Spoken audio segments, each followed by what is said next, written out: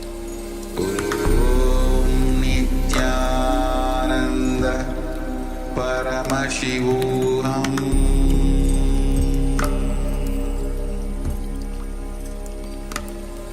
Om Nithyananda Paramashivoham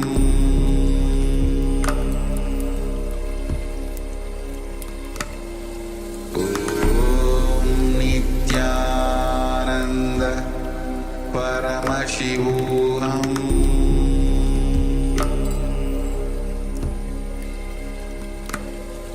Om Nithyananda Paramashivoham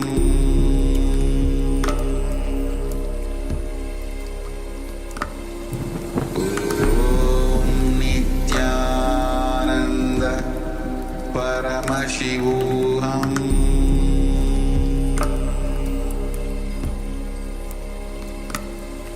Om Nithyananda. Yes, you can relax once again.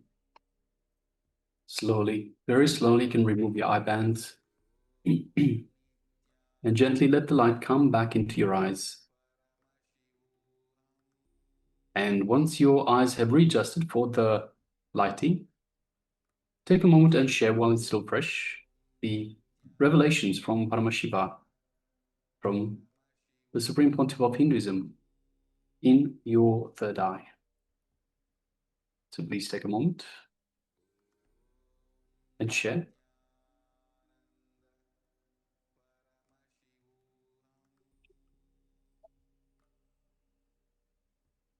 Yes, this is the exciting moment when we share what Paramashiva has revealed to each of us when we are manifesting. When you are sitting in the space of manifestation, Paramashiva reveals beautifully all the details of what is being projected. And Sri Vishwanathan Iyer, if you're able to hear us, looks like your video is frozen. If you're able to hear us, you can remove the icons. Yes, thank you, Iyer. And you can start sharing what was revealed to you by Paramashiva. And all the other participants as well. We request all of you to share while all the details are still fresh in your memory. You can start sharing that. You'll actually be able to see how the revelation happens within you, how Paramashiva manifests through you beautifully and reveals the object, the place, and so much more, all the details about the image.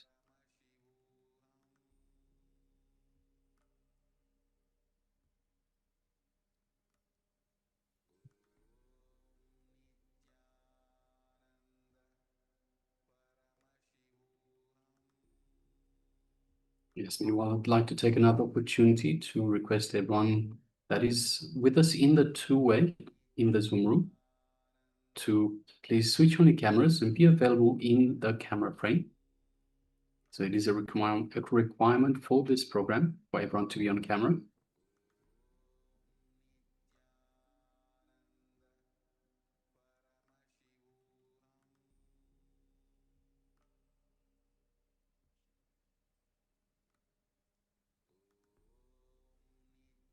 Yes, let's go ahead and give a moment for sharing before we bring that image back. And we have Sri Vishwanathan Iyer saying mountain, water, I think it's a dry leaf or tea leaf, gold color and blue sky. Thank you, Aya. Thank you so much for sharing. And Manistri Gunya Singh, Paramashiva on the big ship, passenger ship with many windows, dark blue waters of the sea and dock with many boats and yachts and houses very colorful, blue, pink, yellow and orange. Beautiful, ma. Thank you so much for sharing once again. I can also see islands far away at the same image. Fantastic. Paramashiva has revealed so many details there. Beautiful. Let us now bring that image back on track, back on the screen. Yes, so as we can see, it is what looks like some sort of a tribal hut. So we can see the straw thatched roof. We can see the walls themselves made out of dry grass. We can see a fence all the way around that's dry grass. Inside, we can see just one step, just at the door, one step coming into the little house, the round house. And there are some stones that the house is built on itself. So yes, looks like a traditional tribal sort of hut. You can see inside a vessel, a big tall vessel, quite wide, with a narrow mouth. And just trying to make out, see what else there is inside. It's a little bit dark, so there's no lighting inside. And we just have that one pole right in the middle holding up the doorway. We can see over the fence, we can see some trees, and we can see a white sky. So it looks very cloudy, not much sunlight, but it is still daytime, but looks very cloudy. So yes, this is what we had. Let's have a look at the sharings. We have Vishwanpanaya that shares mountain, water, dry leaf, gold color, and blue sky. So yes, thank you very much for sharing, Aya. So this could very well be close to a mountain. There could very well be water. There's lots of dry leaf. There's lots of dry grass that is actually that has been used for the fencing and for the house itself. Gold color. There is some shades of gold, so mostly light brown, light gray, towards a shade of gold as well, and blue sky. So we do have the sky, but it's kind of cloudy. So yes, thank you very much for sharing, Ayan. We have Ma Nistraigunya that shares Paramashiva on a big ship, passenger ship with many windows, dark blue waters. So it sounds like there's some sort of a cruise ship, Ma.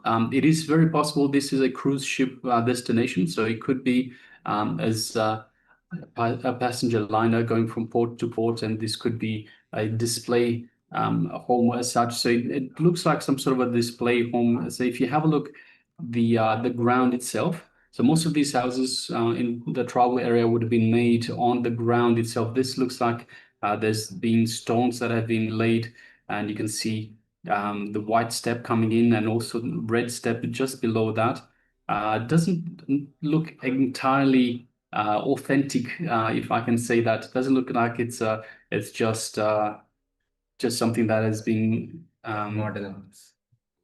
yeah. So it looks like something that has been created for people to come visit. So it's very possible, Ma, that is part of the cruise ship stopover. And colorful blue, pink, yellow, orange. So we do have shades of orange, shades of pink also. And yes, so thank you very much for sharing, Ma. And it could also be also islands far away. So it could very much be some island area as well. So thank you very much for sharing, Ma. Paramashiva reveals much more that we can see with the physical eye. A lot more information about the image itself, the place, the location, the time, and so forth. So yes, thank you very much for both of you for taking part. And we also have Mava that says thank you. Yes, Nithyananda Ma, welcome. Good to have you with us. And welcome to the Paramashivoham. Today is day number 3. So yes, welcome, Ma. Good to have you with us. So we have just gone through the second segment, part of the power manifestation. We are just about to go into the day itself, the program for today. And today we have the theme of Ananda Spurna. We will be talking all about the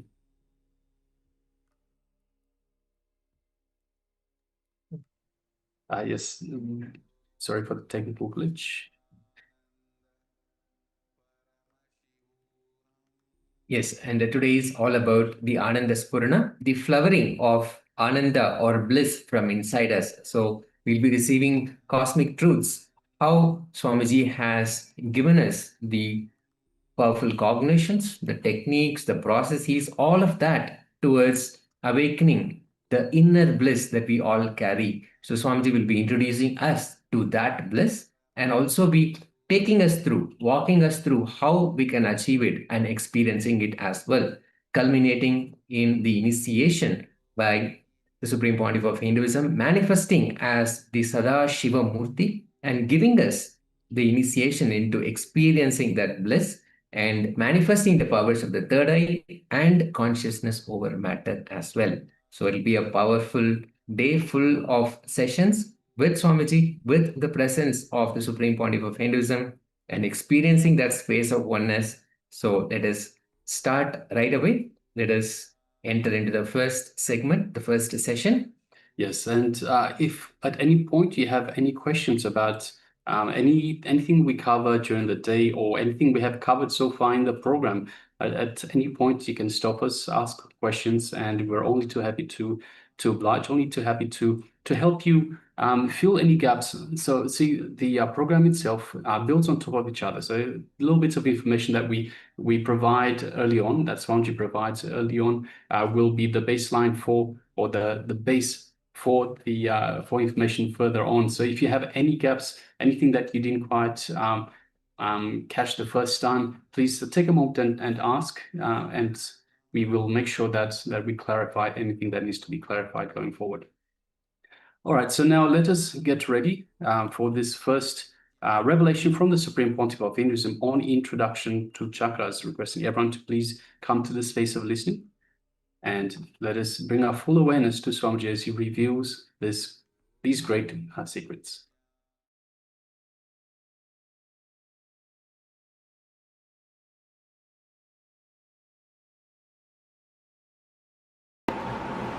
Most of us, we do not know how to operate this system. The system given to us by God is an unknown thing. Somebody is using it as a bullock, somebody is using it as a tractor, somebody is using it as a aircraft.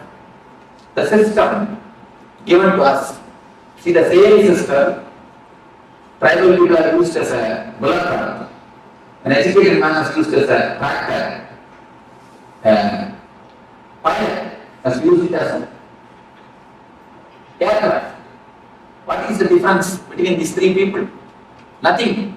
The system is same, but the man is knowledge. Just like that. The system is given to us by God. Most of us, 90% of us, use this system only as a bullock.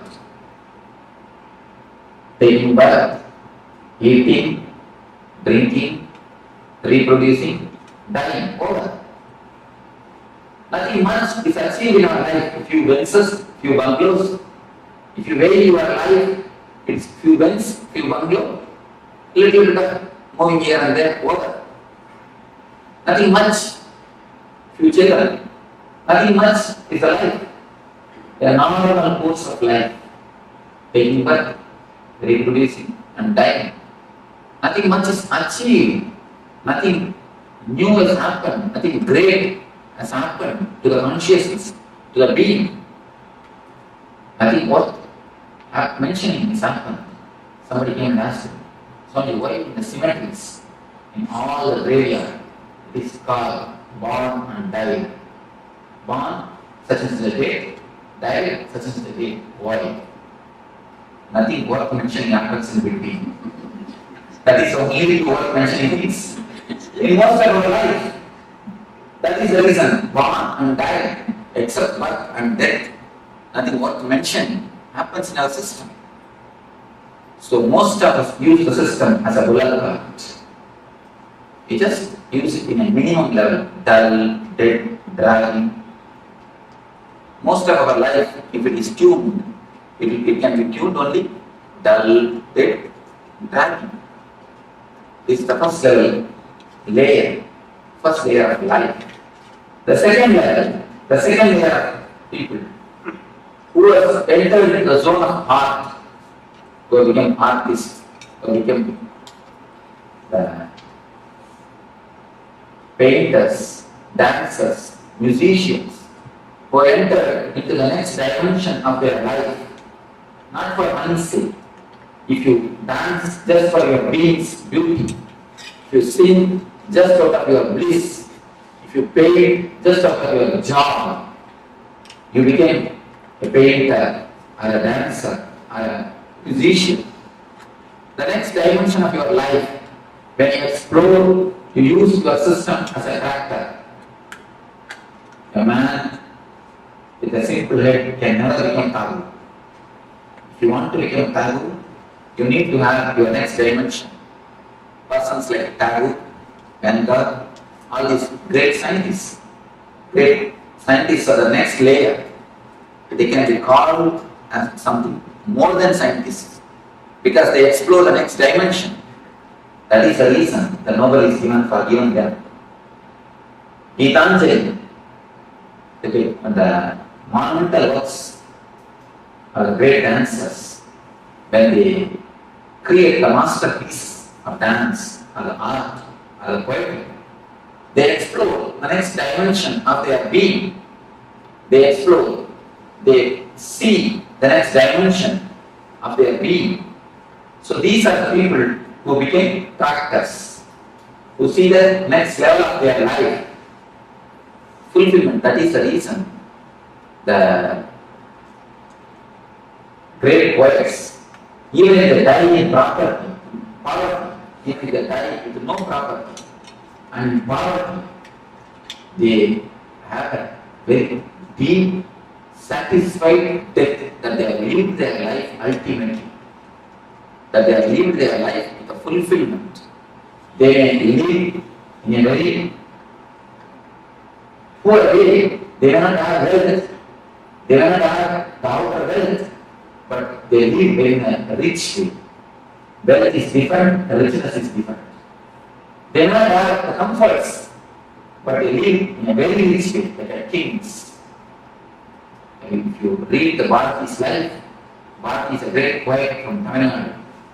If you read his life, he is lived in a very poor way. But if you see the way in which he lived, simply a royal, he lived more like a king than a beggar. You can see all the poets, great poets, they are not living wealthy way, in a so-called wealth, the outer comforts, but their life is really rich because they have seen the next dimension of their being. They know the ecstasy of the human being, of the human possibilities. Whatever way you can express your being, the possibilities of human being, the next dimensions of possibilities, they are touched. The third layer, only a Buddha, Krishna, Rama, these are the great intelligent masters who have used their system as an aircraft. These are the few people who have used their system as aircraft. Majority, 90% of us used as a bill of lading. 8 or 9% who are artists, are the great dancers, great poets, they use as a character. Only a handful of people. See, if you want to know the human history of the humanity, you don't have to read the millions of people who have taken birth and died. All their history is not necessary. Just read 10% history. A Buddha, Krishna, this 10% life history is more than enough to know the whole history of humanity. These are the people who are milestones on the human history. These are the people who have created turning points in the human history. Just like that, if you know the few man's history, you can know the whole history of the humanity. These few enlightened persons are the persons who have used their system as an aircraft. Until there is no need even to have 2 fingers, 2 hands. 1 hand is enough to count this type of people. Very handful of people. Buddha, Krishna. These are the very few who have a great impact on the humanity, who has used their system as an aircraft, who are real pilots, are the pioneers of the human evolution, of the human growth. If you see the difference between the villager, the tribal man, and the pilot, nothing much. Only one thing. The villages don't know how to operate the mechanism. The tribal people, they know how to operate the system. That's all. Nothing. The tribal people, they don't know that mechanism. The pilot, he knows the mechanism. Nothing else is the difference. Only a very small difference. It is not that something needs to be added. No. Only one difference. They don't know, he knows. That's all. Just like that, if you know how to use your system and mechanisms in your body, in your mind, in your being, you can become a pilot. You can use this system for the optimum result. You can use this system for the maximum result. You can convert this system into an aircraft. The mechanisms which exist in your system is what is called chakras. There are 7 chakras in our being. The energy centers. These energy centers are real mechanisms in our system. If you know how to open them, how to activate them, how to remove blockages from them, how to energize them, you can simply transform your system into aircraft. As long as you do not know anything about that system, you will be just pulling your being. You just know how to open, how to energize, how to activate the system. You will be using the same system, same mechanism as an aircraft.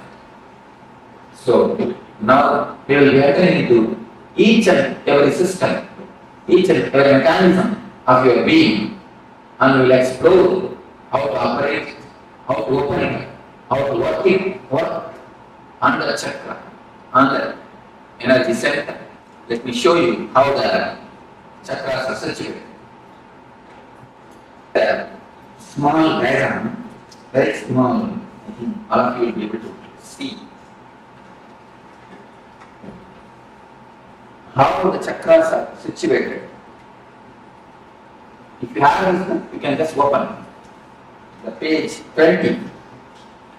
The lowest is called Muladhara, the root chakra. You don't have to remember the names. You see, there is no need to remember the names of all these things. Just I am giving an introduction. Then afterwards you will be entering into the deeper layers. You don't have to bother, oh, I have to remember all these names or not. There is no need to bother. You can just see and have an idea. That's enough. First center is called Muladhara. From below I take the root of the spinal cord. Just at the root of the spinal cord, Muladhara. The next is Swadhisthana. Above the Muladhara, below the navel. On the navel, Manipurara. And in between the chest, Anahata. Then on the throat, Vishuddhi. And between the eyebrows, Anya. Top of the crown, top of the head, it is called Sahasrara. This much is enough. You know that, if you have a basic idea, few energy centers which exist in our being.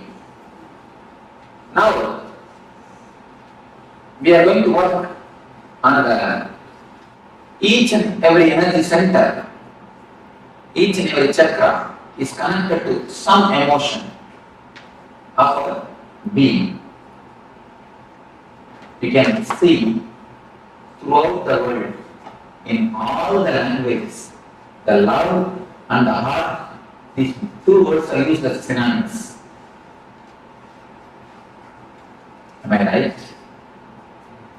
The love and the heart, these two words are used as synonyms. Any language, it is not that all the languages are happened, are created in one time or one place. All the languages are created in a different space, in a different time. But around the world, almost all the languages have got the same expression. The love and the heart is used as a synonyms. Why? Something more than verbal connection exists between these two. Some experiential connection is existing. If you really observe then you can understand. If you meet a friend after 10 years, your childhood friend, after 20 years, with whom you have a lot of very loving and sweet memories, suddenly something will be flowing from here. You can observe. Have you observed any of you? Suddenly something cool, very nice thing will be happening here in the soul, and it will flow. If you meet a person whom you love after 10 or 20 years, after a long gap, something will happen here. That is the reason, because this is an experience for everybody. That is the reason in all the languages, not only the Indian language, or Western languages, even the tribal languages, I have seen at least more than 100 languages I have verified. In all the 100 languages, the love and the heart is synonymous. Because it is something to do with deeper emotion. So the love is the emotion which is related to another chakra, the heart center. Just like that, each and every emotion is related to each and every chakra. If you receive any shocking news, or the news which you can't bear, immediately the first effect will be on your stomach. You will have a stomach upset.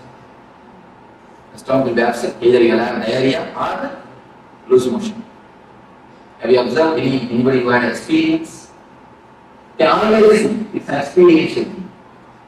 The first blow will be for Manipura chakra. The worry and depression is very closely related to Manipura.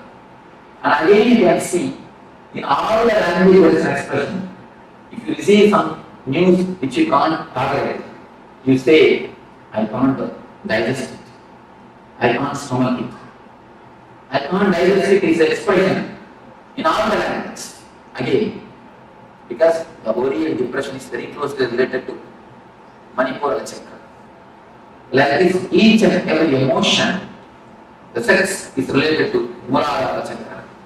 The chakra which is in the near the end of the spinal cord, the root of the spinal cord. Each and every emotion is very closely related to one chakras. If this emotion is handled properly in our life, each and every emotion is an energy given to you by God. It's like a money. If you don't know how to handle the money, you will become bankrupt. Just like that, if you don't know how to handle the emotions, you become energetic. See, if somebody works for you, his work is worth $1,000. You pay him only $1,000. If possible, 900, never 1,100. That's what is a regular way of life. We give him $1,000, not more than that. But if he does a mistake, it is worth $1,000. How much of anger we pay? At least $5,000 worth of anger we pay on. Anger is an emotion. It is valuable thing. If you can pay the anger just like the money, exactly how much is necessary, that much if you pay, you will never go energy card. That is the reason after shouting, we are so tired, we just fall in the sofa and have coffee. Because it is not a very big work. Just shouting is not a big work. But you feel so much you are drained. Why? Because emotion is energy. All your emotions are energies, which is in your center, in your beings. When you use the money, when you are very loosey way or in a luxurious way or an unnecessary way, and the luxury is something necessary for life, nothing wrong. But when you spend unnecessarily, lavishly, you become bankrupt. Just like that, when you spend the emotions, when you lose the energies, lavishly, you become energetic. Each and every emotion is connected to some chakra. If you know how to handle them, how to use them properly, how to balance them clearly, your chakras, your energy centers open. If you don't know how to balance them, if you don't know how to use them, if you misbehave with the energies, see, having or showing too much of anger is a misbehavior with anger. Anger is like Lakshmi in you. If you misbehave with the money, you are misbehaving with Lakshmi. Just like that, if you misbehave with anger, you are misbehaving with your energies. Will you throw a dollar note in the dustbin? Will you throw a $100 note in the dustbin?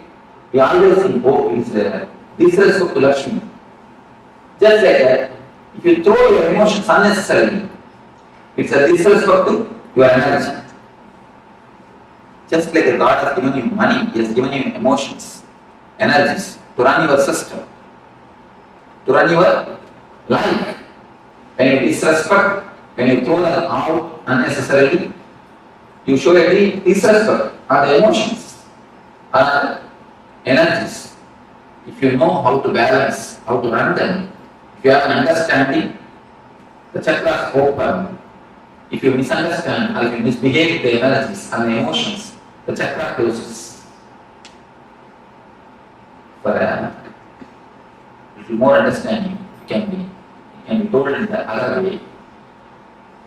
If you know how to give your love, the anahata opens. If you continuously ask for love from others, anahata closes. This is the master key for anahata chakra. Now first you will enter into the heart center.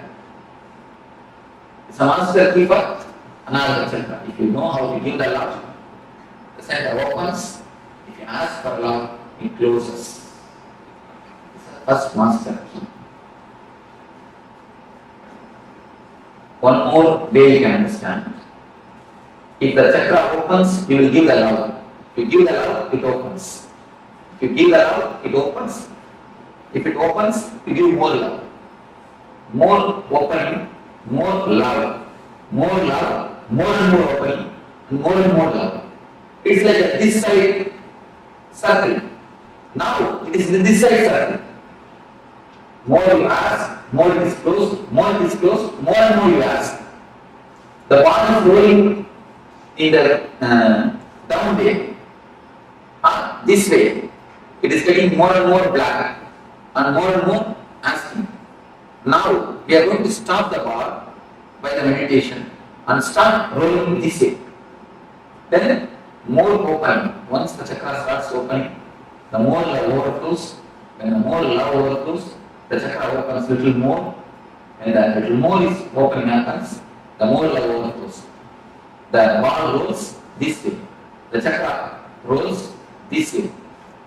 The whole program is just to stop the ball rolling this way and start the ball this way.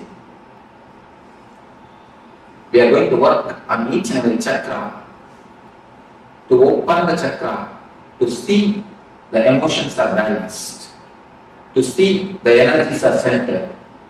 First, in each and every session, we'll have a small discussion on the chakra, then your meditation on the chakra. The meditations are taken from many religions.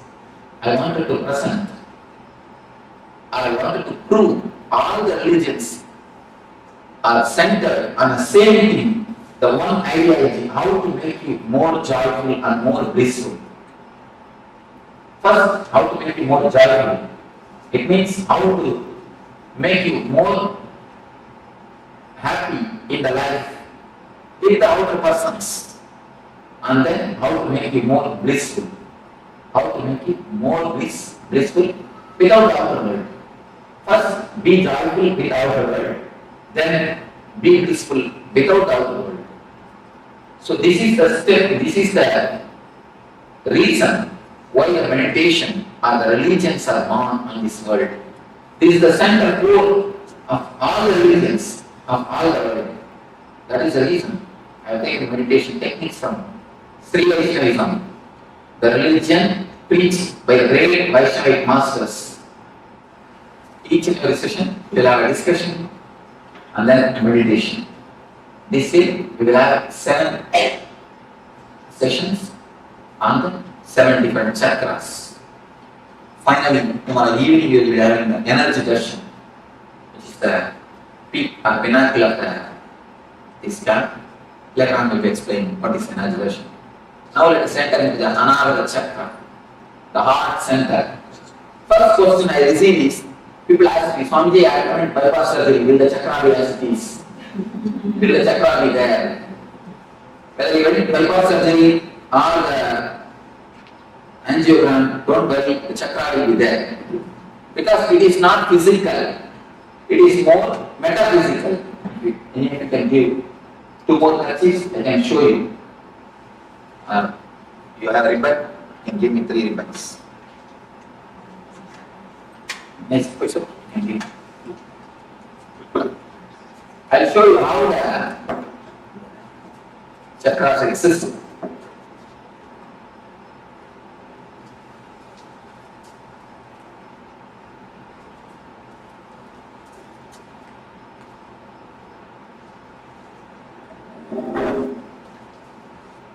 See, it is like 3 bodies. We have 3 bodies. Please be very clear. Don't think you have only one body. The one body which you are using now, the next body which you are using in the dream sessions. When you dream, you will be sleeping, this body will be lying in Chicago, but you will be dreaming as if you have gone to India. Then which body you are going to India? This body is lying in Chicago only, but you are in India. How can it be? So the body which you are using to go to India, the subtle body, that is called Sukshma Sarira. The second layer body. One is physical layer, another one is Sukshma Sarira. The third layer of body is a Karma Sarira, which is called the causal body, which you use in the deep sleep. When you fall asleep without even dream or the wakeful state, in a deep layer, in the third layer, now what you are using is physical body. What you use in the dream is subtle body. The body which you use in the deep sleep is called causal body. You have 3 bodies in your system. The 3 bodies, they meet and merge in 7 different points. They meet with each other. You can imagine the 7 knots in these 3 kerchiefs. If you can imagine the 7 knots, just 7 different knots in 7 different places. If you can imagine, that is the places which is called chakras. The 7 different knots. The 7 different knots are called chakras. The first thing we are going to enter is Anahata. Here also the 3 bodies meet and merge each other. In the book it is very clearly depicted. The 3 lines, they just meet near. That is the zone where the chakra is there. They just meet where chakra starts. So even if you undergo bypass surgery, the chakra will be there as it is without any blockage, because it is more metaphysical. This chakra is love.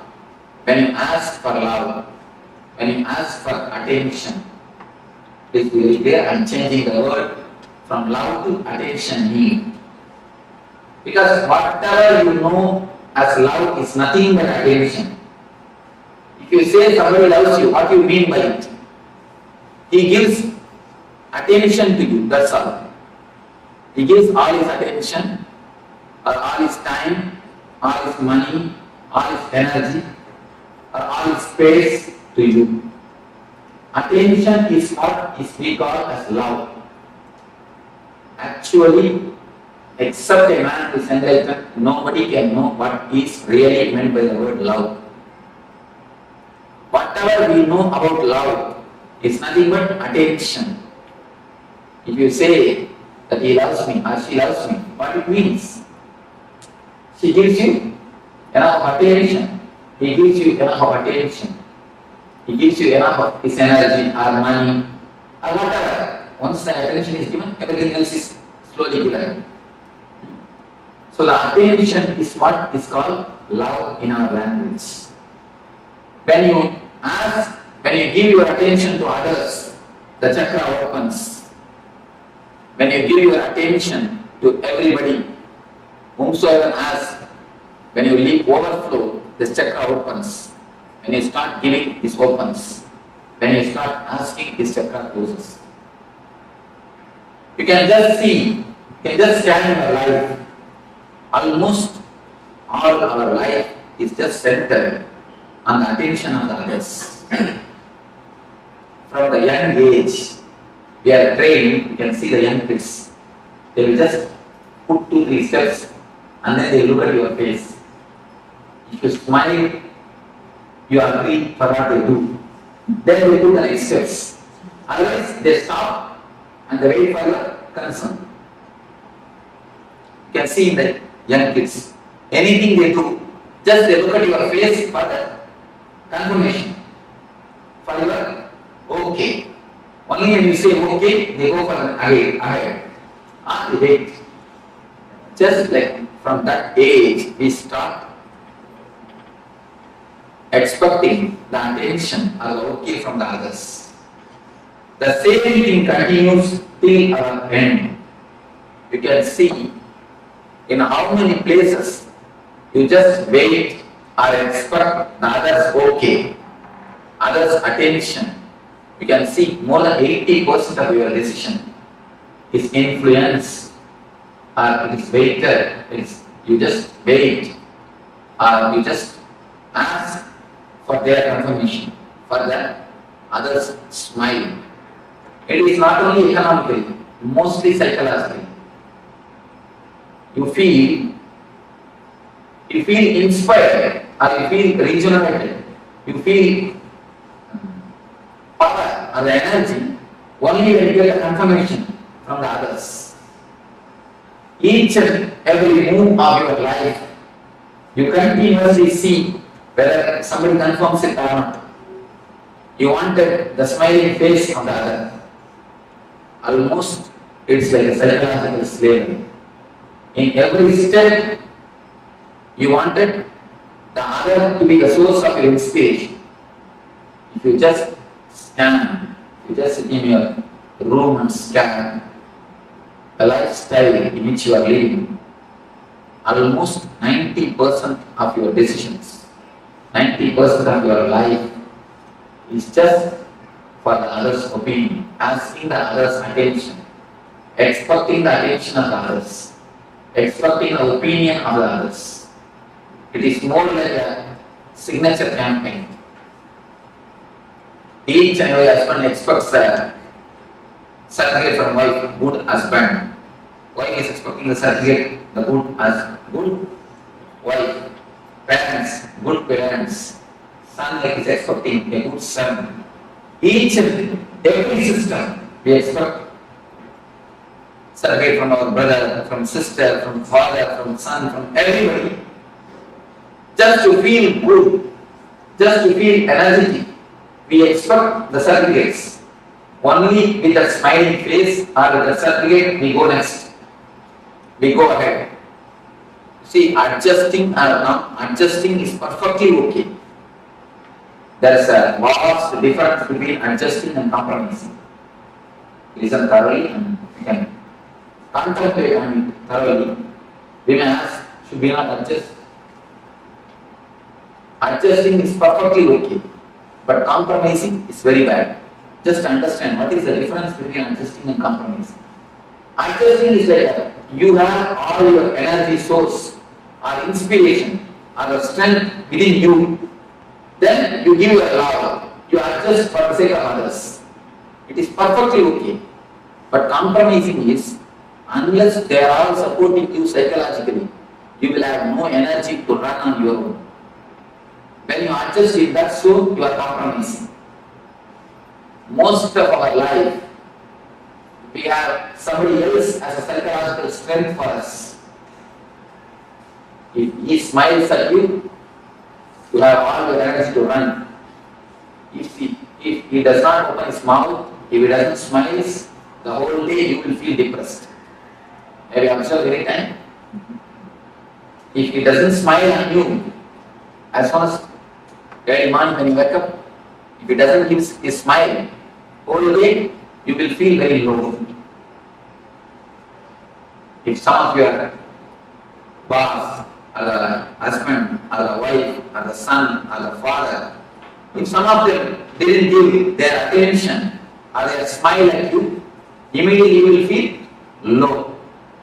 It means they are the legs or they are the feet for you to stand. A psychological slavery, psychological handicap feel. I call it psychological handicap. In America, I saw so much of respect is given for the handicapped people. Everywhere you are parking for separate parking for handicap, separate way for the handicapped people, separate bathrooms or restrooms for the handicapped people, everywhere. Physically handicapped is much okay, nothing wrong. But psychologically being handicapped is a simply sin. Please be very clear. I am giving a new definition for sin. Don't think sin is something what you traditionally understand. Sin is something scolding others, telling lie. Of course, that is different. But I am giving a new explanation for sin. Sin is psychologically dependent on others. That is the first sin. Because when you psychologically depend on others, you try to possess them. First, understand how many ways you have invested your energies on others. Most of our business becomes failure. Why you know? Till the business project comes to a shape, 90% of project is over. Till that time you get a inspiration or smile or a okay from your inspiration source. At one point, if that is removed from you, if the inspiration source is lost, immediately the whole thing tumbles down and goes to pieces. Have you seen the children playing with a playing car? They just build a castle, they just build a house with a playing cars. If you remove one car, what will happen? At least the children are intelligent. They build their castle with their own cars. But you build a castle with others' cars. When he gives a certificate, a good husband, you collect that. Good wife, you collect that. Good brother, collect. Good sister, good son, good father. You collect all the certificates and try to build your personality. Just like a car's castle. And if anyone at any time takes away their certificate, removes their certificate, their soul's particular, the whole personality just collapses. That is what I call depression. Most of your energy is centered on somebody else. Only if they say, psychologically you have a center, only if they say what you do is right. Even if it is right, you are not convinced. You ask for their certificate. You ask for their attention. That is the reason. Till the end, you don't feel you are independent.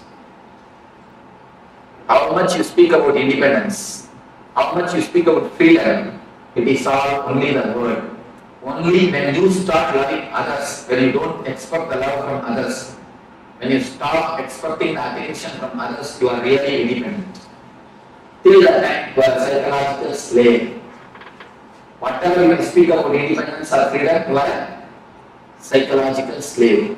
Because your source of energy depends on others.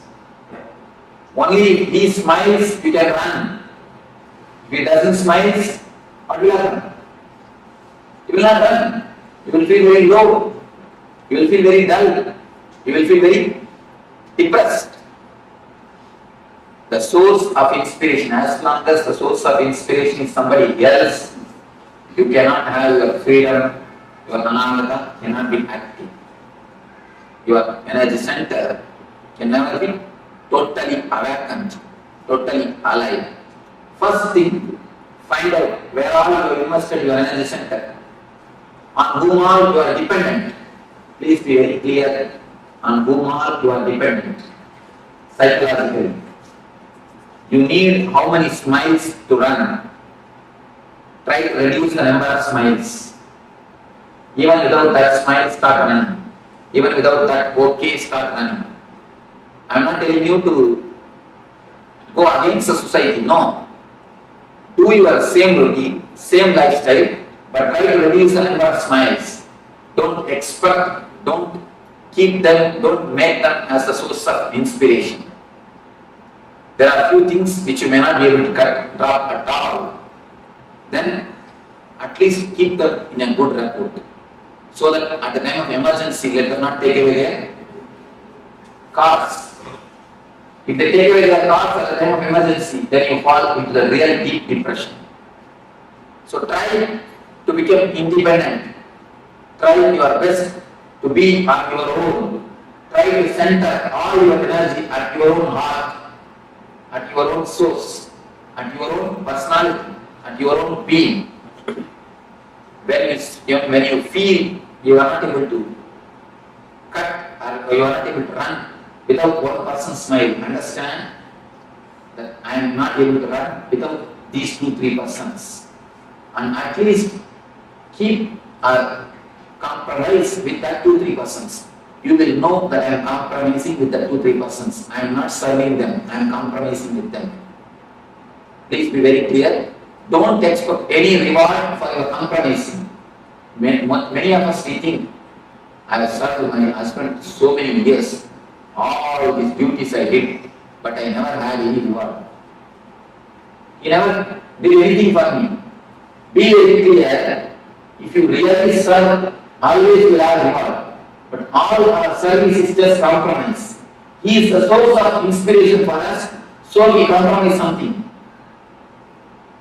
So be very clear, all your work, all your attitude of seva, we again and again tell, I took care of my son so much, I did so much for my son.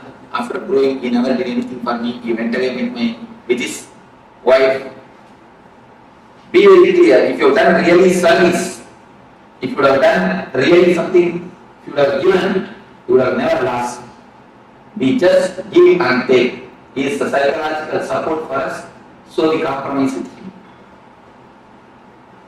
Just scan or filter all your emotions, all your understandings, revise completely where are your faith, where are you take decisions, you are dependent on others.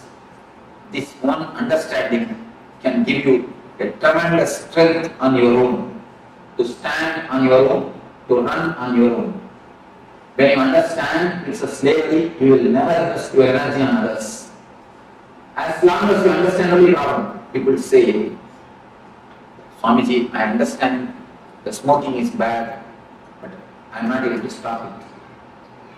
Then be very clear, never till you understand. If you really understand, you can never fight, you can never again smoke it. Do you say, I understand, if I put my hand in the fire, it will burn, but I am not able to resist the temptation to put the hand. You never say that. Once when you understand the hand, if I put my hand, if I put my finger in the fire, I will get burned.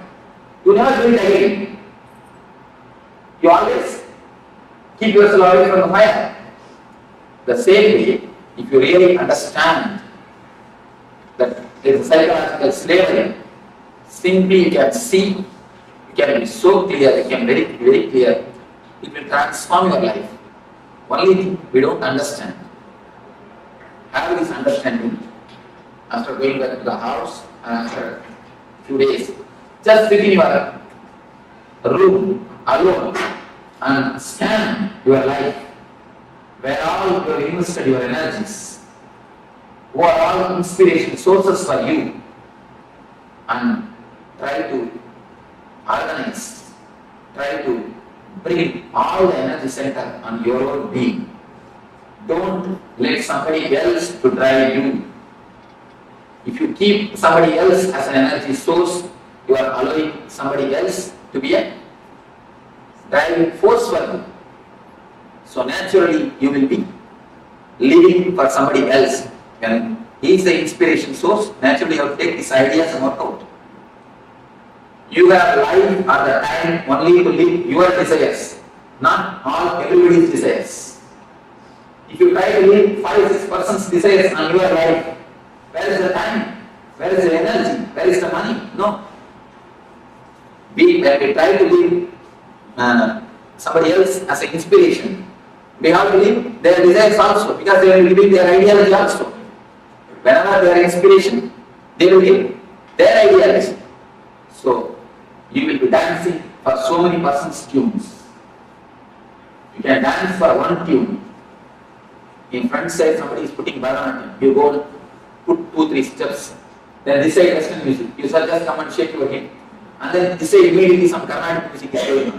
Then you have to jump here and do for one more tune. And that side Kathakali is going on. You have to go on 2-3 steps. How will it be? The whole thing will become mess. Now our life is nothing but that. Each and every tune you try to dance. Will it be possible? No. It will never be possible. If you try to dance for one tune, your life will be successful, even if you don't know dancing. You will create new dancing. What you do is what is dance is. It is not a dance, it is not some basic rule. If you don't do according to that, it is not dance, nothing like that. I have seen all the great dancers are unique. People who go beyond the rule and still if they maintain the grace, they are the successful dancers. People who maintain the rule, I have always seen they are only millions. In any field, when you go beyond the rule and still you maintain the grace or the beauty, then you are a successful dancer. Either in a classical dance or the Western dance. Go beyond the rule and maintain the grace, you are successful. So, anywhere, only when you have your individual, only when you have yourself as a center, you can be successful. So, here is a beautiful meditation technique from a Tibetan Tantra, the Tibetan Buddhism, to center your energies. Now, the small understanding you have about this Ananda, then we will be entering into the meditation or the technique to center your energy. After the meditation, we will be entering into one by one sessions. Now, before entering into the meditation, we will have few minutes for question and answer. Of course, due to short of time, otherwise, generally I make everyone to question. Even if they don't have a question, I tell them at least tell few words. I try to, in my way, I keep the list. People who attend at the other age, they know. I make everybody to ask, but now I think we do not have so much of time. At least few questions, I will try to respond to. Yes, A few things like if somebody says don't put the hand in the fire, we don't because we know it burns either by feeling it or by experiencing it. But at the same time, there are some things, though we know it shouldn't, we shouldn't do it, but we are still doing it. It's like a psychosomatic because it's comforting and we really do it. One small story. One man came and told me, Swamiji, last week I read a book which explains very seriously the dangers of smoking. How they get cancer, how many problems come due to smoking. Then I stopped. I asked him, oh, you stopped smoking? He goes, no, I stopped reading. You see, actually, if you know very clearly the fire burns, you don't put your hand. The problem is, first when you put your hand in the lighter fire, you get burnt. Then you think, I think lighter fire only burns. If I put my hand in the oven, it may not burn. Let me check. You put your hand on the oven, then oven fire also burns.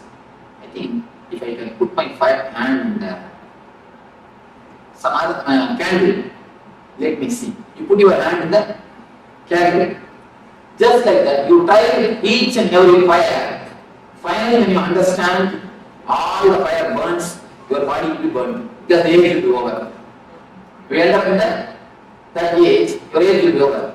It's more like that. The understanding is not deep. If the understanding is deep, you can never go beyond it.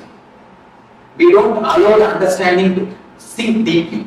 See, whenever you receive some intellectual conclusion, you don't allow the intellectual conclusion to work on your emotional layer. If you allow the intellectual conclusion to work on your emotional layer, you never go beyond it. The allowing the intellectual conclusion to work on the emotional layer is what I call it meditation. Meditation is nothing but allowing the intellectual conclusion to sink deeply into the emotional layer. Now you understood few things. If you meditate, that time, the meditation technique will allow the intellectual conclusion to sink deeply into the emotional layer. That's what they call in Vedanta, Sravana Manana. Sravana means listening. Manana means allowing it to sink deeply. Most of the time, we don't give space or the time to allow the intellectual conclusions to sink into the emotional layer. So once the intellect is allowed to sink into the emotional layer, you will always see Nithyananda, transformation happens. It should not be done. No desires should be suppressed. No transformation can be done. It should only happen. See, flower, if it automatically flowers, then it's really flower. If you just open a lotus, in many temples I have seen they open the lotus, and the floweriness will be missing in the lotus. The floweriness will be missing in the flower. Only if it blooms or if it flowers by itself, there's that beauty.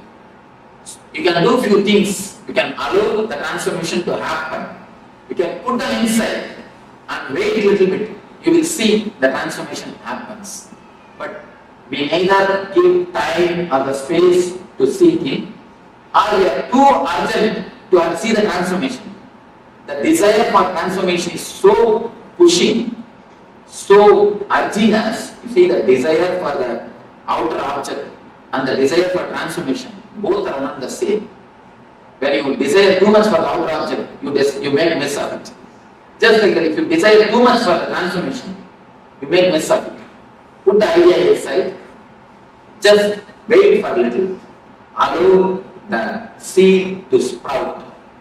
A small story. Once 3 monkeys, they got a mango. They were living in a forest, they got a mango fruit. If one monkey gets a mango fruit, you know what will happen. The 3 monkeys, they already worked for that. So already has to have a share of the mango. Now the problem starts. How to share? Finally all the 3 monkeys, they got together and they have decided, see, this one mango, we 3 cannot share. We will plant this mango, pour water, put fertilizers. Then it will become tree. We all will have enough of mangoes when it becomes tree. They all decided, they put they planted the mango. See, the first one, he took the responsibility of pouring water. The next took the responsibility of putting the manure or the fertilizer. The third took the responsibility of security of the seed. All of them are doing their duty so religiously for 6 months. For more than 6 months. Still the seed has not sprouted. So all 3 called for a conference. All the 3 sat together and they started discussing.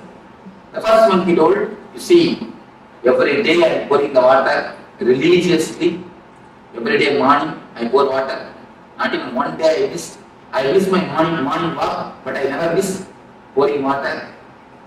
I don't know what is happening. The next month he told, every day 4 o'clock I put the manure and fertilizers. I don't know what is happening, why it is not coming. The third month he told, you see, 24 hours I stand here as a security. I don't go anywhere else. And not only that, above all, every day I just dig it out and see how it is going. You see, every day when you dig it out and see, it can never sprout. Pour water, put manure and wait for a few days to sprout the seed by itself. Just like that. We listen something now and we do meditation for 20 minutes. Immediately it's for, oh, still now nothing has happened. Still now transformation has not happened. So wait for some time. Give little space for the seed to sprout. Allow the conclusion to sink in and do the meditation. The conclusion is the seed. Meditation is the maneuver. Just give a little bit of space or the time to seed to sprout. Otherwise, we will be digging just every day and see what indication we will be doing the same. Just the digging itself will stop the sprouting. Digging creates a guilt. You see, I have seen many people, as soon as you hear these things look so nice and so well put, immediately you start working it out. When you start immediately, naturally you will feel you will have one or two pitfall. Then you create a guilt. Oh, I am not able to do, I am not able to see. The guilt that I am not able to stop smoking creates more trouble than the smoking itself. The guilt becomes so deep thin layer in your life. You decide, I cannot put all these things into the life. I cannot practice. The Swami can practice because he has lived all his life, but I cannot practice. You come to a conclusion that these are outdated ideologies. These cannot be practiced just by one or two pitfalls. That's the reason I'm telling. Allow the transformation to happen. You will see it always happens. I have not seen single seed die. Maybe in the outer world, seeds may die. In the inner world, no seed dies.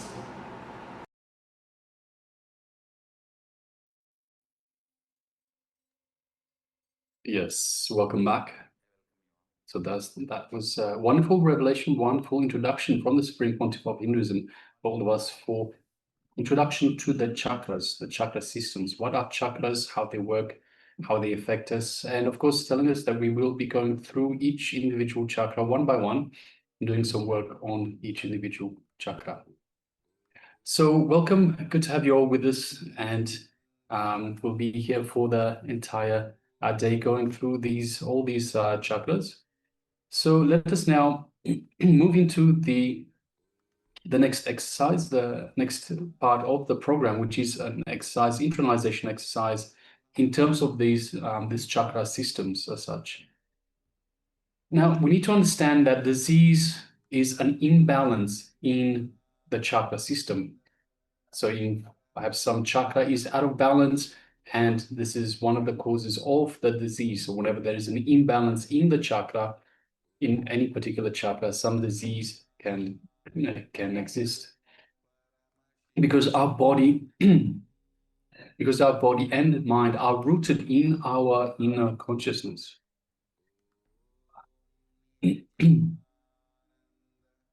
Yes, now what we will do is we'll take a few minutes and we'll draw a visual. And this visual, this image is going to be used for the rest of the class today, to all the sessions. This is a reminder for each one of us which chakra we're working on. As Swamiji mentioned in the previous segment, we have 7 major energy centers in the body, and each center, each chakra is responsible for continuing to radiate the Shakti or the energy. And when we have certain thought patterns, that chakra gets blocked. And when we continue to have that revelation, when we bring that powerful cognition, understanding, that chakra gets unblocked. So what we'll do now is we'll sketch a human body. It doesn't have to be perfect. The way that you can do is totally fine. Just a simple line drawing will be fine. But please make sure that you can mark these 7 chakras. You will at least be able to see where the 7 chakras are. And we'll also write next to each of the chakras what blocks that chakra, which thought current when we carry blocks that chakra also. So this is something that we'll be doing. We'll be projecting the image for you, so you will be able to see and draw it for yourselves. And as we mentioned, it doesn't have to be perfect. If you're able to do it exactly as it is, great. And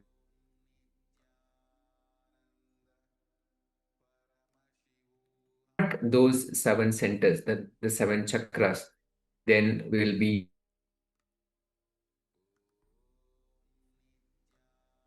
continue to have that as a reference.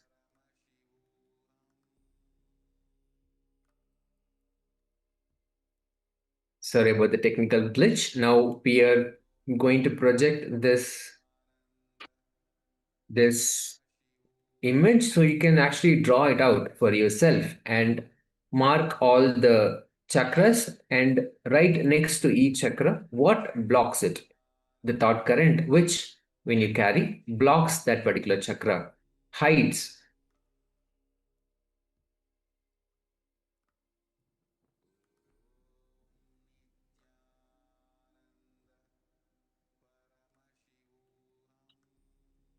Have a moment. Let's have a moment where we can draw the whole thing out for ourselves.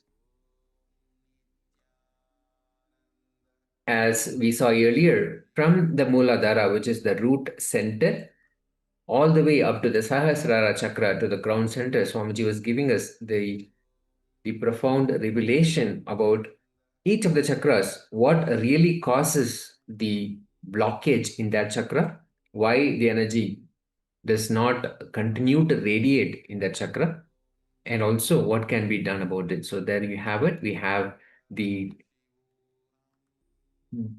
line drawing of a typical human body and all the chakras as well. And starting all the way from the root center, which is the Muladhara chakra, 2 inches. Muladhara chakra actually is at the base of the spine.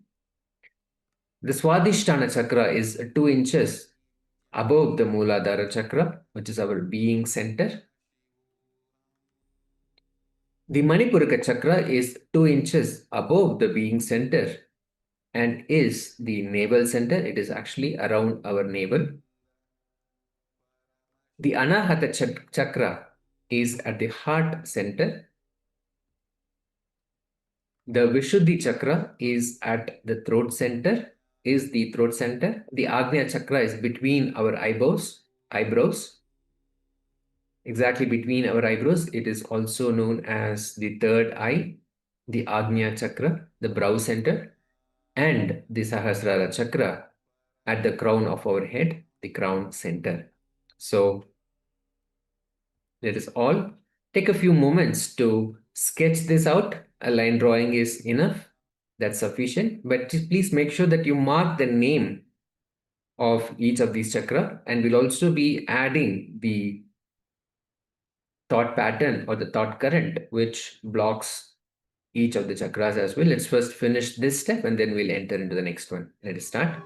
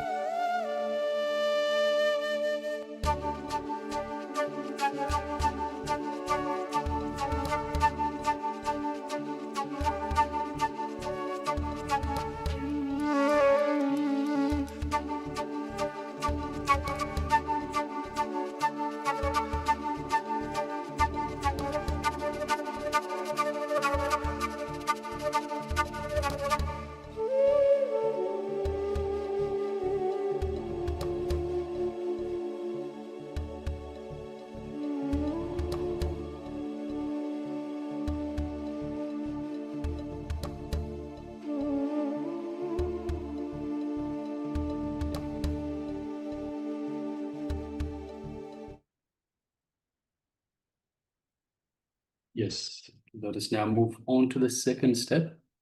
Against each of the chakra that you have drawn in the previous step, let us now write what causes a blockage in that particular chakra, what unlocks the chakra, and the powerful cognition that's related to that chakra. So starting at the top of the table, we have the Muladhara chakra, which is once again the root chakra. It is blocked by greed and lust. It is unlocked by dropping the fantasies and welcoming reality. So greed and lust trigger our fantasies. And by living in reality, welcoming reality, dropping our fantasies, the Muladhara chakra gets unlocked. So the powerful cognition for this chakra is move from perception to reality. So perception, once again, is when we interpret a situation through our emotions, like our experiences. So a perception is how we experience a certain situation, using our experience, using our emotions, as opposed to reality. So this is where we're looking at the difference between the world and my world. So the world is just the facts, the reality. My world is my perception of it. So moving from my perception to the reality, the facts, only the facts, that is reality. Next is the Swadhisthana chakra. And it is blocked by fear, especially the fear of death. And most of the fears come down to the fear of death. And it is unlocked, so the Swadhisthana chakra is unlocked by facing fear, so facing death itself. Now, we're not saying go and put yourself in a dangerous situation. But whenever you are faced with a fear, whenever you feel a fear, experience a fear, just push through it. So, for example, it could be fear of speaking in front of a crowd. You're in that situation, just push through it, and you'll see when you come out to the other side that you are still fine. Then you have faced the fear. So the Swadhisthana chakra is unlocked by facing the fear. Powerful cognition is that fearlessness is not the absence of fear. So we don't remove the fear, but we face it. It's the courage to handle that fear. Next is the Manipurika chakra, just at the navel center. It is blocked by constant worry. So it is the center where all of our inner chatter begins, all of our constant thoughts and worries. The Manipurika chakra, the navel center. So it is blocked by constant worry and is unlocked when we stop worrying and worrying about worry. Powerful cognition for this chakra is that all our worries are nothing but a collection of words in the language that we know. Pure and simple. All the worries are just a collection of words. It is our inner chatter. So all we need to do is we need to stop the inner chatter. As soon as we stop the inner chatter, the constant worry will also stop. Next is the Anahata chakra, which is the heart center, just situated in the middle of the chest. It is blocked by seeking attention, seeking love from others, expecting something from the outside. It is unlocked by expressions of selfless love without expecting anything in return. So if it is blocked by seeking love and attention from the outside, it is unlocked by expressing selfless love without expecting anything in return. Powerful cognition is that responsibility gives you tremendous control over your life, and it makes you a leader. So when you take responsibility for everything.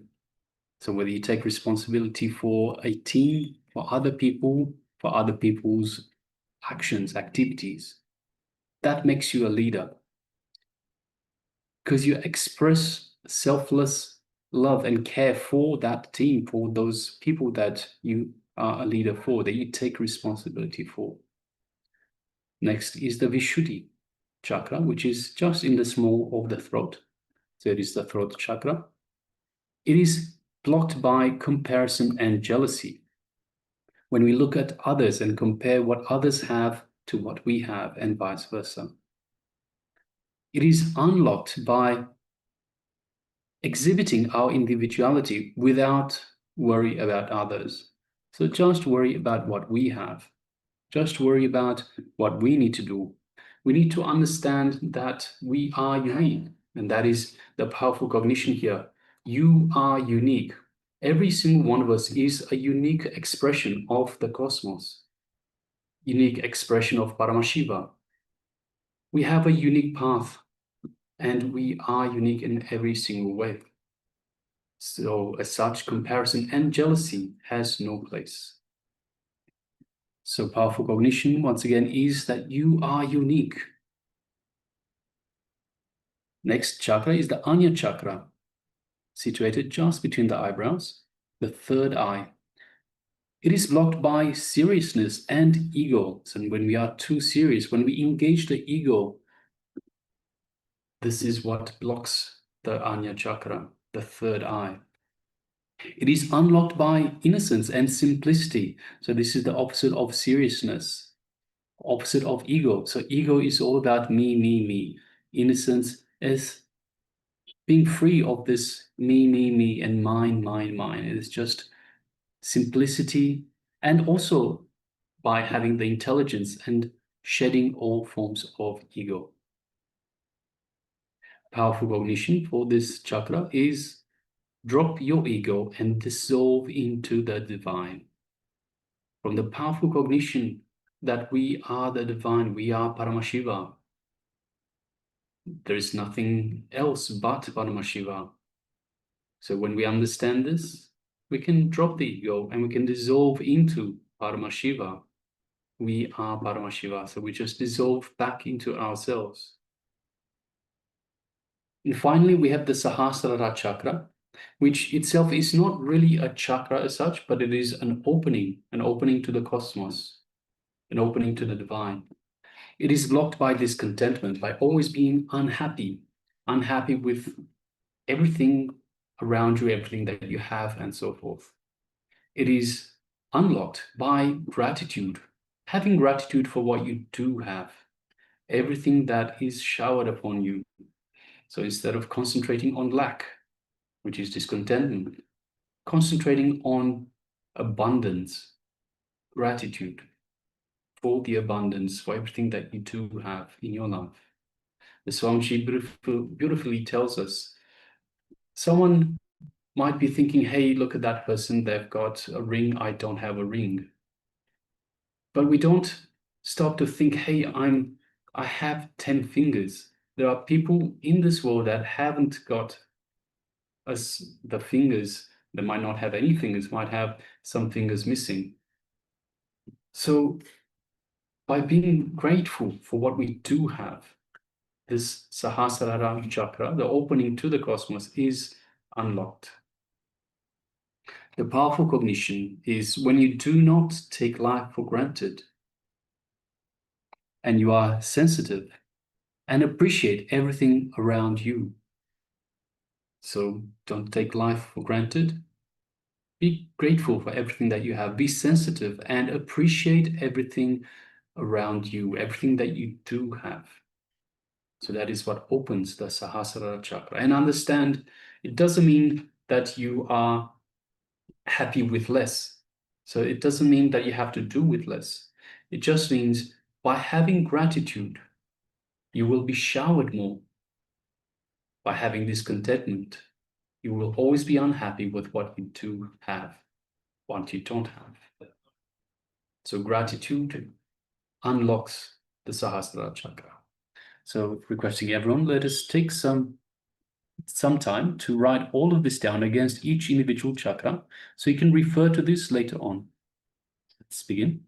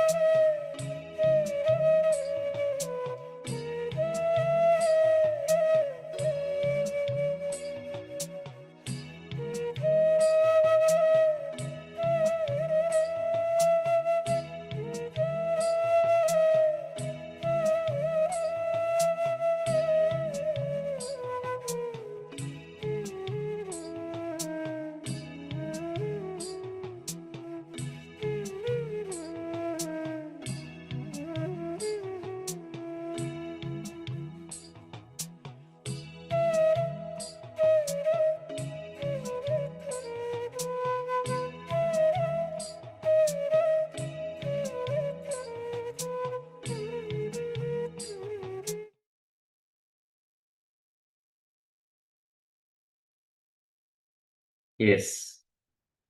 Hopefully, all of us had the opportunity to write the different thought currents which block each of the chakras and what powerful cognition actually brings us out of the blockage.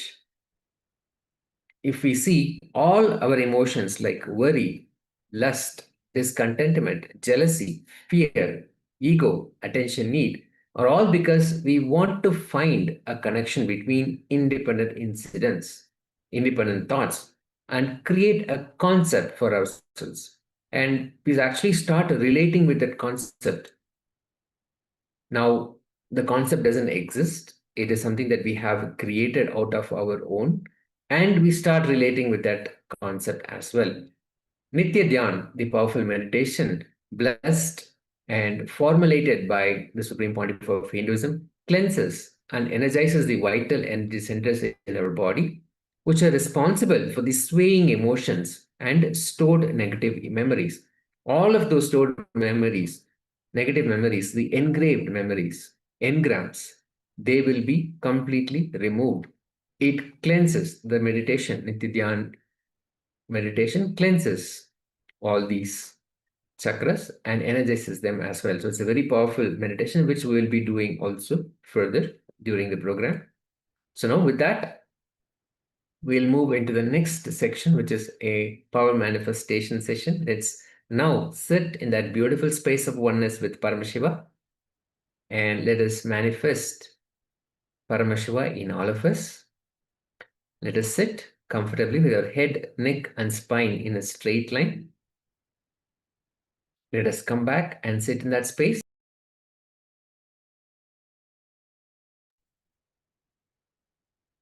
Yes, and in this session, we'll be manifesting the power of consciousness over matter. So let us pick up our coconut. If you have a coconut at hand, great. That's fantastic.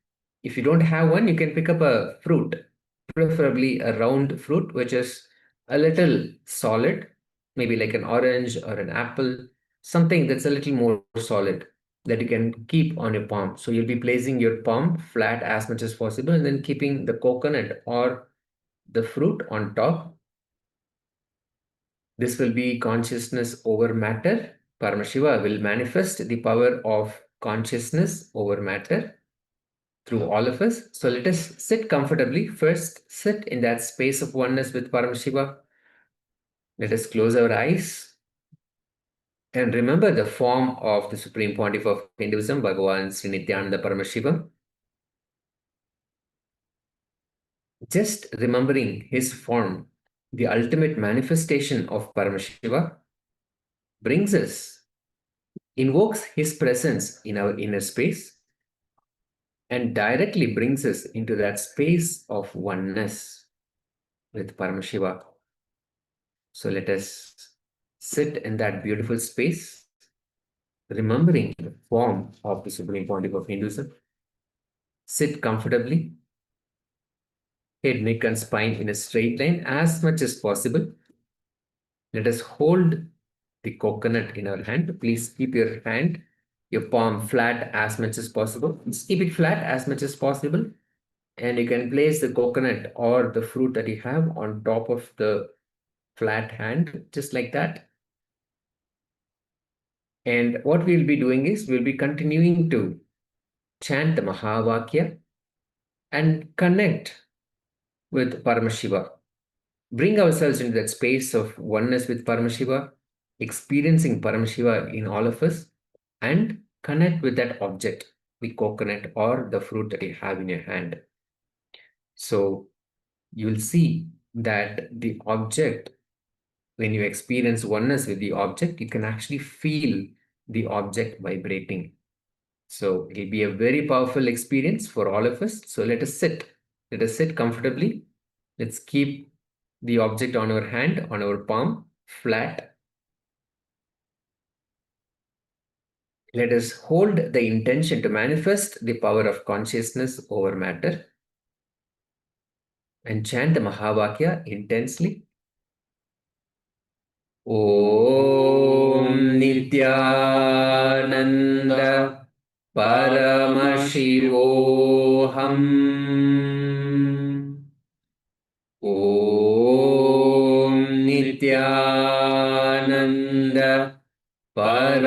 Paramashivoham.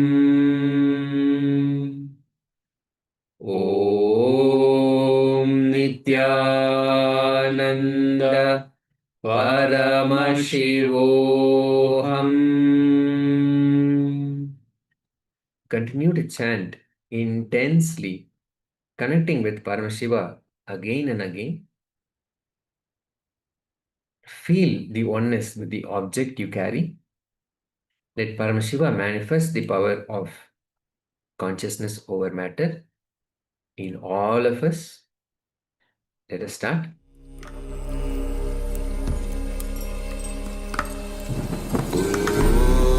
Nithyananda Paramashivoham.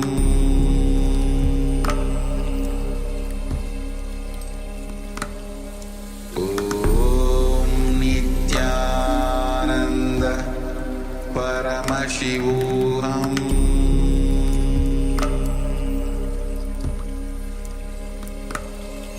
Om Nithyananda Paramashivoham.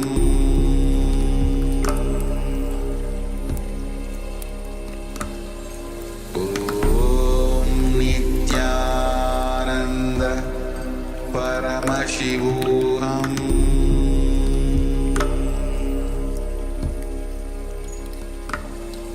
Om Nithyananda Paramashivoham.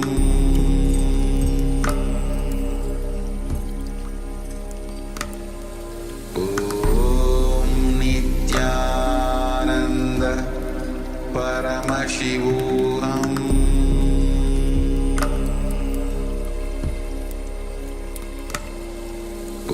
Om Nithyananda Paramashivoham.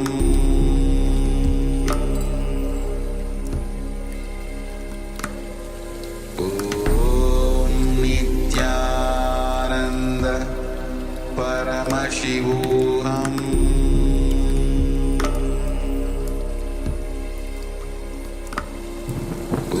Om Nithyananda Paramashivoham.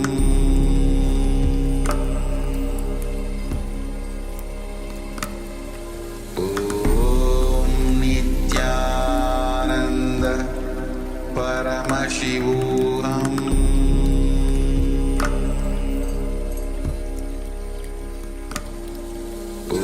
Om Nithyananda Paramashivoham.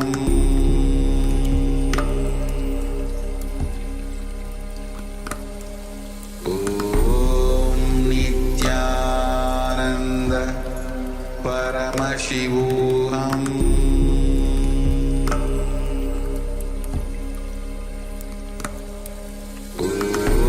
Om Nithyananda Paramashivoham.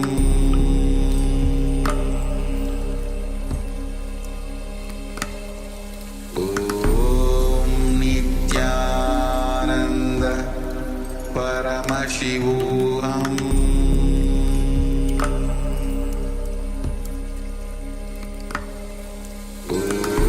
Om Nithyananda Paramashivoham.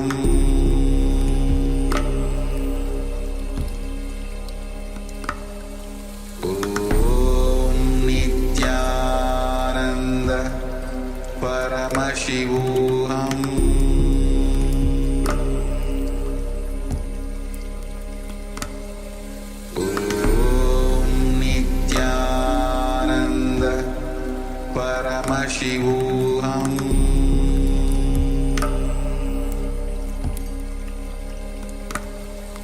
Om Nithyananda Paramashivoham.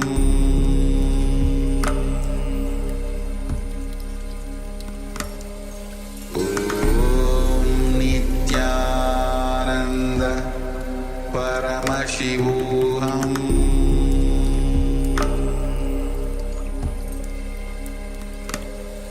Om Nithyananda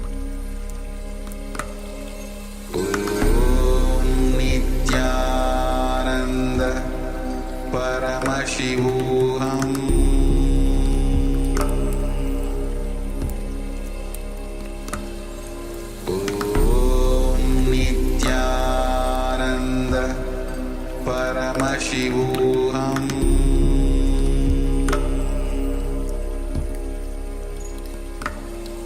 Om Nithyananda Paramashivoham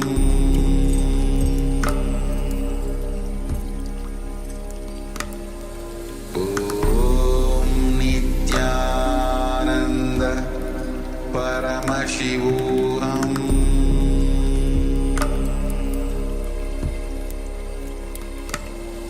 Om Nithyananda Paramashivoham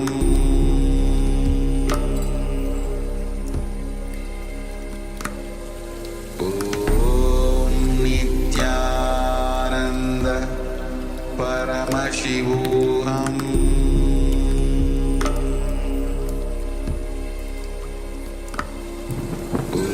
Om Nithyananda Paramashivoham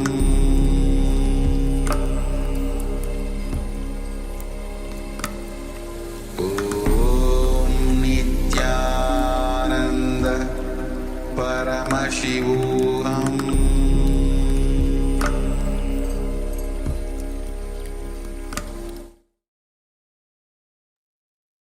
Yes. Let us slowly relax. Let us slowly relax from the manifestation. If you're chanting the Mahavakya, let us slowly relax. We were doing the manifestation of the power of consciousness over matter.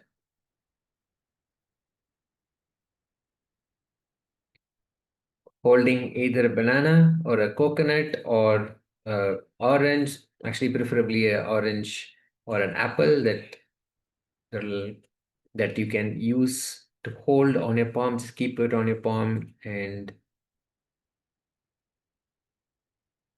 feel the vibration happening within the matter, which is the object. So let us have a quick sharing moment. Let's see how this manifestation was, what happened during the process when you sat down with the intention to experience a connection with that object and have a will to experience vibration within the matter, within the object. Let's have a quick sharing moment. From all the participants here, we have Sharmaine Muse, Ma Agora Swarupini, Ma Nistrai Gunya, Ma Marva, Ma Bhakya Lakshmi Bharat, Sri Vishwanathanaya, Ma Susan Yogini Maraj, Ma Kaili Wang, and one more participant. We're not able to read the name. And another reminder for all the participants to please have your cameras on so we can see you and assist you and support you throughout the process, throughout the power manifestation, the exercises, and pretty much throughout the whole day. So please have your cameras on and please be available within the camera as well. And let us know how this manifestation was. What was your experience when you sat down, when you had either the coconut or the fruit, what object that you used, what was handy within your reach, and what you used for manifestation, and how it happened, how Paramashiva manifested through you and gave you the experience of consciousness over matter, your will to experience that vibration in that object. So let us have a quick moment of sharing. Today is a very powerful session, cleansing all our chakras, going through each chakra, understanding a deep understanding of how the chakra works, what blocks it, and how we can remove the blockage as well. And as you will see, the exercises, the processes that we will go through, and of course the initiation, will help us remove all the blockages and have a clear flow of the Shakti, the power, the energy happening from the base of the spine and the awakening, the flowering of the Ananda or bliss. So it'll be a very powerful set of processes today. So let us quickly have a moment of sharing before we enter into the first chakra, which is the Mooladhara chakra. We'll be going in depth. It'll be a deep dive into the Mooladhara chakra located at the base of the spine with Swamiji. giving us powerful understanding, deeper understanding about the chakra and how it functions.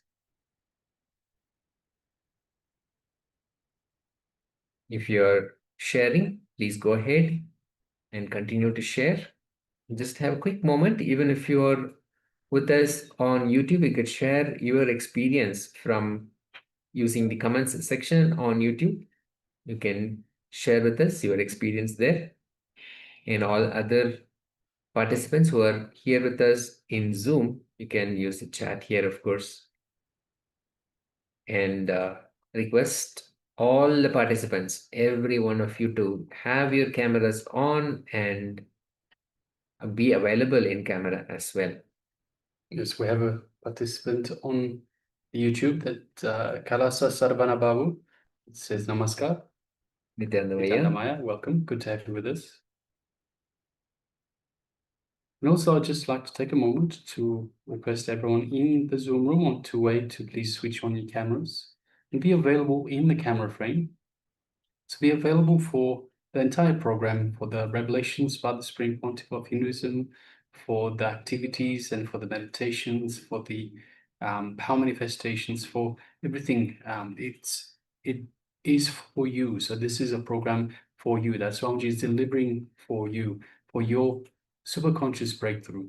So it is important that you participate, you contribute, you take part, to give yourself the best opportunity, the best chance to get something tangible out of this program. So requesting everyone, please make sure that you take part, you take the initiative, switch on your cameras, be available. So be available for the program and be available for yourself. So this program is for you, but you have to be present, you have to be available. Yes, we have a sharing from Manis Dragunia. Pink smiling tennis ball, vibrate over with difficulty and then fast. So yes, thank you very much for sharing, Ma. Yes. Beautiful. Thank you, Ma. Thank you so much for sharing that. And beautifully, the power of consciousness over matter has manifested when, if you're able to feel the vibration. Yes, that's fantastic. And yes, thank you for showing us the object that you used as well. Fantastic. Thank you, Ma.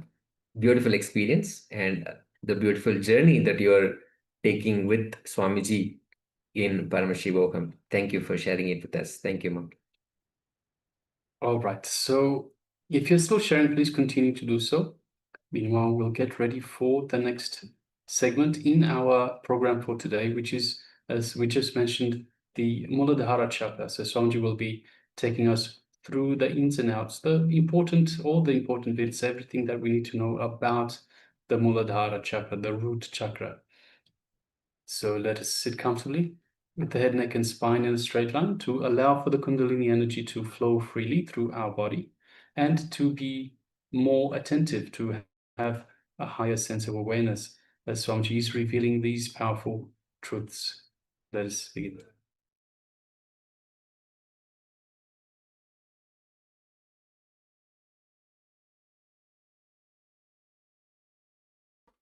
So now we come to the first chakra. First chakra is Muladhara. As I told you, there are two ways to open these chakras. One is meditation, and one is maturity. Maturity means just understand in which way these chakras are locked. Get the key and open the chakras. If you know how to open the chakras, you will see the maturity descends on you. This chakra is not by a particular emotion. Each chakra are marked by a particular emotion. If you know how to unlock it, the chakra energy will be released in you and you can float with the energy of the chakra. The Muladhara chakra is concerned with the sex.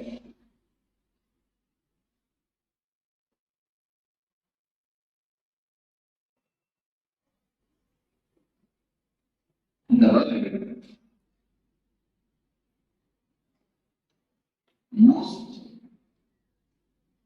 talked about, most discussed about, most of the books are written about.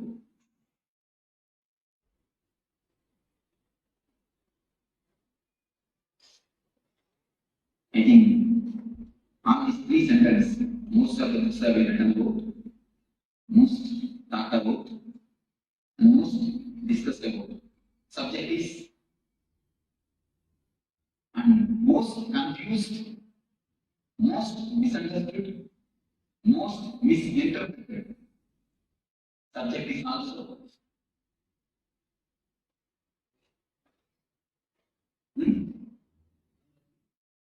No, no. Text. This is the subject. Most talked about, most discussed about, most written about, and most confused, most misunderstood, most misinterpreted. No other subject is talked about so vastly. No other subject is talked about so vastly as this subject. But no other subject is misunderstood as this subject. We try to avoid the subject, we try to indulge in the subject. The man who tries to avoid the subject tries to avoid the big pit in front of him. If he doesn't know that pit is there, how is he going to transit? Man who tries to indulge in the subject is trying to jump into the pit. So both are not supposed to be done. We should know and transit. Either we try to avoid or indulge. Do we try to do anything else? What is the reason? Rishis, science give a very beautiful, clear understanding of this subject. The man who wrote the Kama Sutra, the science of this book, of this subject, is a sannyasi like me. You know? He's a rishi, Vatsyayana.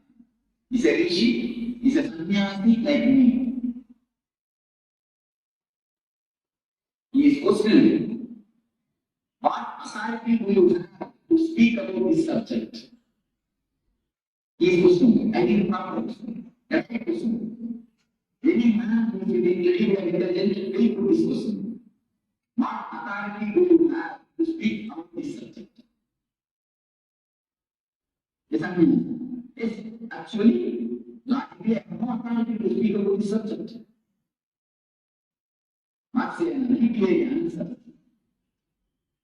in his book?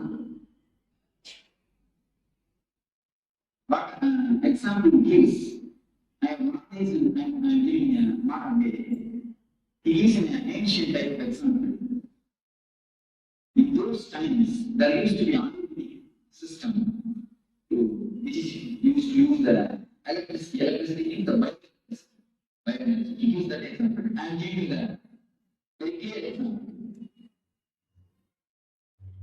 Electrician knows how to switch on and off the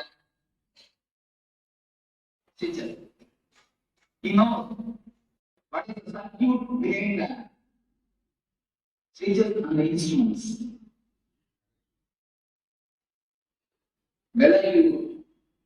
When you switch on, what will happen? Switch on, what will happen? Everything he knows. He may not have switched it on and off. He may not have actually done it. But he knows the science behind it. He knows the energy flow behind it. But a man every day uses a switch. He is switching on and switching off. He may not know the science behind it. Am I right? Many of us know only how to switch on and off, not the science behind it. That is why many times we get shocked. That is the reason many times we get shocked.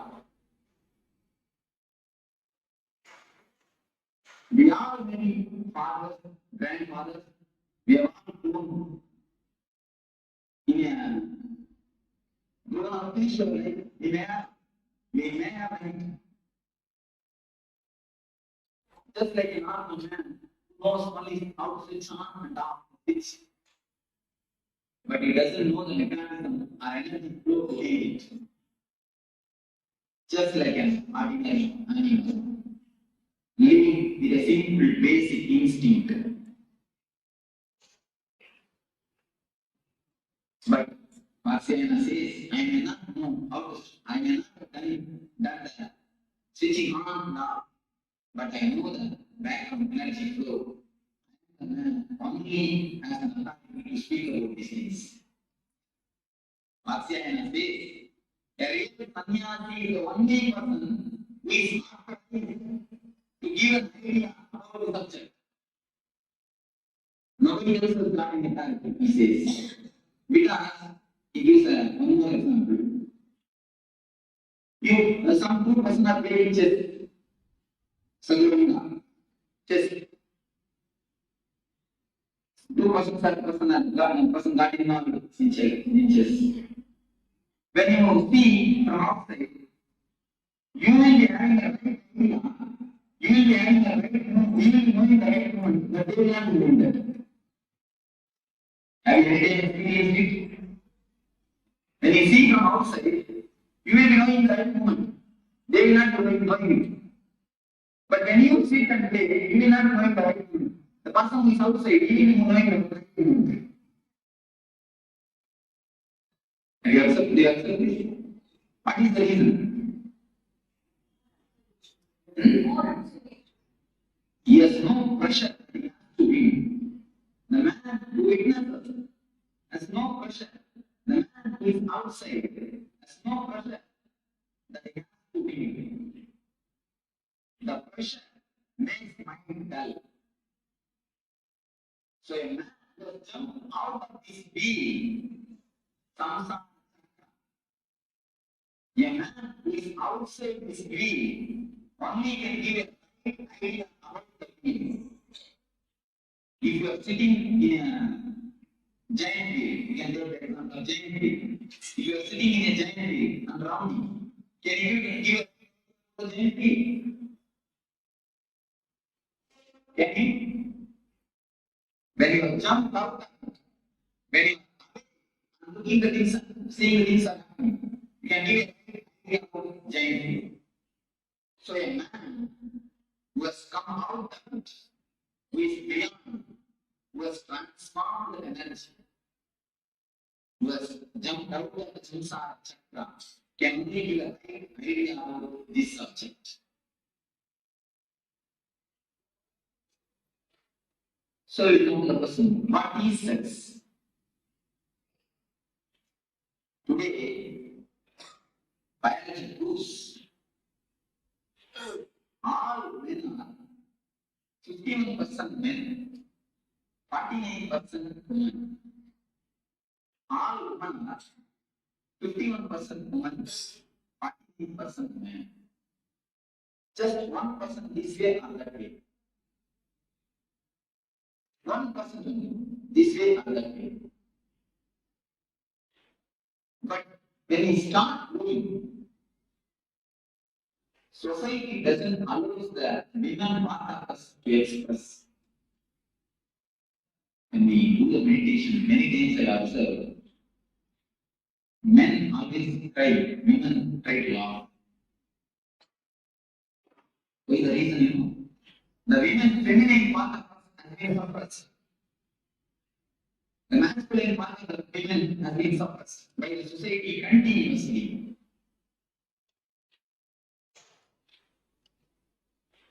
When we start growing, we slowly start collecting the image that tries to satisfy itself through mother and father. That is why girls are always attracted to the father, and boys are always attracted to mother. From there, the sex starts, the science starts. We start slowly collecting the images, prints. All men try to fulfill their image with mother. All women try to fulfill their man image with father. The art is suppressed by the society. When it is suppressed, we try to fulfill it with the father and the mother, having some loving relationship. Then after a few years of growth, we start collecting the images from many people, from the outsiders, how a real human should be. Especially from media, how a real man should be. We start collecting the images and start preserving it in our system. The repressed or suppressed women is always unconscious.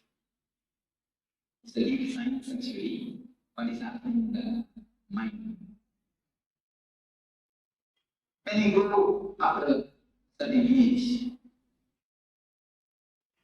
you will start collecting images from many actors, actresses, many stories, especially from the TV serials. From all these things, we start collecting the images and start preserving it. How a real man should be, how a woman should be, how a many things, how a husband should be, how a mother should be, how a father should be. Many images we start collecting. We keep the imagination of a woman inside, the ideal woman. Sometimes, at the age of 15, after 18 to 23, in that age, we see somebody outside. And from distance, it looks like as if there is somebody in this image, which you have inside. We continuously start searching for this image. We have the body inside. We start searching this outside.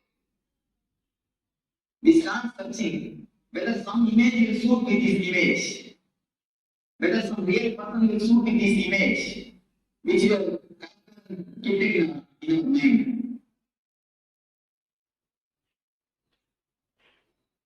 So actually, when you see somebody from distance, you feel as if that your image is resembling with that real person. We start falling in love. The falling in love happens in that moment. The science behind the falling in love is we have an image and we search. In distance we feel. In distance we feel as if the both are resembling.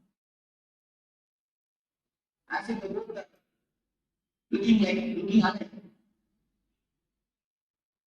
Then we fall in love.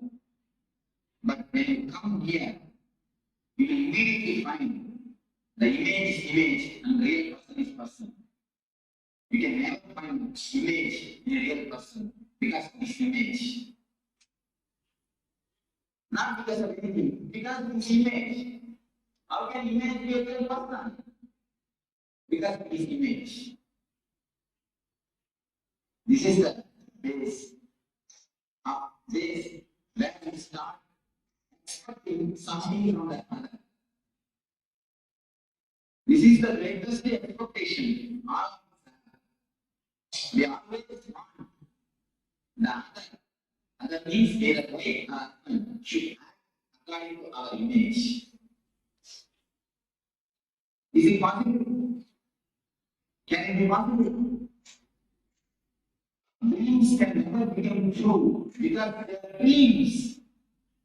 The very word denotes they are dreams. If they can become true, why will they be called as dreams?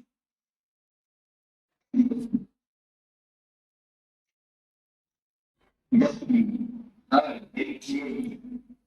Please listen with full attention and try to digest what I say. That's why very slowly. If any question please raise, now we will come to the clarification. This is the way in which our expectations about others starts. We collect all types of images from media. Whenever we see the ideal person, we collect that image and keep it inside and try to actualize it. We try to make it a reality with a real person.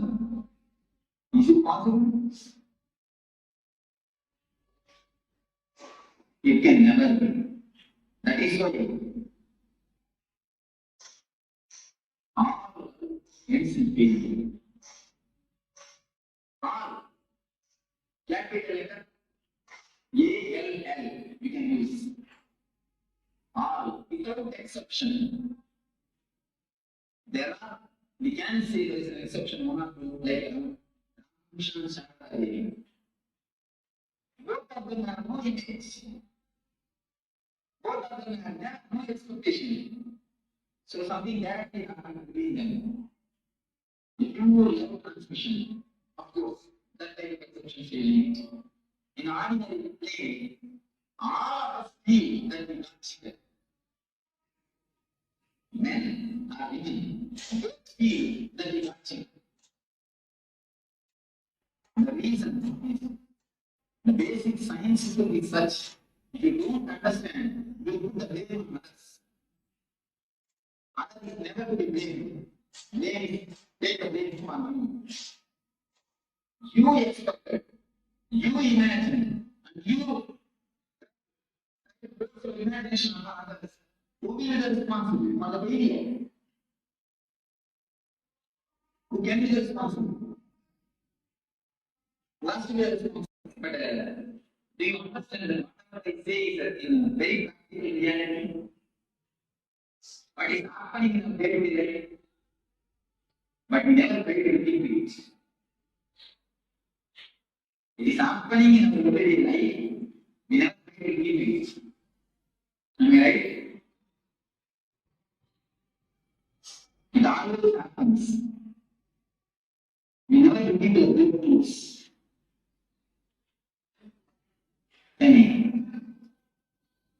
So, when we see that our image is not a reality, when we saw from the side distance, it looked like what is in my hand? Oh, it is green. That also looks like a green. When it comes near, no, it's little yellowish. When it comes more near, no, it's slight white.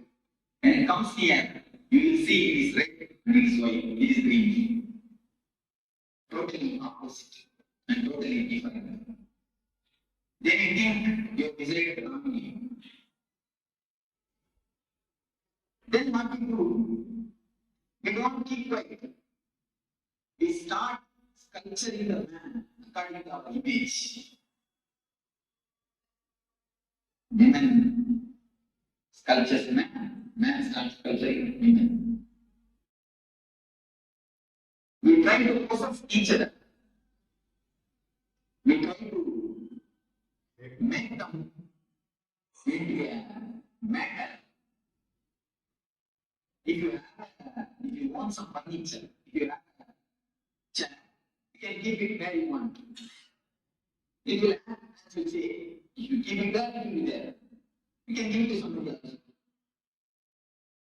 And if you have wood, you can make furniture according to you and keep it there. But as you possess this furniture, do you think you can possess your life person? If you possess a life person, what you are doing then? You are making a spirit into a matter. You are reducing a man into a matter. You are degrading him. When you degrade somebody, do you think she will respect you or he will respect you? No. Problem starts. Problem starts. The unending war starts.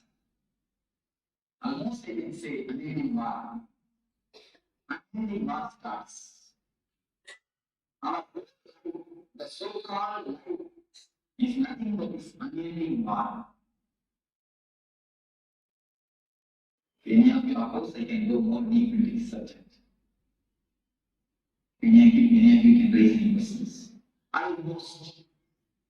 Always it goes in such a way.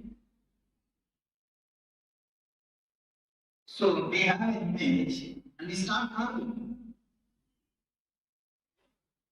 The whole 24 hours, she is with you are also with Paramashivoham. When you find her, you start whistling. When she finds you, she starts whistling. The house is continuously completely filled with whistling sound. Keep quiet. Don't stand. All these sounds are only whistling sounds. The continuous whistling sound is resounding in the house. So, this is the way this chakra is locked. When you expect something from others, when you try to fulfill your imagination by disturbing others, this chakra gets locked. This chakra has nothing to do with sex as we think, as to get the meaning of the word. This chakra is something to do with deeply our imagination. This chakra has nothing to do directly with sex. This chakra gets locked or unlocked with the imaginations.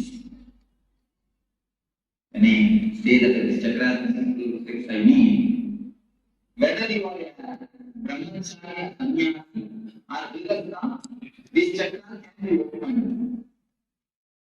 Even for sannyasis, this chakra can be locked.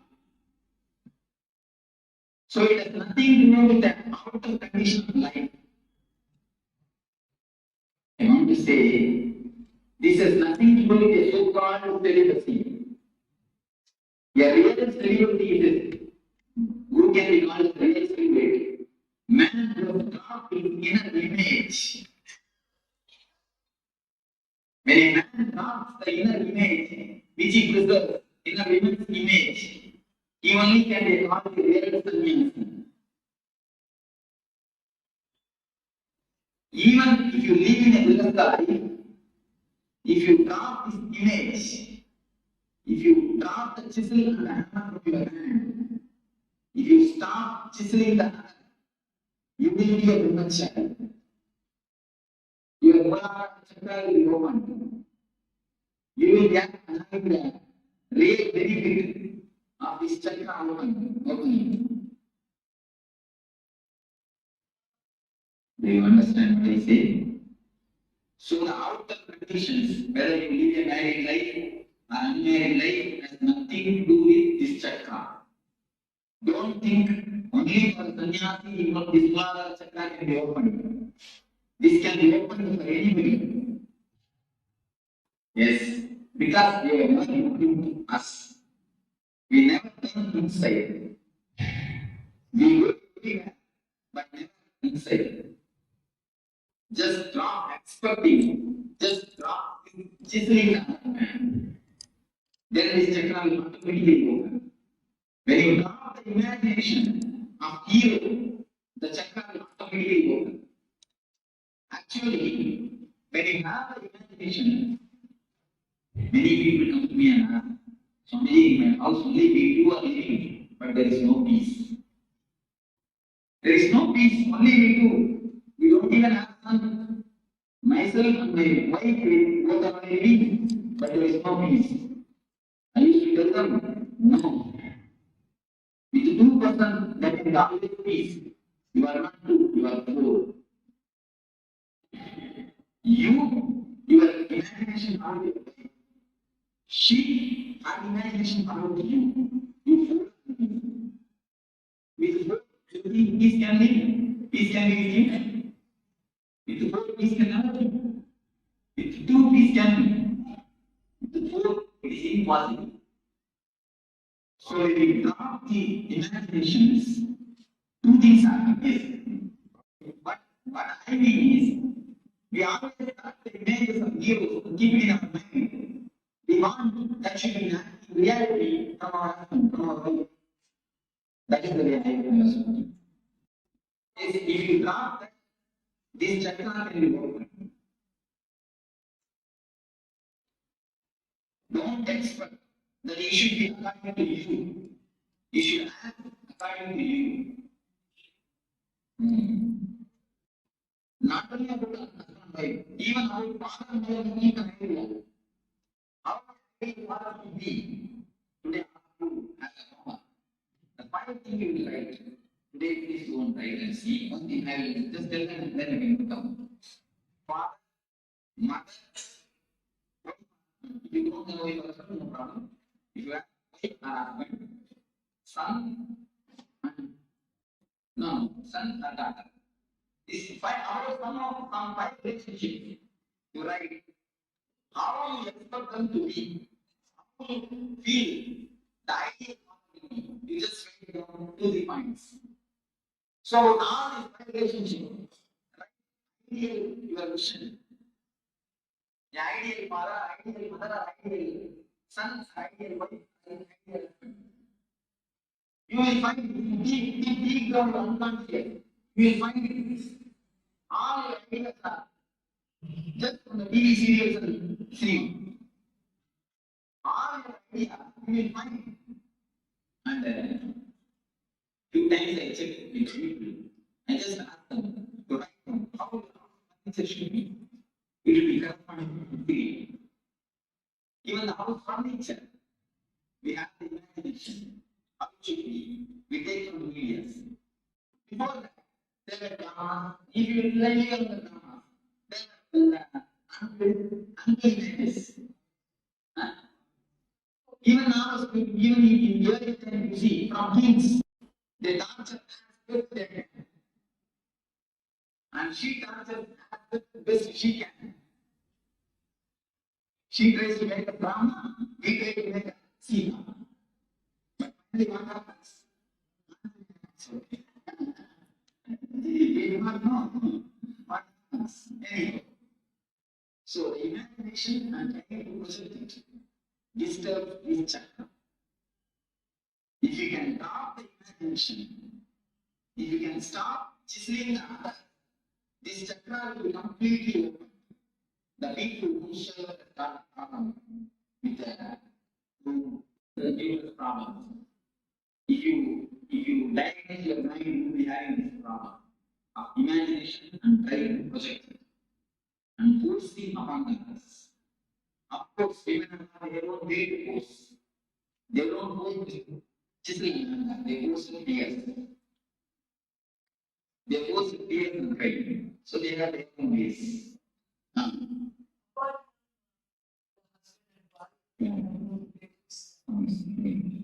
happens to the boss? Asking the employees according to what he wants to do. What about? You see, it is so in business world there is no other way. One thing you can do, you do your art of chiseling with consciously. Do art of chiseling and see that it doesn't disturb you.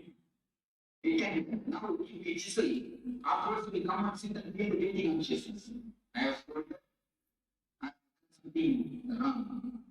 If you do it consciously, you will not give overdose.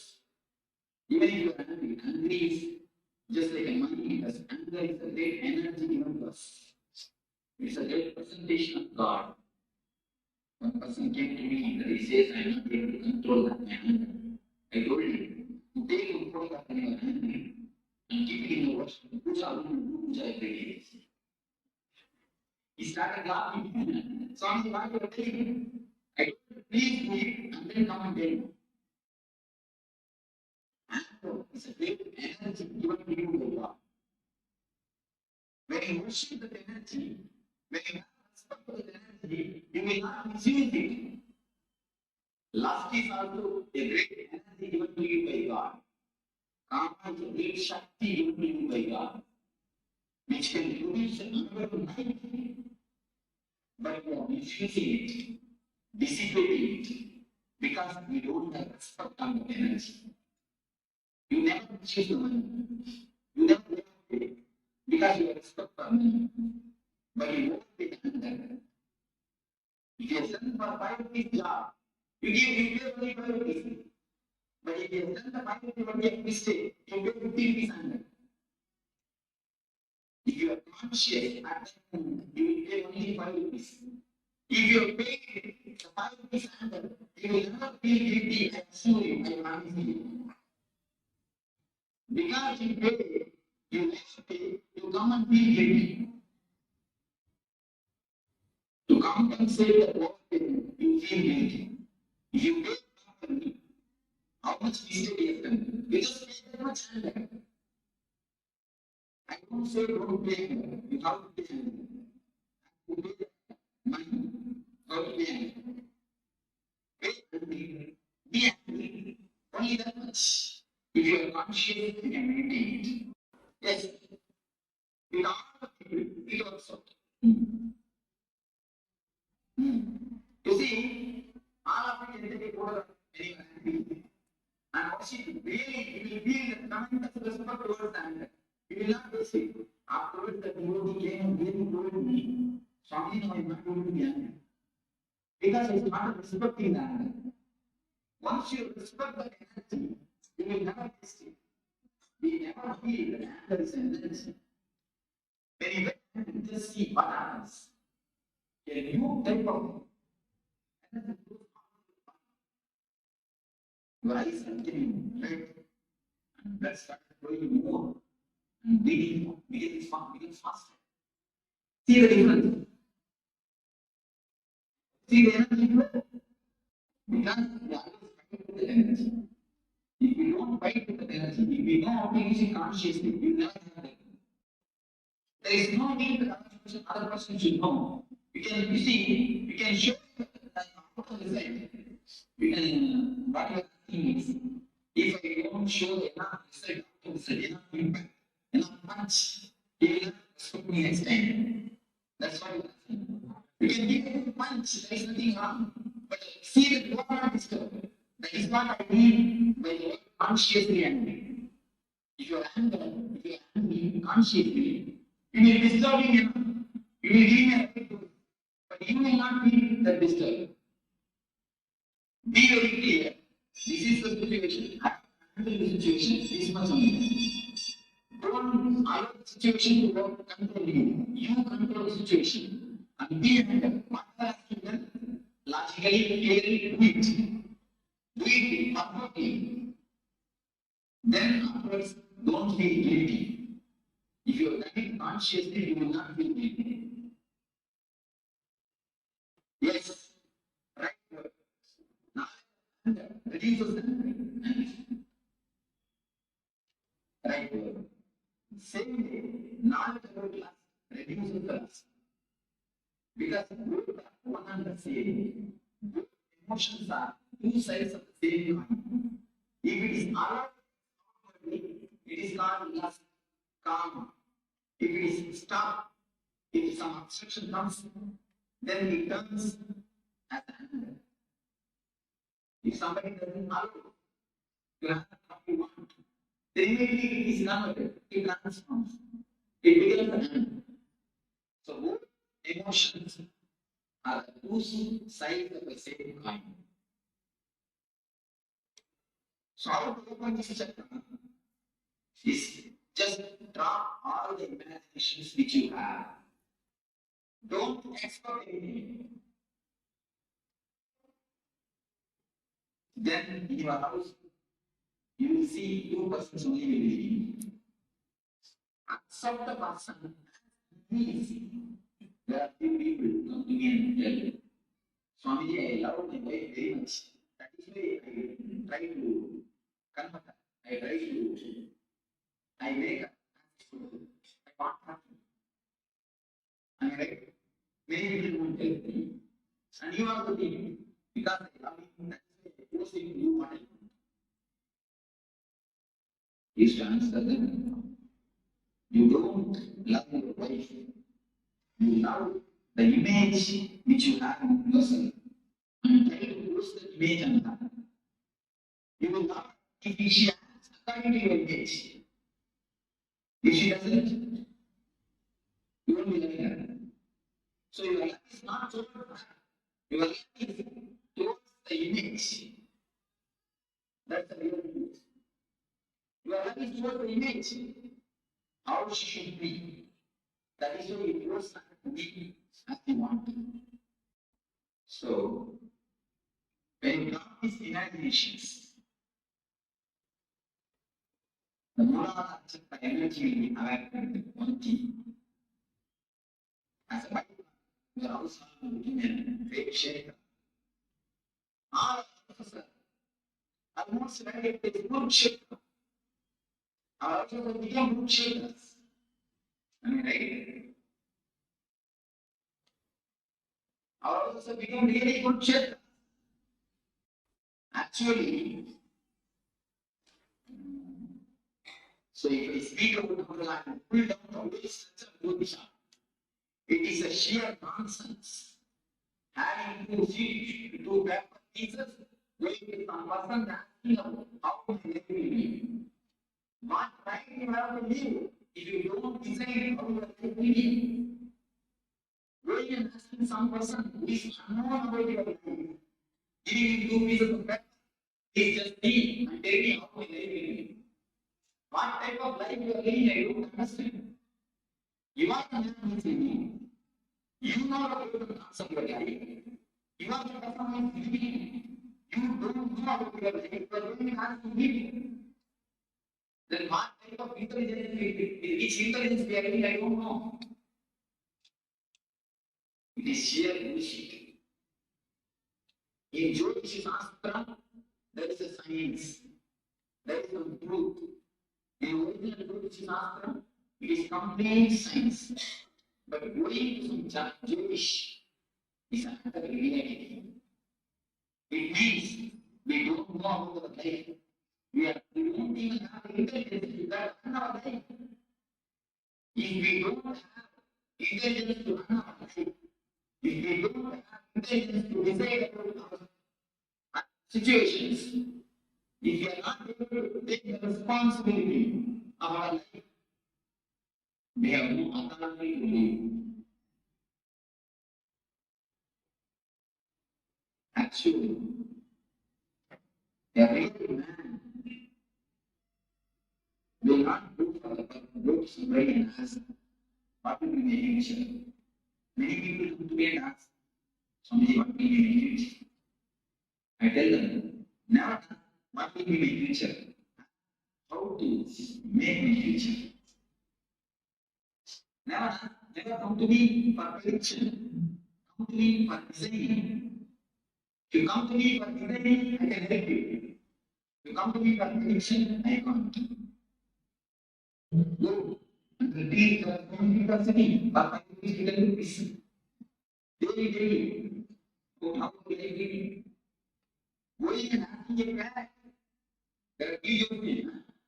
How to live. The parent itself doesn't know its life. It is not that way.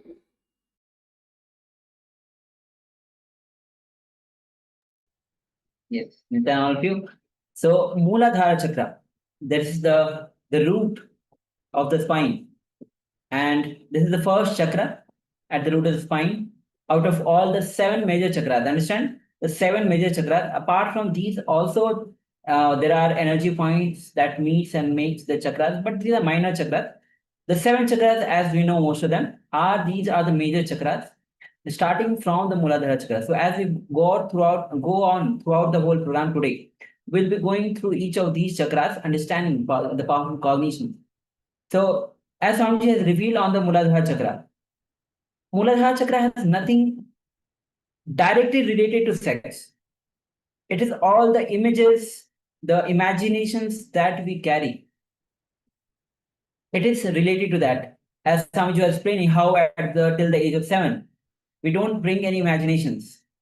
Only after the age of 7, we feel some separation and we feel we try to create image because we try to create image. We feel, we try to project the other person. Till the age of 7, we are within ourselves. We are like in oneness, so we don't need others. After the age of 7, we feel separation. So the images that we carry creates the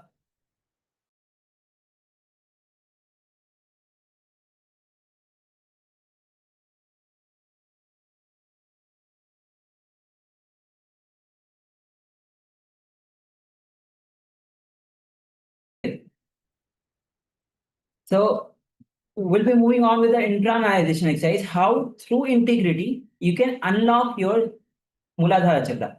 And one more thing that Samaj is revealing, that because of these images, imaginations, fantasies that create, because of this, our Muladhara Chakra gets locked.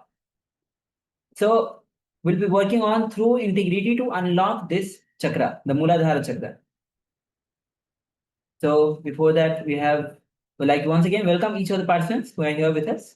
We have Sharma Mudaya, Nithyananda, Ma Aghor Sarupni, Nithyananda, Ma Nisregunya, Nithyananda, Ma Marva, Nithyananda, Ma Bhakya Lakshmi Bharat, Nithyananda, Vishwanathanaya, Susan, Nithyananda, Susan Yogini, Maharaj Nithyananda, Kali Wang, Nithyananda.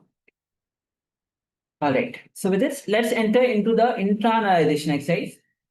Understand, bringing integrity unlocks your Muladhara Chakra. How you can restore your Muladhara Chakra with the integrity. And as integrity is not only is helpful for the inner world, it's helpful for the outer world success as well.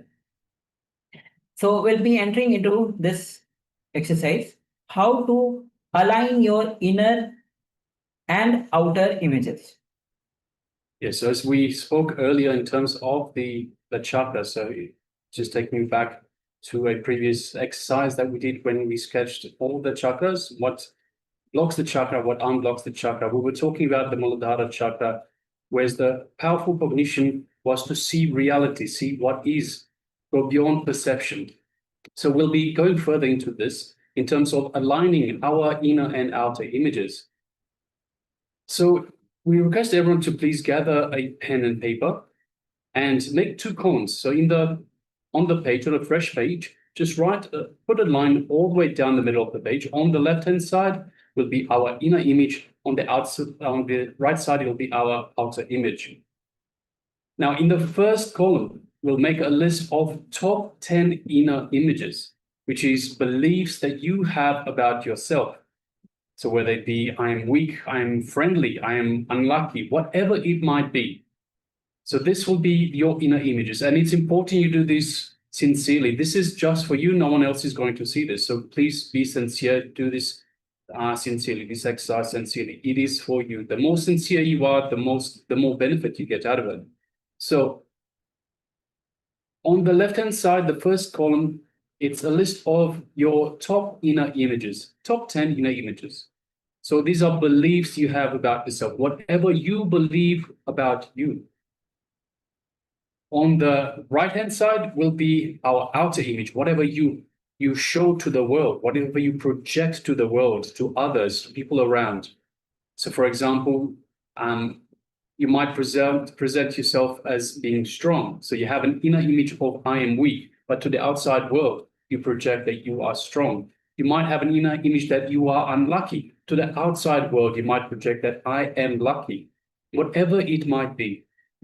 Well, let's make first of all, get a fresh piece of paper, put a column, a line all the way down through the page. On the left-hand side, we'll make the inner image about yourself, what you see as yourself, what you believe about yourself. And on the right side is what you project to others. So this is your inner image versus your outer image.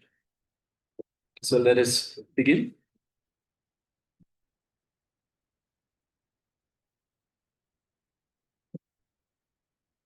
So once again, requesting everyone, please let us gather a fresh piece of paper. Make 2 columns, draw a line right down the middle of the page. On the left-hand side, you can write the labels. On the left-hand side, you can write inner image, and on the right-hand side, outer image. Let's begin.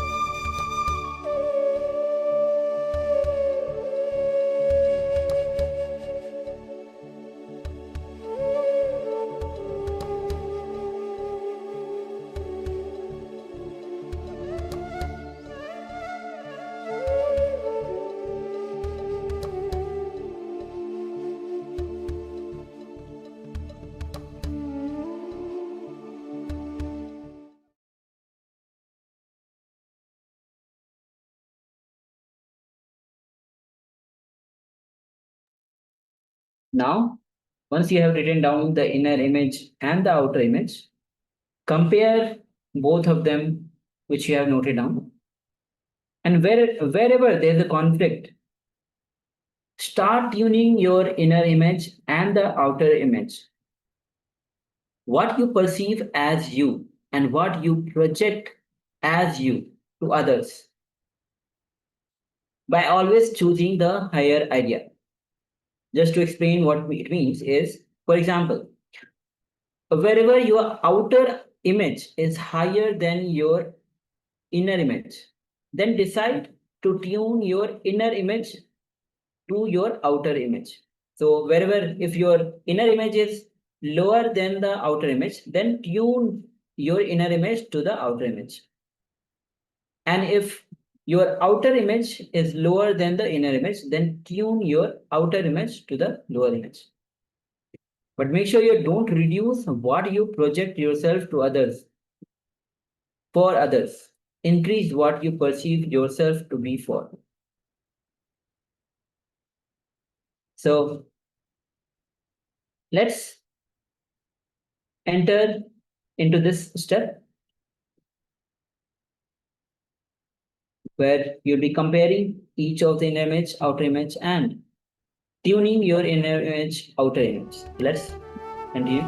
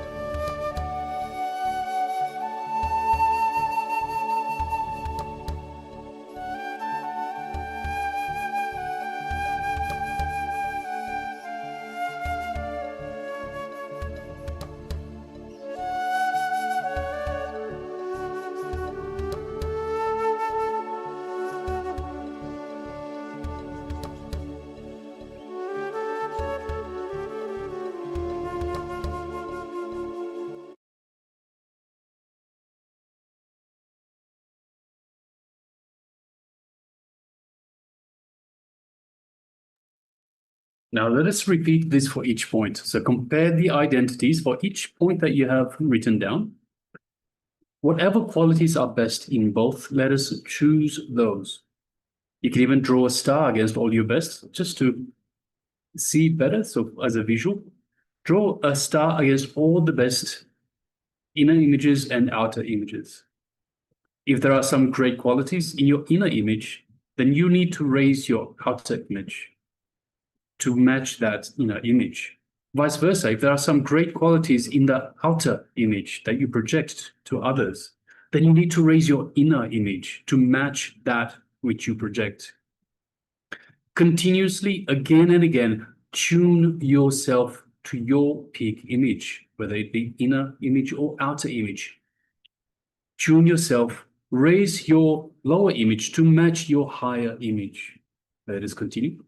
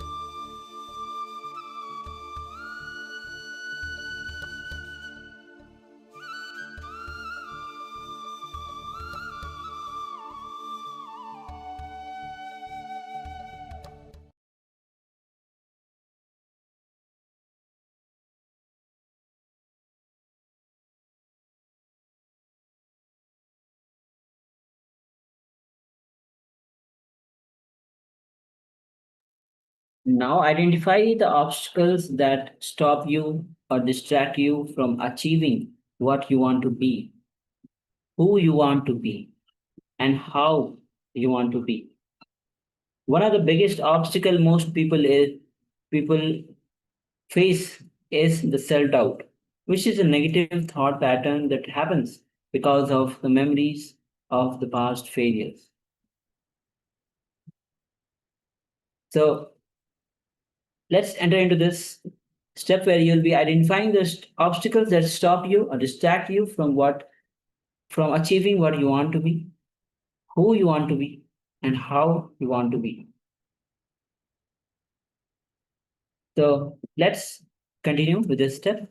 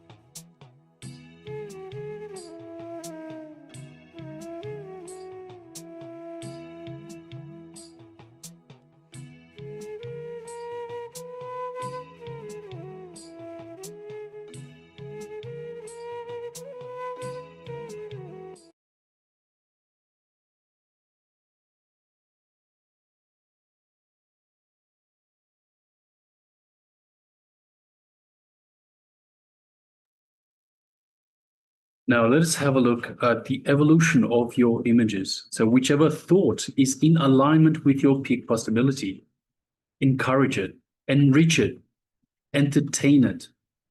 So whichever thought is in alignment with your peak possibility, your peak images, enrich it, encourage it, entertain it. Whichever thought is not in alignment with, just simply complete with that thought. Consciously, decisively complete with that pattern. And go on completing every single day with those patterns which are stopping you from achieving your peak possibility. So Swamiji beautifully tells us we should be doing completion every single day, every single night, as just before we go to bed, just before we go to sleep. Go through and complete with all these patterns that are stopping you from achieving your peak possibility. And slowly, slowly, over time, you will see the evolution of your images. You will see that you are tuning your images to your peak possibility. You are slowly moving towards your peak possibility. So let us go on completing every single day with the patterns, with these patterns, and start achieving your peak possibility.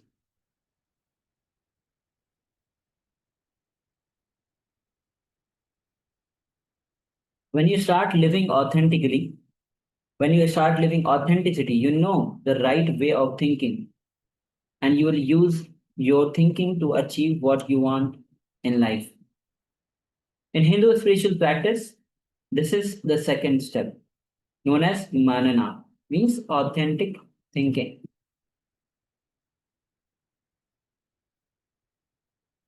When we are authentic to the current image that we have about ourselves, a new higher image is revealed to us. So understand, when we reach our peak possibility, we are authentic to our current image. But once we get to this higher possibility, to the current image peak possibility, then we are shown a higher image of ourselves, what we can go further, next step, higher. When we are authentic to that image, again, a higher and higher image is revealed to us. So progressively, authenticity will take us to higher peak possibilities. So let your thinking be established in authenticity, continuously expanding you towards your peak possibility. When you achieve a powerful clarity in your thoughts that makes whatever you think into success, then you have successfully unlocked your Muladhara Chakra. So now with this, we'll be entering into the next revelation. The Swamiji, actually this is going to be a meditation. Meditation on to unlock the Muladhara Chakra. There's going to be a Dukharna meditation. So this is going to be the Dukharna meditation. The meditation itself means, the Dukkha means suffering. Harana means removal.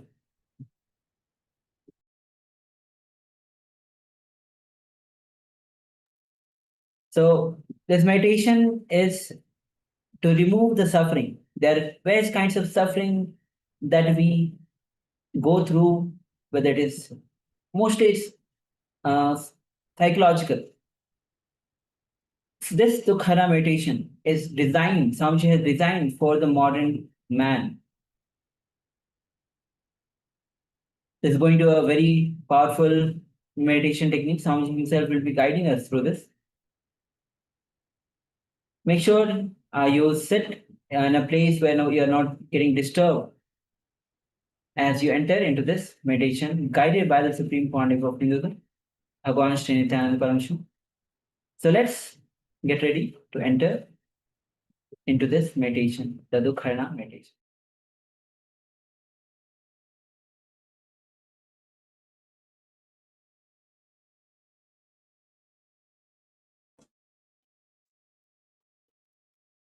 So this meditation is called Dukkha.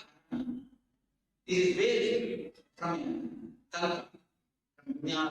Established since 2002 in the United States of America, the United Ancient Nations is an intergovernmental organization currently made up of 160 plus members and indigenous nations. The UAN and its work are guided by the purposes and principles contained in its founding charter.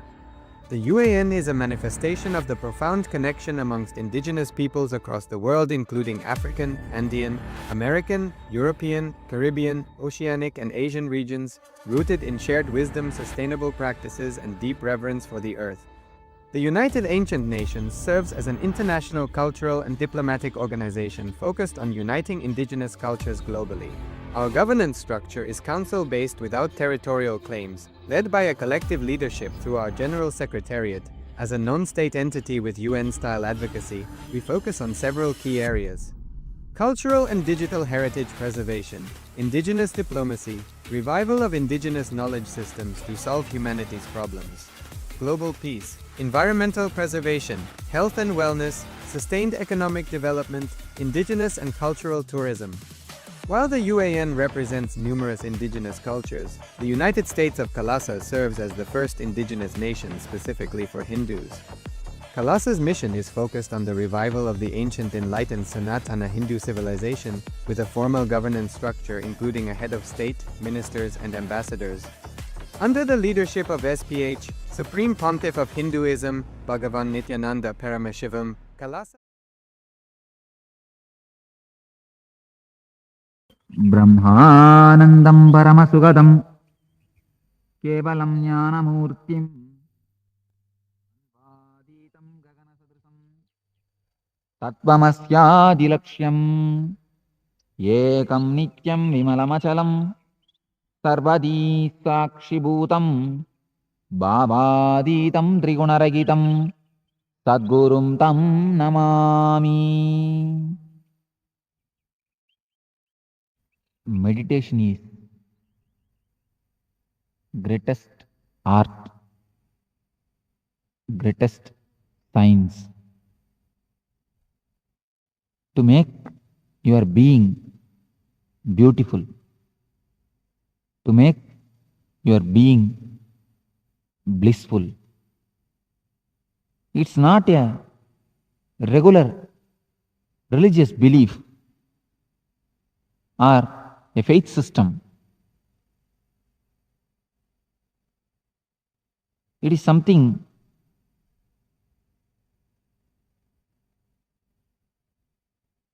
which can directly touch your life, transform your being, which is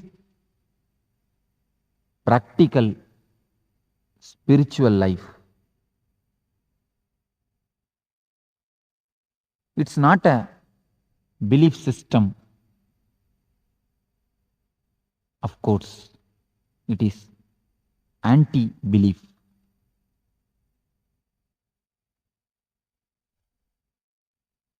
It will make you not to believe anything or anybody. You will be completely independent and individual. As it has become a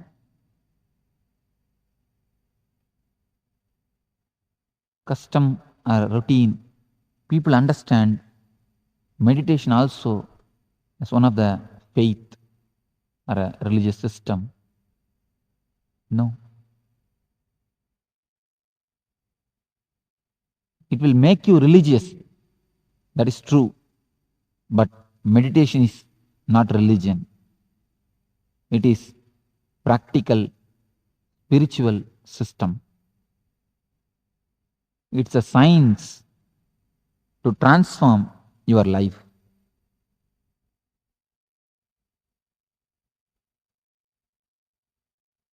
What is meditation? Meditation means immediately all of us understand or try to imagine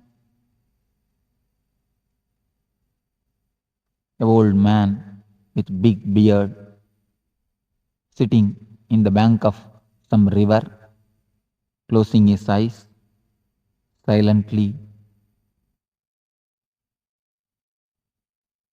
trying to hum small mantras.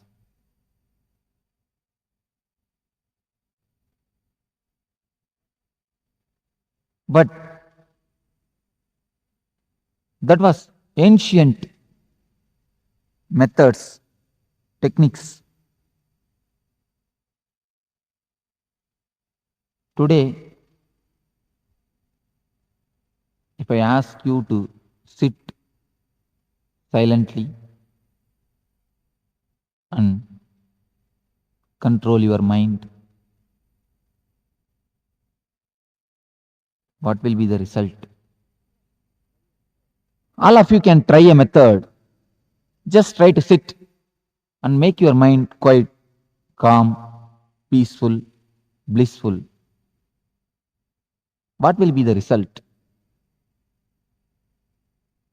Most of you who tried some ancient traditional meditation techniques or other systems to control your mind will know how futile it is, how disturbing it is. Many people come and report me that Swamiji, if we sit for meditation, we get so many number of thoughts, so much unnecessary thinkings that we don't know from where these things are coming out, from where they are erupting out, from where they are gushing out. We don't know how to control. We don't know what to do. Almost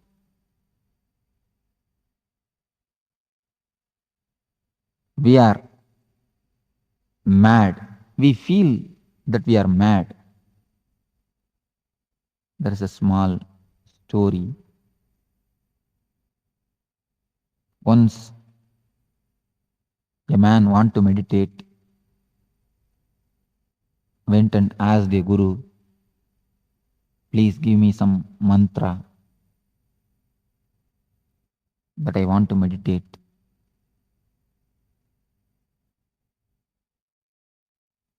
That guru gave him one mantra and told him, you will achieve your desires by meditating with this mantra, but only one condition, you are not supposed to remember monkey when you start meditating. This man told, okay, oh yes, verily, this is not a big condition, because none of us remember monkey, and he also never remembers monkey, unless he is the devotee of Anjaneya. He is not a devotee, and he never remembers also. He came, took his bath, and sat for meditation. As soon as he started the mantra, you all can really imagine what would be the first thing which entered in his mind, thought which occurred in his mind. Surely nothing but monkey. Guru has already given an instruction. If you remember monkey, immediately you should take bath once and then you should sit for meditation. As soon as he remembered monkey, he went to take bath. He took bath, came back and sat, started the mantra. Immediately, before his Ishta Devata, he remembered what he is not supposed to remember. Monkey. Again, because he is a man with passions, went to take bath, took bath, came back, sat, started meditating. as fate would have it. Again he remembered. Monkey. This happened some 10 times. 10th time he is going to take bath. Even at that time, in the bathroom itself, he remembers only monkey, nothing else, nothing but monkey. He feels all over his body, all over the mind. He is completely surrounded by monkey. He started shouting at himself, at others, ran to the master and begged the master, please, Guruji, take back your mantra and the monkey both. Leave me alone. This is the condition of a man who tries to meditate, who tries to calm down his mind by the so-called traditional techniques, meditations and methods. At the age of Patanjali, in ancient times, there used to be meditation techniques with which people can directly sit and start meditating. They will become calm, cool, collective, blissful. At that time, man was very simple. Man was nothing but his body. Mind was not so much developed. There is no such thing existed, cerebral layer. Today, the greatest problem, the biggest problem of man is cerebral layer, cerebrality. At that time, in ancient times, those techniques worked out. Those techniques really helped. But today, direct silent sitting methods won't do.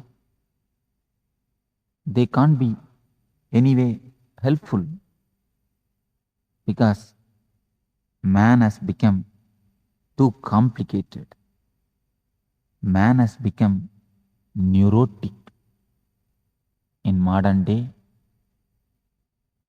neurosis has become a normal state of whole humanity.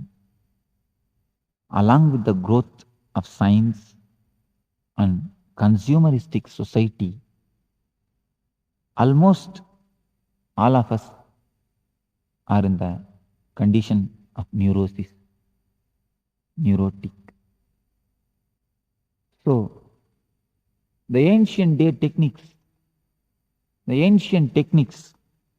the old techniques, which are designed at the age of bullock cart, is not going to help us, as the bullock cart is outdated. The bullock cart age techniques are also outdated. Today,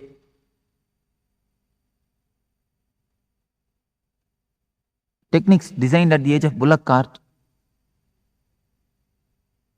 you may be able to have a little bit benefit, no doubt.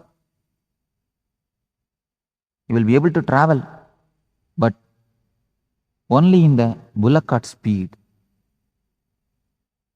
not with the jet speed. But today is jet age.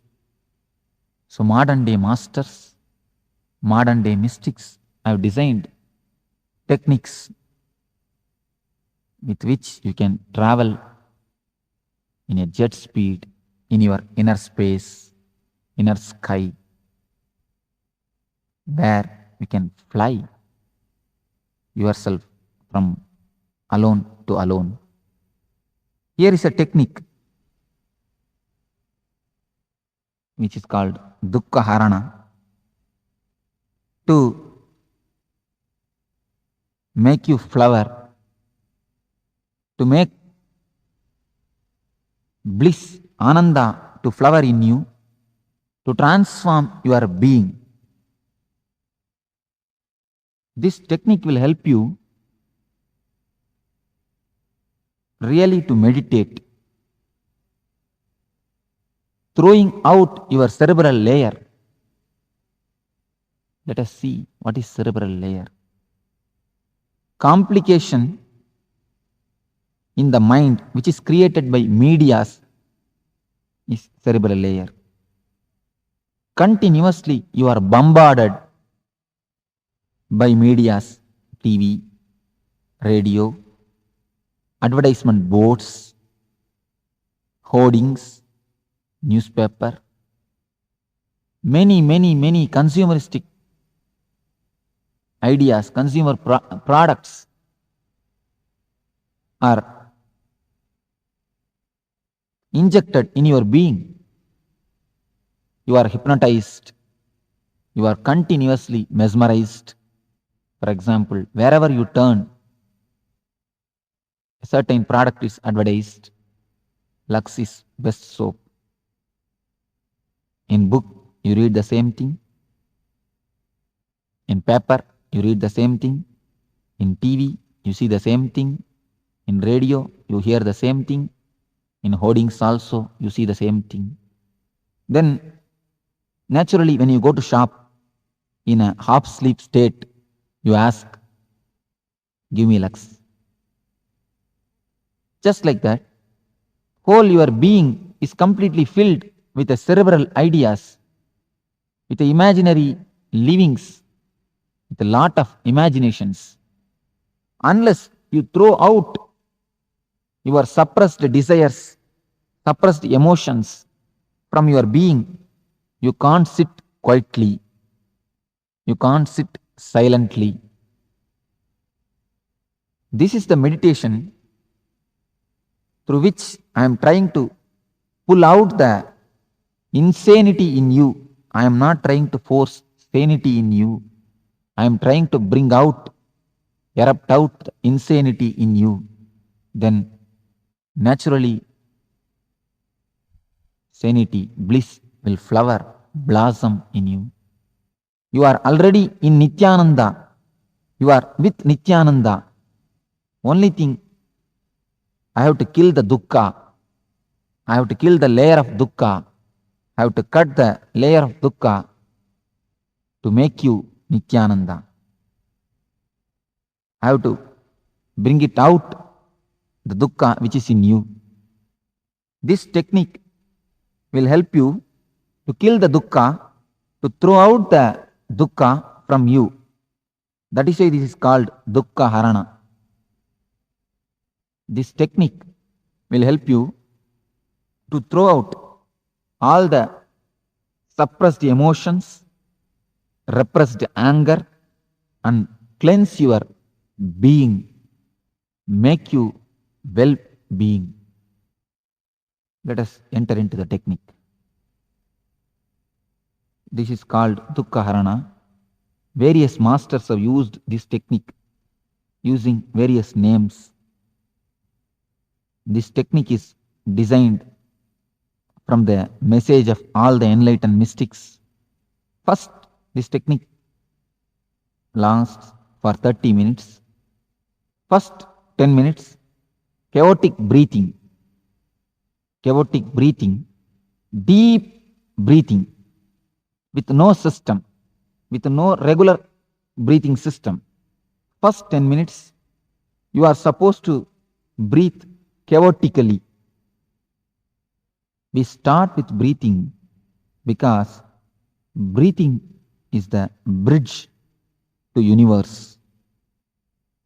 Breathing is the system with which you are living. With breathing, you are alive. Your mind and breathing has got a deep relationship between each other.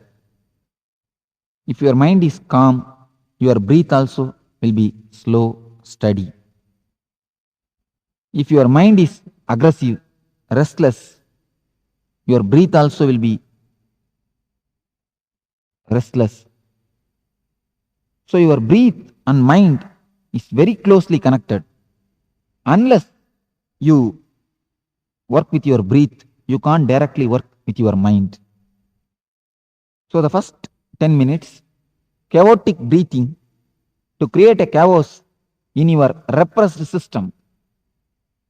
You have repressed lot of emotions in you. So when you deeply breathe, all your mental system is completely made alive.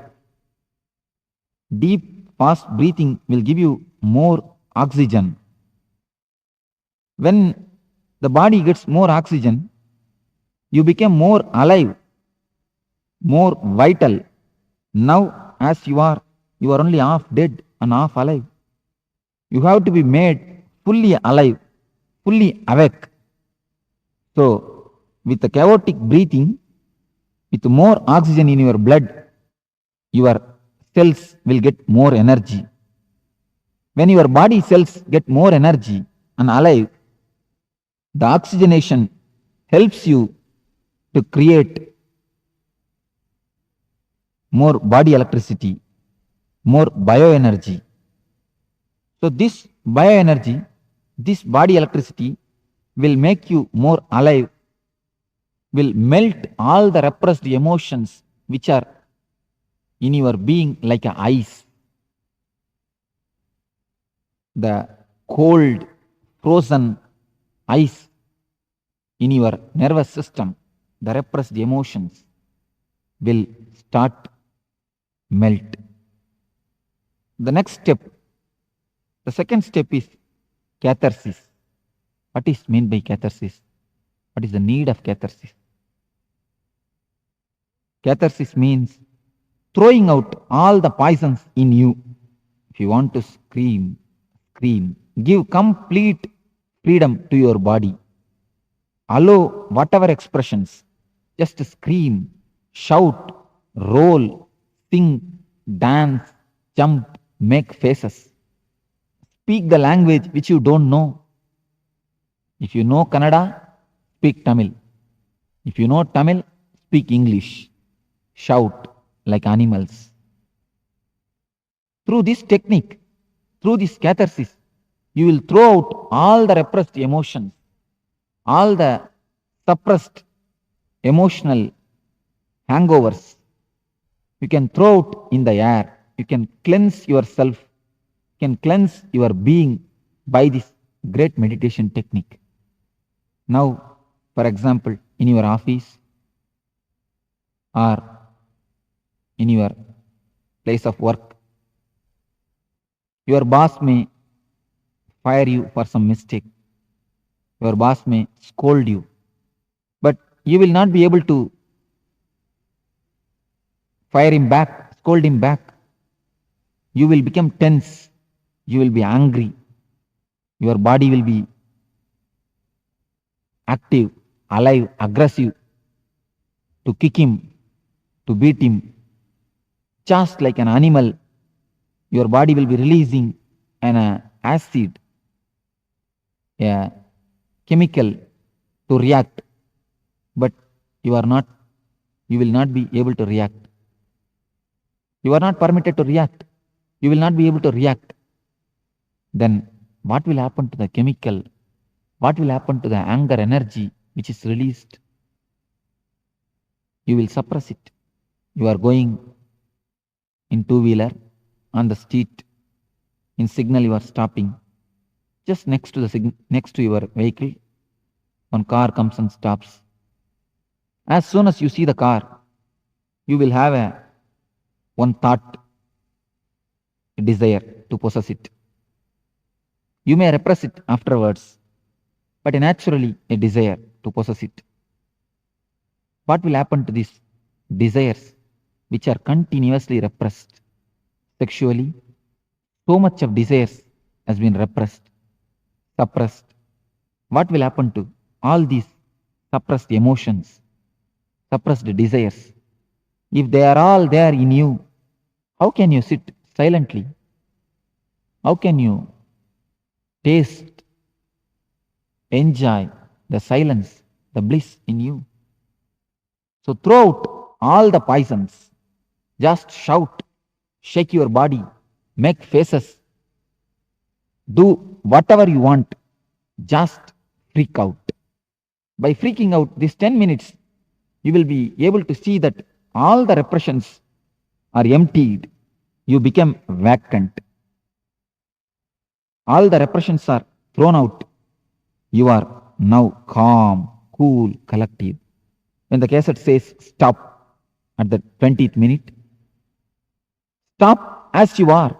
If your one leg is raised, if one hand is raised, if your mouth is open, wherever it may be, whatever it may be, the condition, the situation, stop as it is. Become completely frozen statue of ice. When you are completely dynamic, active in the catharsis, from the full activity, if you enter into the complete stop, like a frozen statue, in between the gap, one moment, you will be able to experience the no mind.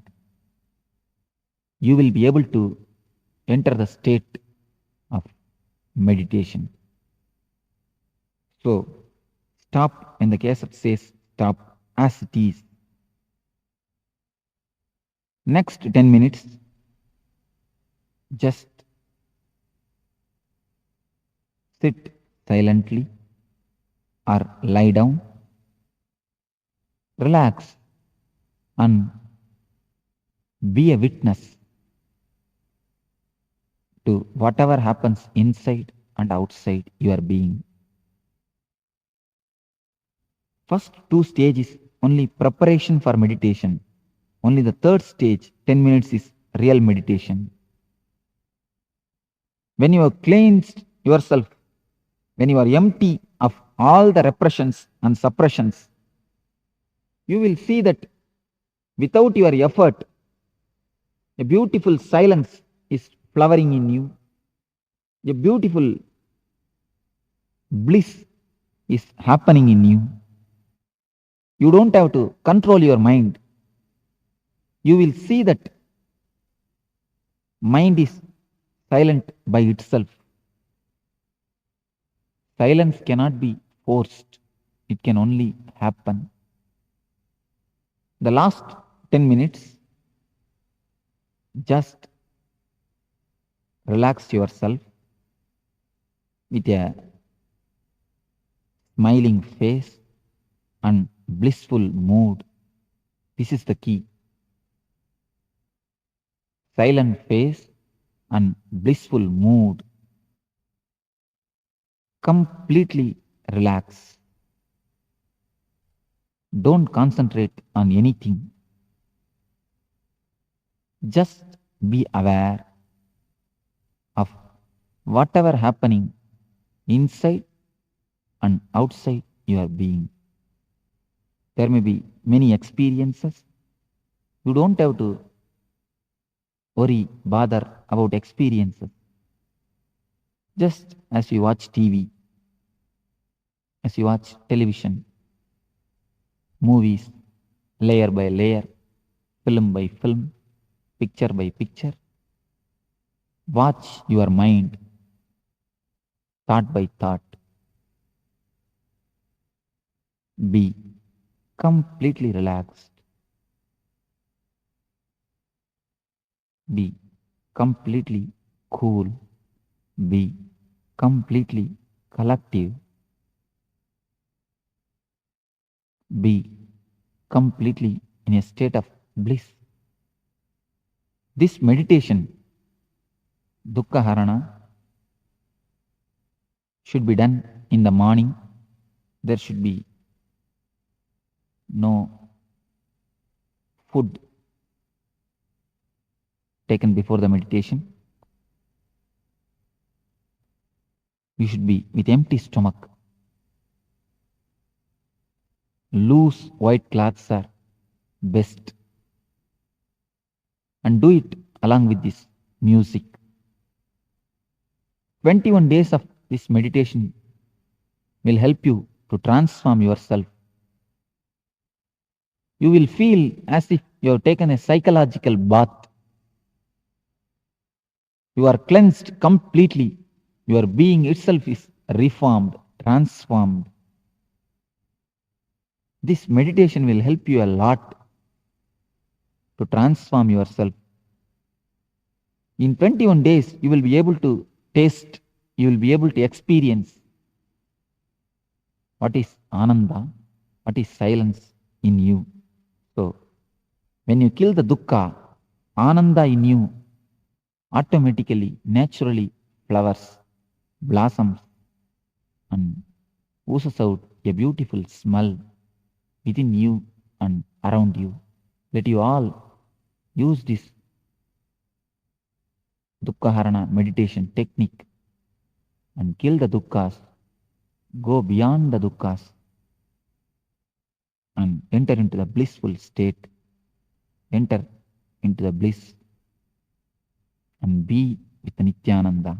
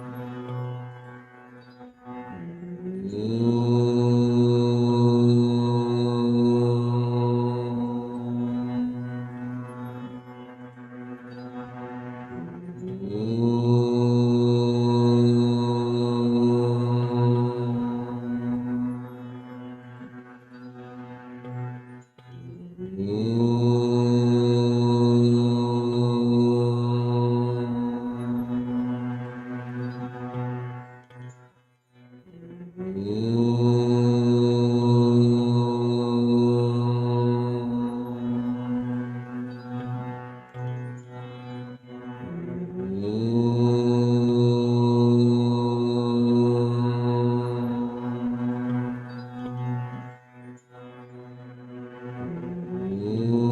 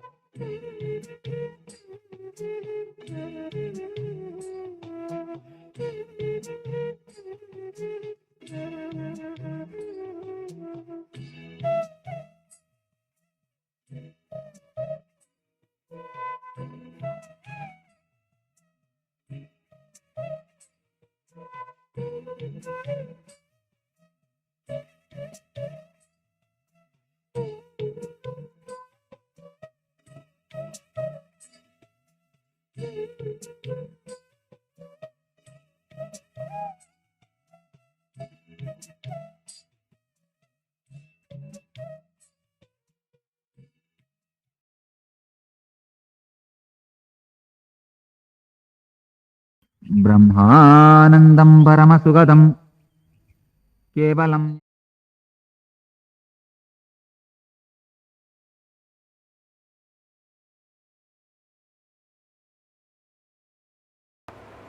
Have you heard of the word fear stroke?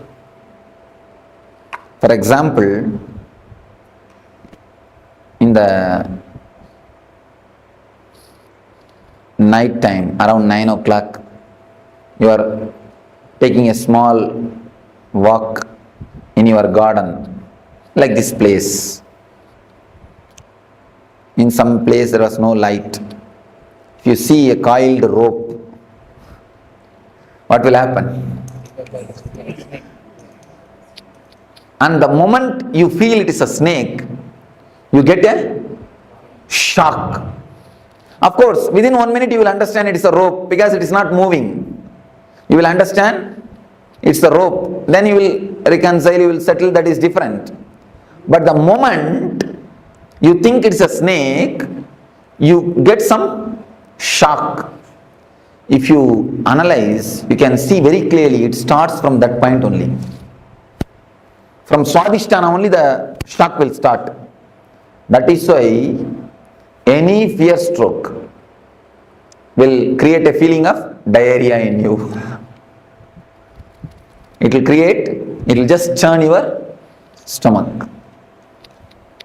There are so many instances we can say when a flight is caught in turbulence. You get the fear stroke.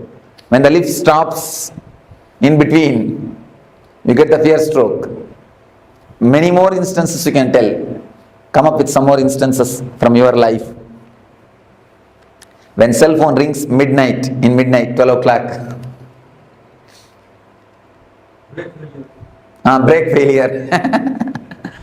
See, mind, because of long time thinking, it gets its own intelligence to survive. It plans anything which is harmful for mind. If it is proposed for you, immediately you get some reason, some logic to avoid it. So it tries its best to escape. That is why many people, I have seen many people, especially in the West, in the East people are not afraid, many people in the West, the moment they see me, they tell me, Swamiji, when I saw you, I felt so joyful, so pleasant, but from inside my being, from some corner, a terrible fear attacked me. They feel such a joy and pleasure and feeling of ecstasy, along with it, a deep fear arises. The deep fear is because of the mind. Mind just wants to escape. See, anything which creates pain, mind is ready to receive. Because with pain, mind can survive. But anything, any method to go beyond the pain or to go beyond the mind will never let you do that. Mind will never let you do that. Mind will try its best to put some obstacles. Even at the time of meditation, it will create some doubt. I think this portion I will do tomorrow. Now I think I am tired. Next meditation I am not going to do. Many of us decide before even entering into the session. This is because the mind will never let you do all those things. And moreover, mind has got its own regular setup of thinking, regular way of working. This whole camp, the whole camp is designed in such a way, your regular mental thinking setup itself will be broken. You will not be let regularly, you see, every day, at least 8 hours you sit alone and think. Even if you are working, Except the moments which you are talking, you are sitting and talking with yourself. The thinking is going on. The mind is alive. First time in your life, you may be stopping thinking for so many hours. When you listen to me, you cannot think. Your thinking will not be so solid. Not only listening to me, continuously the meditation is going on, different techniques. So the mind will get frightened. Unconscious can predict the danger. Unconscious has got a intelligence or intuition to predict the danger. So if you totally get involved, you will reach a space, the joy or the bliss, where mind cannot pull you down, where you cannot be same old personality. So naturally mind will create enough of problems. I have seen many people coming and telling me, Swamiji, I don't have time at all for meditation. What? I don't know what word to use. Simply cheating themselves. You see, if you say, I can't give so much of preference to meditation, that is okay. But how can you say, I don't have time? Because everybody has got only 24 hours. It is your priorities. For what you want to give priority. For money, if you want to give priority for money, you spend all your time in working. If you want to give priority to the family relationships, you are just continuously around them. You take them out, you spend time with them, you sit and chat with them, like this. For what you want to give priority? Only for that, you work. So if you really want to give priority for your life, for your joys, for your bliss, for the real energy, naturally you will find time for meditation. So if you say, I don't find time for meditation, it means two things. Either you have not understood the importance of meditation, or you don't feel like giving priority to the meditation. Any moment of fear stroke in your life?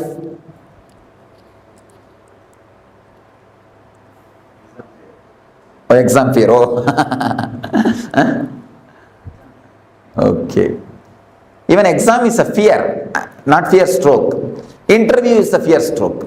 When he asks a question, you do not know the answer, you get that shock, fear stroke. The fear of unknown things. Whenever you see, in the midnight, you feel like having a cup of coffee. You slowly come down from your bedroom to go to the kitchen. Suddenly you see a shadow moving. Then you get the real fear stroke. Instead of boiling the milk, you are boiled. That's right. Some other situations? I have always had, whenever I am planning to leave my home, whether on work or whether on any private journey, immediately I get some churning in my stomach. Yes. Yes. It means in the young age, when you leave the house, mother will warn, hey, be careful, come back properly, don't go here, don't go there. The mother's train, that gets recorded. Actually, the kids' Swadhisthana is very simple, very relaxed, sensitive Swadhisthana. We actually we put lot of inputs, so that gets recorded. That becomes a solid thing. Now, that's why in the young age, I've seen in some houses, they make the kids to sit on the dining table. If they do some mistake, if they do something wrong, if they are too naughty, they make them sit on the dining table. That only creates the height phobia. The height phobia is created if you punish the child, making them sit on the heights. So naturally they get that fear. The fear is recorded inside the Swadhisthana. So that only creates the height phobia. For every phobia, these things are only reasons. So at least with your child, please don't create. With your children, please don't create the phobias or deep fears. Never let them, don't give all these nonsensical inputs. I have seen many parents doing it. See, you may catch cold if you move in the rain. Never think children also will do the same thing. Children have got their own strong immune system. It is you who teach them. Don't go in the rain, you will catch cold. Don't go here, don't go there. This will happen, that will happen. Don't eat ice cream. All these things are your teachings. By teaching all these things, you make them dull. Once they have become dull, buffalo, then we feel comfortable. Yes, we have created our we have reproduced. Or we created replicas. Never create this type of strong imprints, samskaras in the kids' mind. And if the kids are jumping around, if they whirl, if they spin, immediately you tell them, hey, keep quiet, sit, you will hit this wall, you will get hurt. I tell you, if they get hurt, be prepared to do the first aid. Never stop them.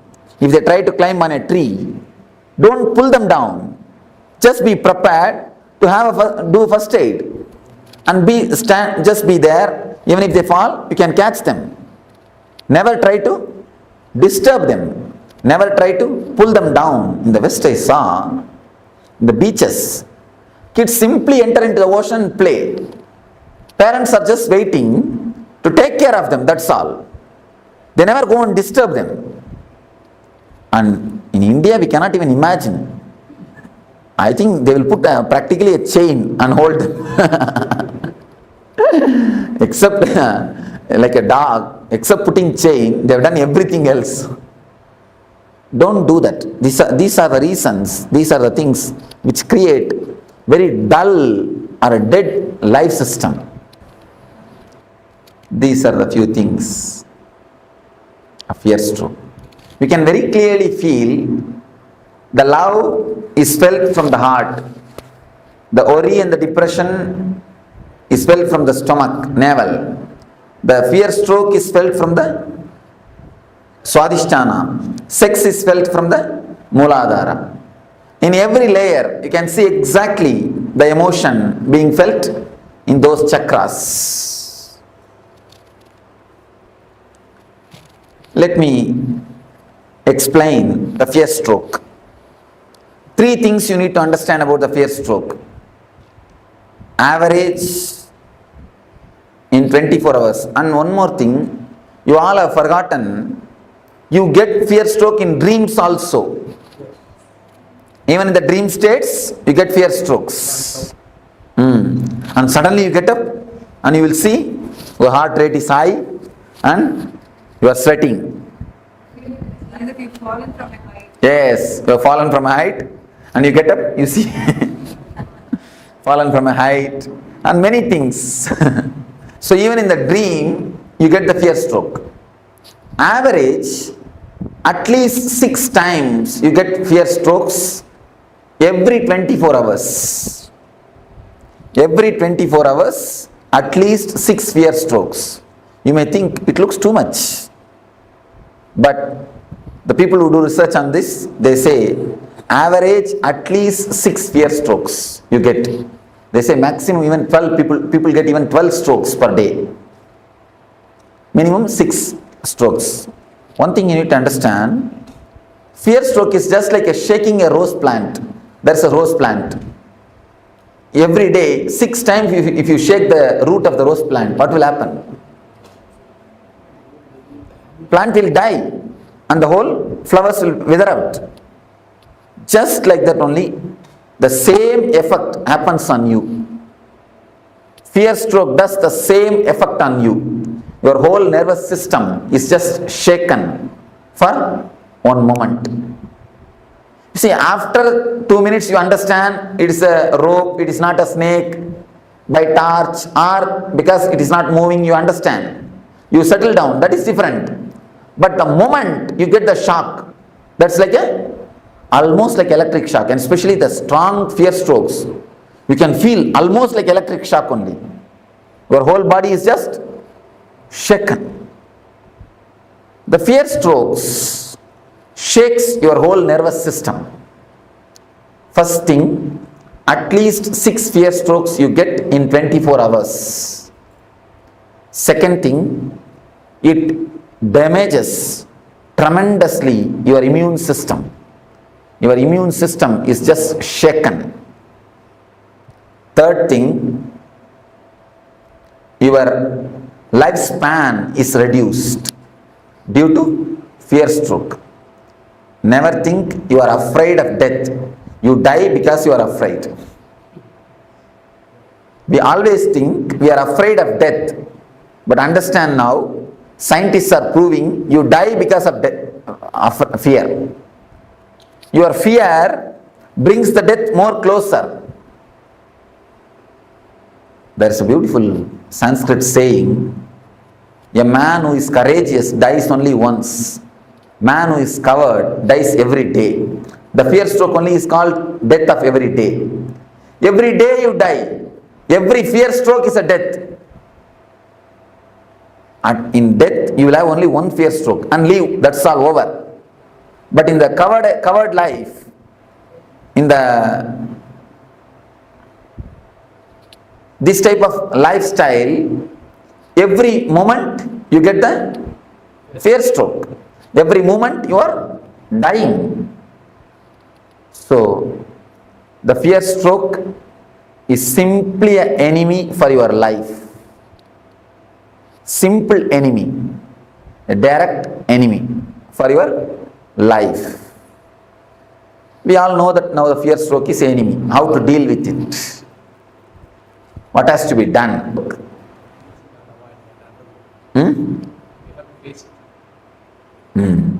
Yes, said beautifully. We have to face it.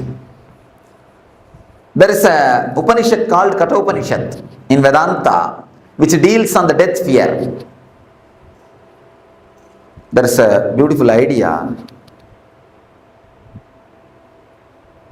You need to face the fear. You need to face the fear. What is exactly fear? Let us analyze. What is your subjective feeling of fear? Let us reduce everything to words. Don't say, I cannot explain, I cannot express. It's an emotion which paralyzes all thinking. Yes, Scott, beautifully. Then? It's only imagination.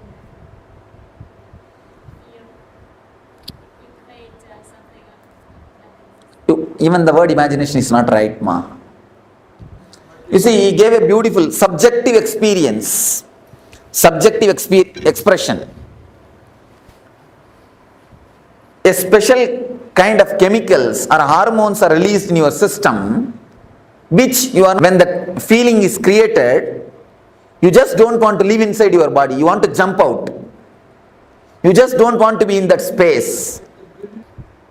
In a nutshell form, I will present it to you. Something happens in your system is not ready to put up with it.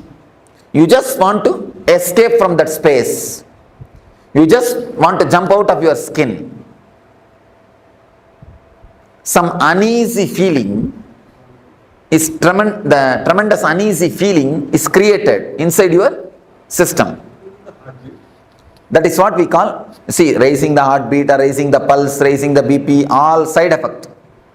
Basically, an uneasy feeling is created which is not letting you to stay in your body comfortably, which is not letting you to stay in your space comfortably. That is what is fear. What is the exact way to face it? Upanishad says, create the same space consciously and face it. When you create the same space, same hormonal changes, same BP, same heartbeat rate and same pulse rate, same uneasiness, create them consciously and face them. Once you create them consciously and face them, your consciousness gets a deep strength. Even if it happens unconsciously, you will be ready, you will not lose your balance. It's like if you had a deep foundation, if you have a deep foundation, Even a flood cannot take away your building.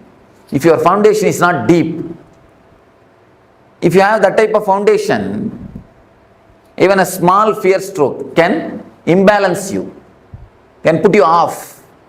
If you have a deep foundation, if you have worked on your fears, if you have a deepest consciousness, even the unconscious strokes can never touch you.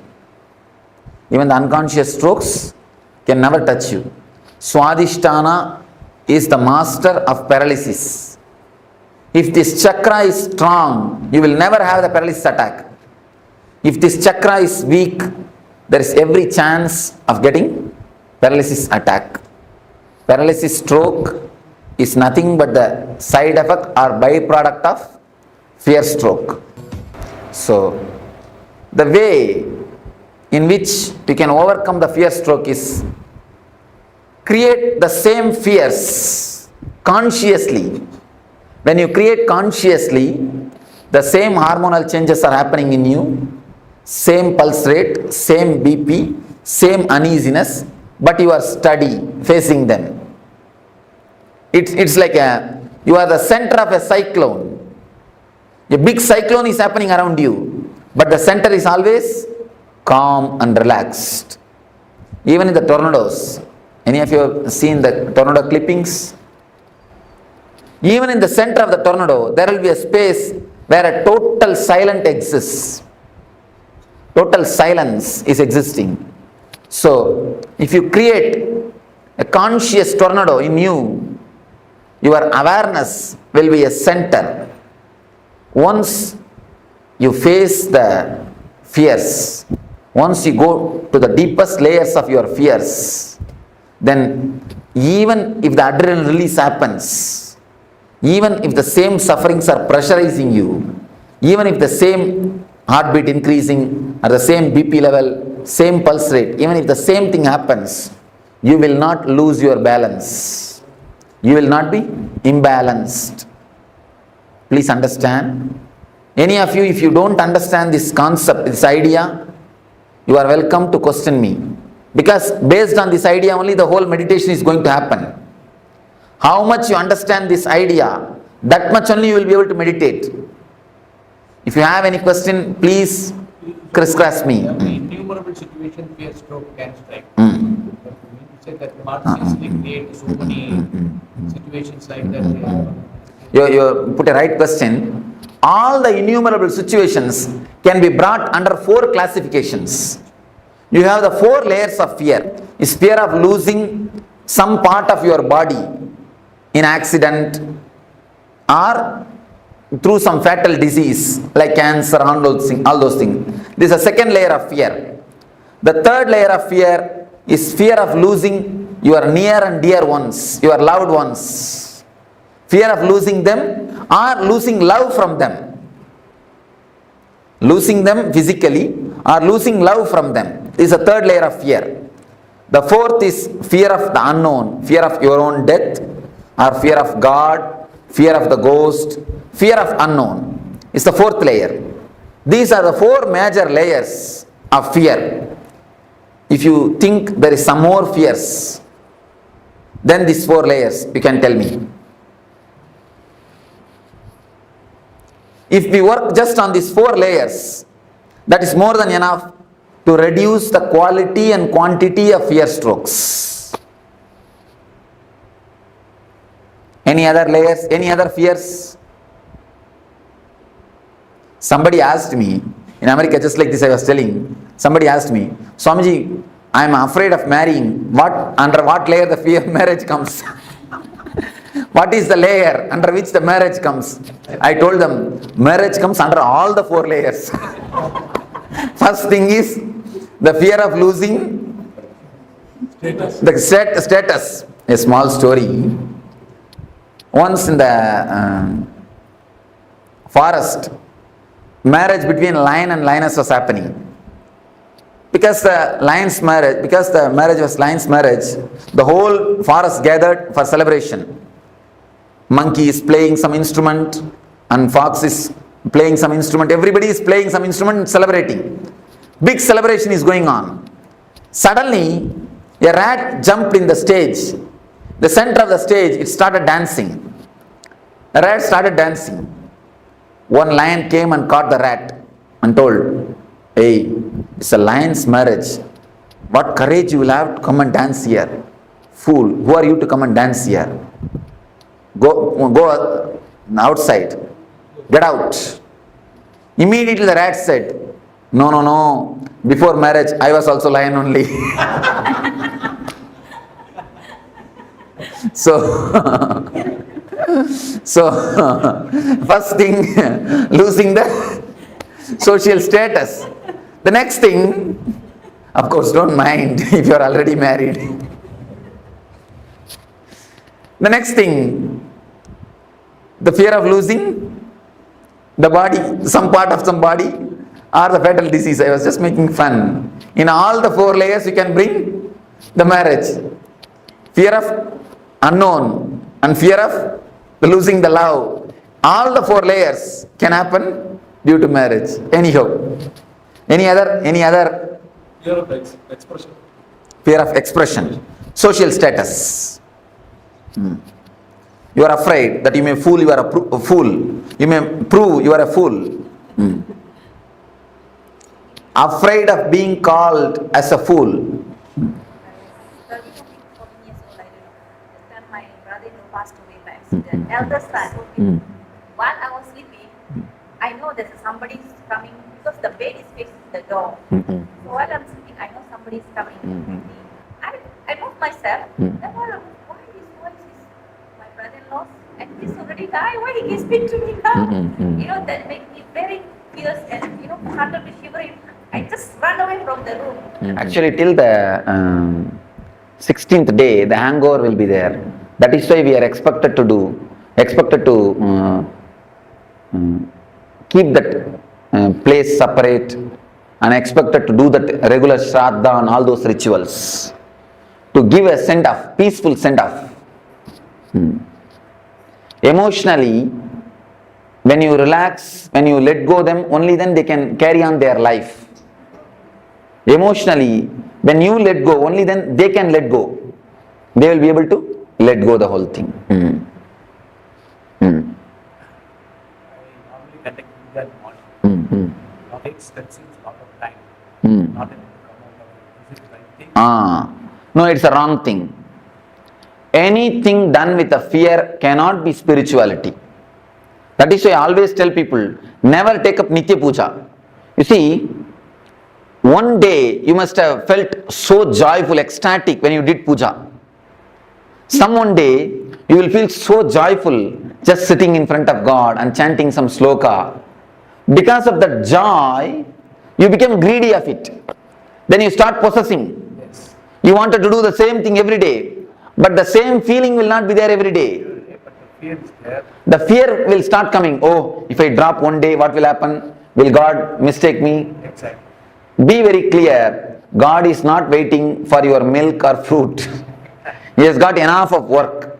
First thing, and next thing, because you have the fear, first you must come out of it. Simply drop the puja. Don't bother about it. Simply drop it. Face the fear. And I assure you, nothing wrong will happen. Nothing wrong will happen. That's the first thing. Second thing, face the fear. Nothing wrong. Never do anything out of fear. I never prescribe Nitya Puja for anybody. I always tell the people. And one more thing, people who do Nitya Puja, after doing the Nitya Puja, they will never get into the room. You can see them. See, even ordinarily, you get into the puja room, you go there. But people who do Nitya Puja, after that morning puja, you can never see them again in that room. And even when they do puja, they will be just waiting when I can leave the room and go. When I can finish the room, finish the things and go. They will be just waiting to finish and go. I have always seen people who work in the garden, once they finish the work, they will never go and sit in the garden. They just want to get out of it. But people who are working somewhere else, the moment they finish the work, they want to come and sit in the garden. So it is just like that. Same way. If you take up Nitya Puja, it becomes a work, duty. Duty is a 4-letter word. When I say 4-letter word, I mean ugly word. Never, never, never take up any puja as a regular routine. Whenever you feel like, do it. See, puja has to be done out of love and gratitude. Many people ask me, even in the West, many people ask me, Swamiji, please give us a set of puja, Guru Puja. We want to do every day, do puja to you. Do the Guru Puja. I told them, no, never do that. If you want to hate me, start doing puja to me. Then naturally you will get hatred towards me. Then naturally you will never look at my photo after the puja time. I always tell them, look at my photo with love, never with respect. When you start creating respect, you stop connecting with the God. I always tell the people, when you start respecting, you stop connecting. Never do that. Never create any ritual around you. Never do any things which creates fear in you. Always out of love. Somebody came and told me. But one day not able to do some reason. That's a fear. Something may go. And one more thing, you will feel as if something is lost. It's addiction. Addiction to Coca-Cola and addiction to mantra, addiction to puja is one and the same. I always tell the people, never be addicted. You see, out of too much of love and gratitude, if you do the puja, it is totally different thing, but never out of ritual. And I tell you, when so much of gratitude and love flows, even your very walking will be a pradakshina. Your eating will be offering nevedya. Your thinking will be just a japa. Even your sleep will be a meditation. There is a beautiful sloka by Shankara. Even my nidra is samadhi, meditation on you. Even my walking is a pradakshina for you. Even my words are archana for you. Even my eating is a nevedya for you. When you live with a love and gratitude, you live like a flower on the planet Earth. That is the status, that is the state in which real puja happens. Don't do it, that's all. Why do you bother? Huh? What is this? Why should you feel guilt? One thing, if you think the God will punish you if you don't do puja, why should we worship him at all? Pull down, he is not God, it means. If he accepts you, whether you do it or not, only then he is God. You understand? Only then he is a compassion. Only then he is a love. He will accept when you do it, he will not accept when you don't do, means he is more or less a politician. And pull him down from his seat. One thing, remembering him will be always with a love. Then you will not have the fear. If it's a ritual, you will have a fear. Be very clear about the things. Be very clear, analyze yourself.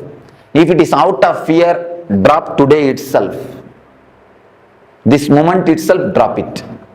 If it is out of love and gratitude, you can do it. I always tell people, no intelligent man can do any practice more than 21 days. It's a law. If you are an intelligent man, you cannot do any practice. Practice means this type of rituals. Of course, meditation you will be able to do. That is different. Any kind of ritual cannot be done more than 21 days. If you do it, it will become a dull, dead thing. The moment you enter, you will be waiting when I will leave, finish it and go out. That is it. Rama Nama, Krishna Nama, Govinda Nama. By the time you finish the 108 Nama, only Nama will be there, nothing else will be there. What is the significance of this 21? Last time on the previous class of 21 hours. 21, every 21 minutes, your energy does one full circle. In every 21 hours, your energy moves through all these 7 emotions. The emotion of love, worry, fear, sex, and jealousy, ego, discontentment. These are the 7 emotions related to the 7 chakras. Your mind at least goes once and comes out throughout the 7 emotions in every 21 hours. That's one thing. In every 21 days, at least 3 days you fall in every one of these emotions. That is why the 21 is a very significant number. In every 21 minutes, at least one thought related to these emotions come in your mind. If you can test it. Just sit for 21 minutes and write down whatever thoughts come up in your mind. You will see all the 7 emotions thoughts will be there. Every 21 minutes, all thoughts, the thoughts which is related to all the 7 emotions will appear at least once in your mind. Same way, you will have the fall into that emotion at least once in 21 hours. And in 21 days, you will have a deep feeling of that emotion. The peak of that emotion will be realized in your body at least once in these 21 days. Thought, feeling and the peak, intellectual, emotional and being level. In all the 3 levels, you will enjoy or you will experience these 7 emotions at least once. In intellectual level, 21 minutes.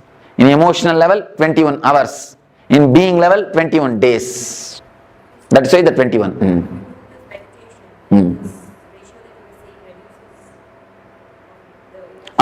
Of course, naturally the depth, the quality gets reduces.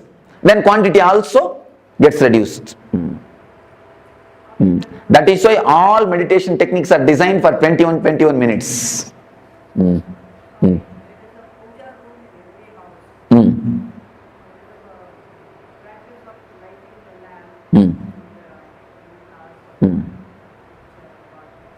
Make it as a small ritual.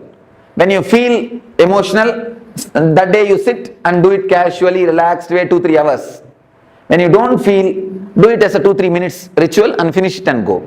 Over. Or take turns. Tell somebody else, if you are feeling, today let them go and do, that's all. Even that is to satisfy the mind.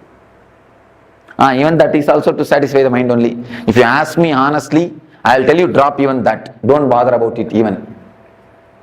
Don't even bother about that. Is it only for partners or even for the future? Generally our life. You see, when you imagine about the future, you alter your life. When you imagine about partner, you alter her life. If it alters your life, it is welcome. It's a vision. Only in that way you grow. If it alters somebody else's life, it's an imagination. Don't do that. Alter your life, okay, but never try to alter others' life. This is the difference. Bhavana, Kalpana. Bhavana means vision, visualizing. Kalpana means imagination. So do visualization, never imagination.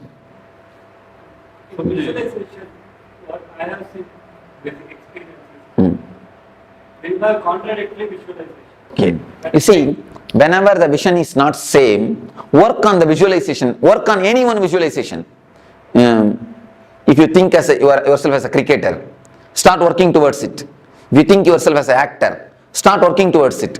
When you start working, someone will drop automatically. Then you will understand for which you need to give importance. In 1 or 2 steps itself you will understand which is going to suit with in your life. Then naturally the other one will drop. But never drop any visualization without working on it. Because you will have a hangover. If you drop that visualization, if you drop the idea of being an actor without trying to work towards it, at least take 1 step towards some producer's house. Then if you feel, no, this is not for me, it is difficult, then you drop. You will not have a hangover. If you drop without having any steps taken towards it, you will have a hangover. So start taking steps. Naturally, whatever is not for you will drop. Not that you need to drop it, that will drop you. Naturally, you can go ahead in the steps which you need to go. So visualization for the positive aspect is so good. Right. Sometimes the mind thinks other aspect also negative. You get into the trap of negative, sometimes negative. That is called unconscious visualization. meditation is the only solution for unconscious visualization. Otherwise, the unconscious visualization is nothing less than a poison.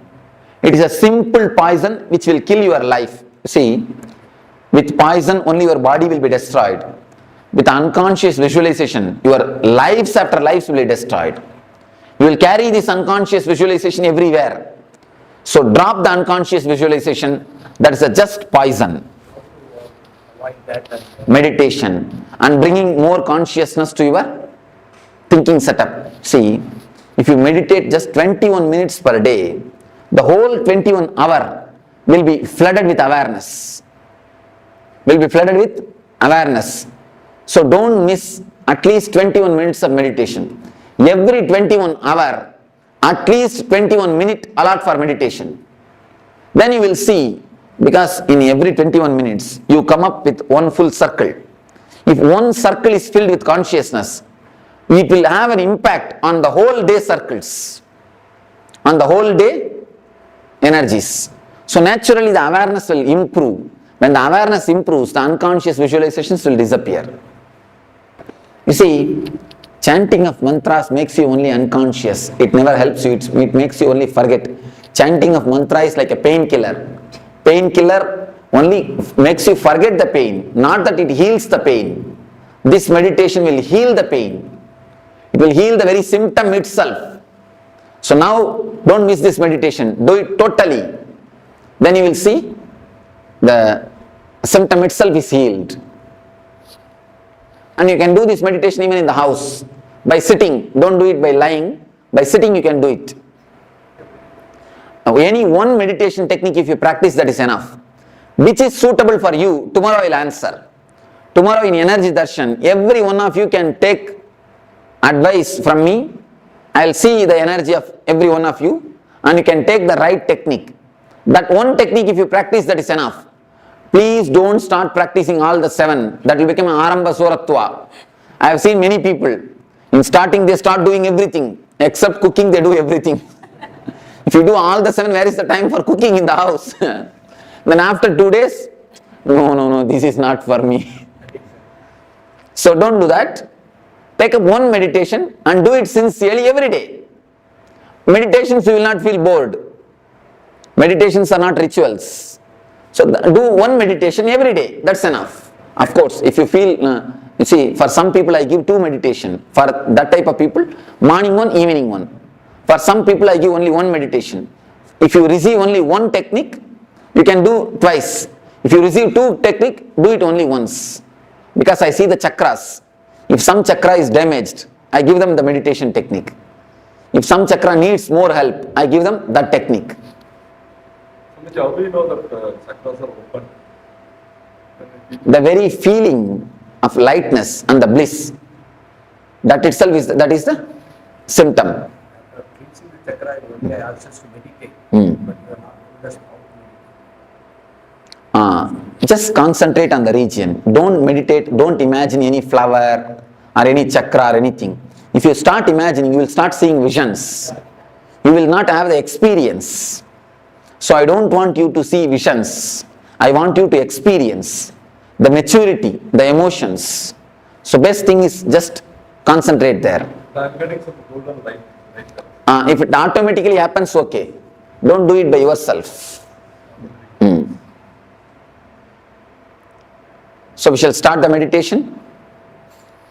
Please sit straight. Let me explain. Sit straight. And now I think you can close your eyes and listen. If you just listen, that's enough. Then when I start the meditation, I'll guide you. If you are not able to sit, no need to tie the ribbon. If you are not able to sit on the ground, you can sit on the chair, nothing wrong. But sit straight and close your eyes.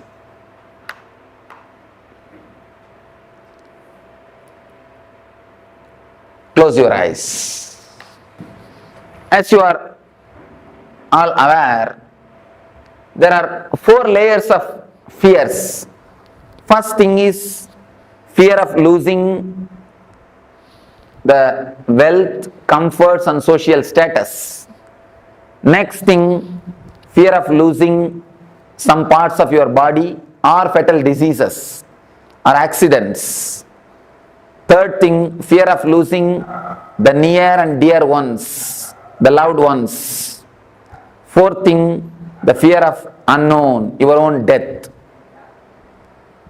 If you have fear, deep fear in some one layer, work on that particular layer deeply. Otherwise, come one by one along with me. I'll guide you one by one. First, if you have the fear of losing the wealth, visualize as if you have lost it. Imagine really you have lost it. You don't have it. You are really lost. Put yourself in the worst situation which can happen in your life. Allow the fear, allow the uneasiness to happen to you. Allow that shock to happen to you. Allow the suffering to happen to you. Consciously visualize and allow the suffering to happen to you.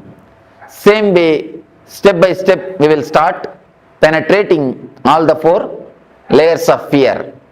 Now please tie the ribbons.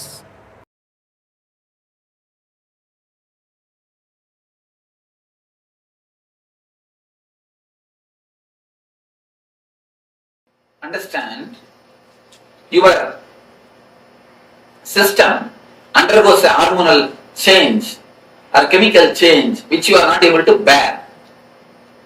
Once you know how to be centered, even when that happens, you can open the Swadhisthana. You can manage the situation. You will be centered even when the fear stroke happens to you. The quality and the quantity of the fear stroke will disappear. Many people, after doing this meditation, they come and tell me, Swamiji, the total fear stroke itself has disappeared in my life. Even if the same situation rises, I don't get the fear stroke. This will totally heal your Swadhisthana. When the fear stroke happens, you can see the Swadhisthana only will be shaken. That is why immediately you go for 1 or 2. Immediately your Swadhisthana is shaken. Love you can feel from Anagata. Depression you will worry, you will feel from navel, Manipuraga. Fear stroke you will feel from Swadhisthana. Sex you will feel in the Muladhara. Exactly you can feel the emotions in that space. Now we understood one thing. We should face the fears, layers of fears to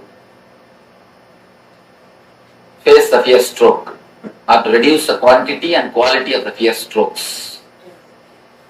What are all the fears? Okay. Now let us classify all these fears under major 4 layers. If you find some more fear, then you can tell me. We will find where it can be placed. First thing, first layer, fear of losing your wealth, comforts, name and fame, social status. First layer of fear. Fear of losing the outer world things. No, outer world things. That is the first fear. Next, fear of losing your health or accident or losing some parts of your body. Fear of your own health. Third thing, fear of losing the near and dear ones or the love of the near and dear ones.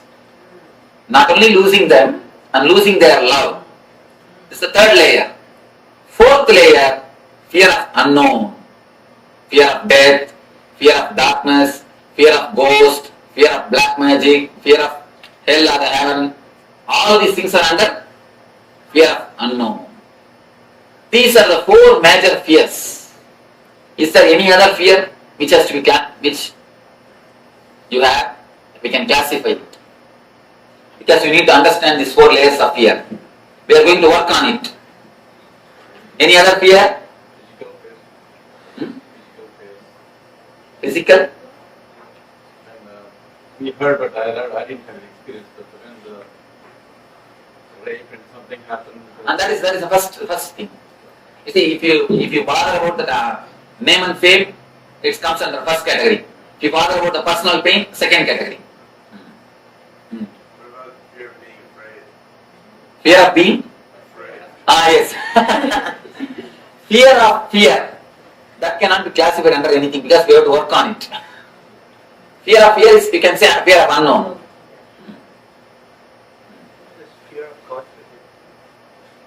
Fear of not having confidence. First layer. Fear of God. Fear of God is the fear of unknown. Fear of heights, what does that come under? Fear of heights, fear of accidents. So let us work on the fear stroke. Any other fears except this 4 layer? Okay. Let me give you the basic 4 instruction about this meditation. First thing, this meditation is not like other 3 meditations you practiced. It's not like I'll give instruction, you will do. It's like a guiding. When I guide, you need to do. In other things, I know what you are supposed to do. I tell you, you do the same thing. But here, I can only guide you. I can only show you the path. You need to imagine, you need to visualize and do. It's like if you have the fear of losing the name and fame, visualize you have lost it.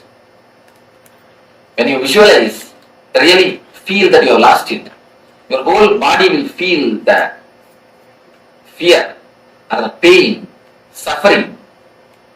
You will feel as if you want to jump out of your skin or you want to run away from this hall. You don't want to visualize anymore. Your mind will tell, no. When it comes, let us face, let us not do now itself all these things. Your mind will try its best to do all these problems.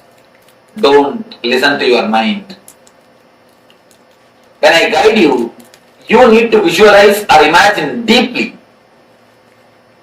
You need to practice this meditation technique deeply. I can only guide you. You need to practice. This is the first thing.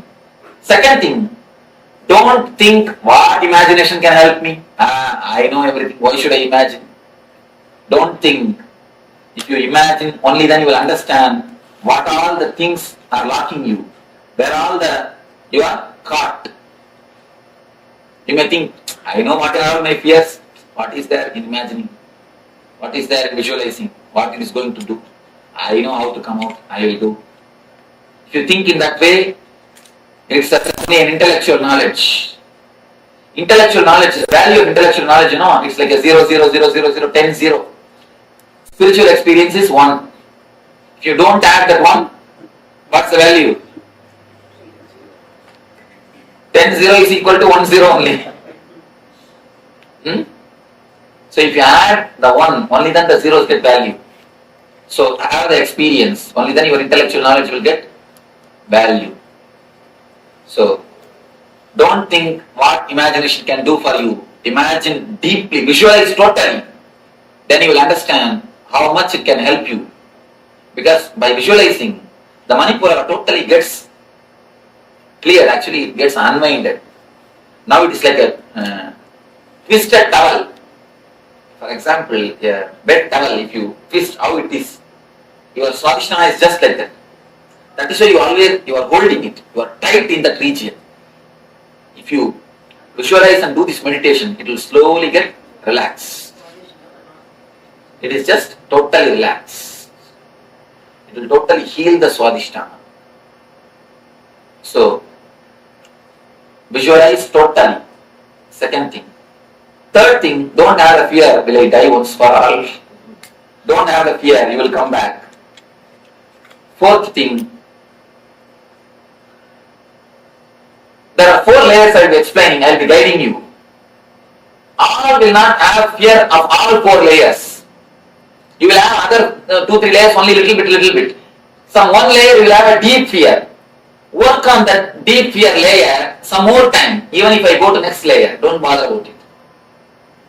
The 4 layers, losing the outer comforts, name and fame, social status, losing your own body, health or some parts of your body or accident, losing the near and dear ones or the love of the near and dear ones, fear of your own death and the unknown, fear of unknown.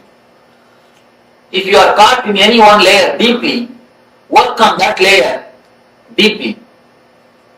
So, any more doubt about this meditation? Visualize totally. Let your eyes pour tears. Let your hands tremble. Let you feel that you are sinking. Let you feel you are dying. Nothing wrong. Allow everything to happen. Everything to come up. Only then your consciousness will get strengthened to face the fears and reduce the quality and quantity of the fear stroke.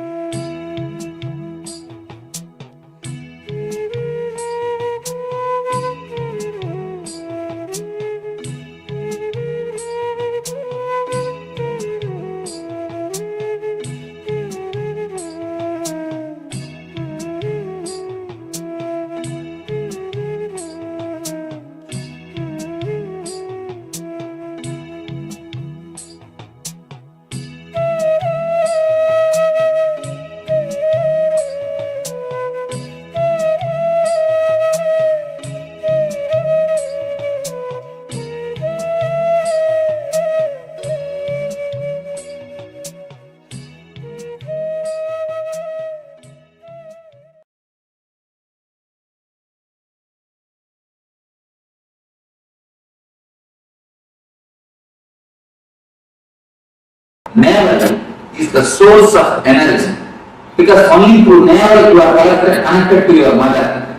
Your mother is the source of all your energy. Now let us discover it. They say, I read in that book, Why God Won't Go Away. It's a book.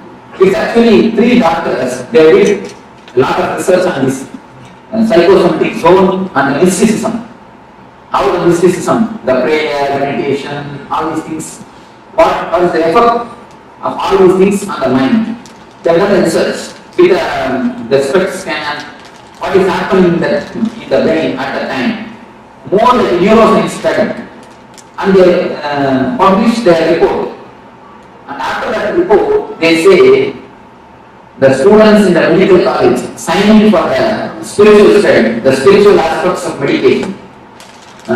Spiritual meditations.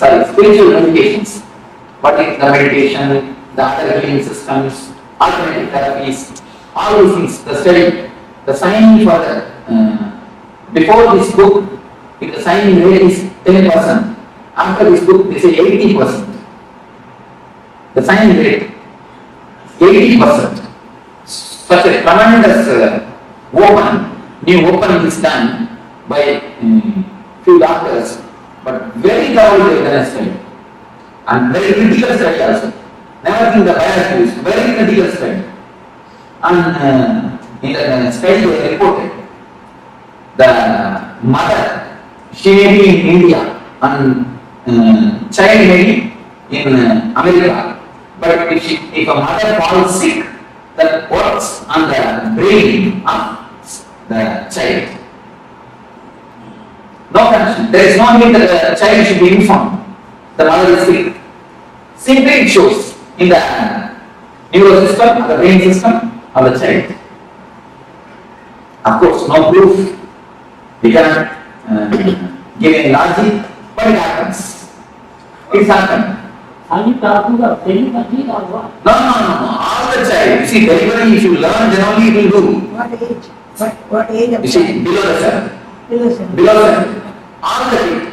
Below 7. After 7 only you get the individual. Below 7, no individual. All the kids. It is stored in the brain. There are few kids who have got the immune system strong, they don't get the disease. But there are many kids whose immune system is not strong, they get the disease. Even a small fever, what to say, headache, it is immediately responded. The corresponding thing happens to the kid. Of course, very hard to believe, very difficult to believe. Logically, there is no connection, but they say it is what this is what is truth. Such a after vast research, they say it is true. It is happened. Why? Because the nerve center, Manipura, we are connected to mother through this Manipura. The first source of energy is nerve center, Manipura. From to the nerve center, we are related to mother before birth and even after birth for some time, few minutes, till we get that connection with the air, with the outer existence. We have a connection with the navel center. Navel center is the center which can give all the 5 energies to us. The ether and air and Agni and water and Prithvi. All the 5 energies, 5 elements, Panchabhutas, all the 5 energies can be given to us through navel center. Other chakras can receive only 1 or 2 energies, but the navel center can receive all the 5 energies. That is the reason we are connected to mother through navel. This chakra is disturbed by worries and depression. By worries and depression, there is a master key. Let us enter deeply. How? You may ask. Any worry, you can see the first blow will be for stomach. You can always see it's an experience of thousands of people. Any worry, the first blow will be for the stomach. Either diarrhea or other underlying problems. Any worry. You always say, I can't stomach it. I can't digest it. And the next thing, let us see what is worry, and then later what is depression.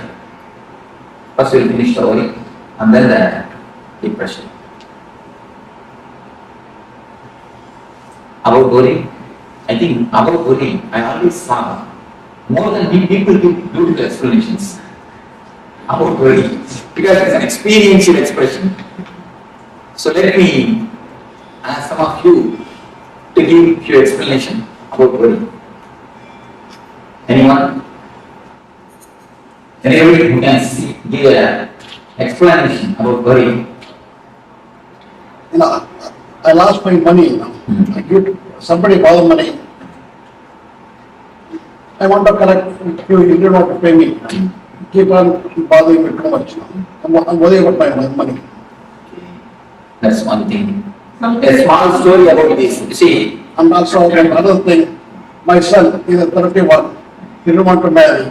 I keep on pushing him. That is one thing. You see, as soon as he told money, I remember a small story. Once a man vanished. He got $100 from a man called Room. He spent it. Then the Room asked him, "Where is my money?" He borrowed $100 from another Sikh and gave it to the Room. After a week, the Sikh asked, he borrowed from Room and gave it to the Sikh. After a month, Room asked, he borrowed from Sikh and gave it to the Room. After repeating this for 10 times, he called Room and Sikh together. Why don't you give the money after every month by yourself? Keep me out of the scene. So this is one reason. Something that you keep on thinking about. That's something. And then? But the things don't go the way you expected. And then, anyone? Some more? Some more worries? Fear. Fear inside you to prepare for the future. Insecurity. Worry about your patient's health. Each one is telling out their worries. You see, whatever he said is only the reason for worries. Now, what he said is the reason for worry. What you said is the cause for worry. Only is the reason and causes. What is worry itself? Exactly give me the definition. Just give me a clear definition. Any philosopher? State of disturbed mind. Okay. Fear of the future which is not there. Okay. Or you process it differently what's happening outside. You are the philosopher. Processing a little different way what is happening outside. A nice thing, nice way of putting things. Then, because 99% of the worries never become true. Whatever 1% happens, true is always good. It's always good. So, The way how you react to things and the attitude that you have towards everything that you we can react. Anxiety about something that hasn't happened. Married? Then you need no guilt. If you are not married, then difficult. Don't try. No, I am telling, don't try to answer the worry. I am not telling you. Don't worry. Anyhow, any other philosophical explanation? Apprehension of unknown. Yes. So that's one question. Apprehension of unknown. And here is a good answer. The processing in a wrong way. What is happening outside? It's a disturbance of your mind. Whether it is real or unreal, it's a disturbance of your mind. When thinking. Yes, but if you are trying, ma'am, don't worry, ma'am. If you don't try it, no, she has trying something. Are you going to give some answer? No, you are. Don't worry. So all the answers. wasted thought energy towards something you have no control.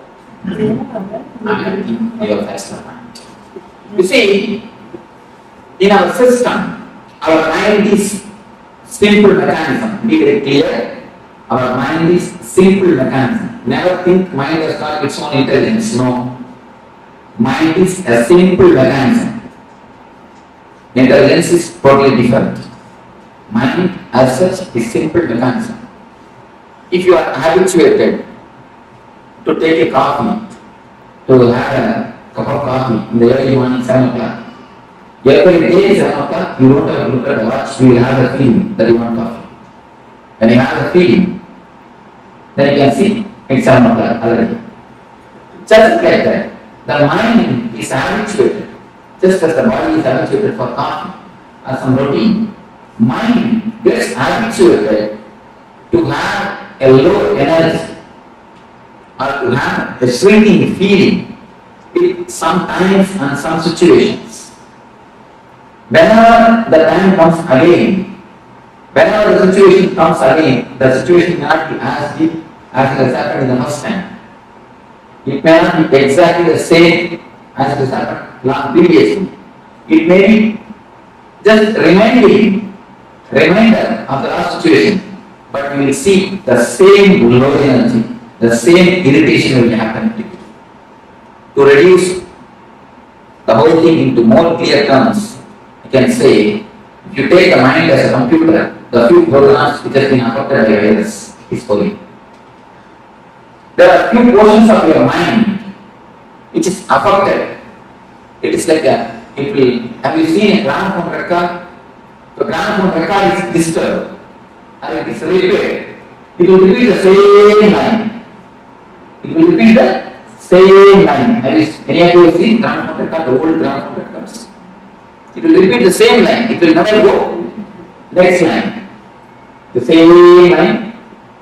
I went to his estate. Below his estate. There I saw the gramophone. And tape was repaired.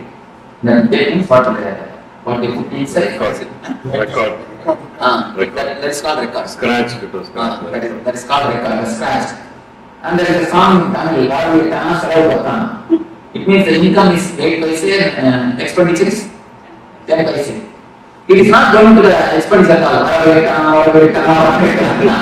It is again repeating on the income. It's not going for expenditure at all. So that is a good regard for money income. No expenditure. You might have done it on purpose. That I don't know. Repeating the same line. It's not going to the next line. So, then I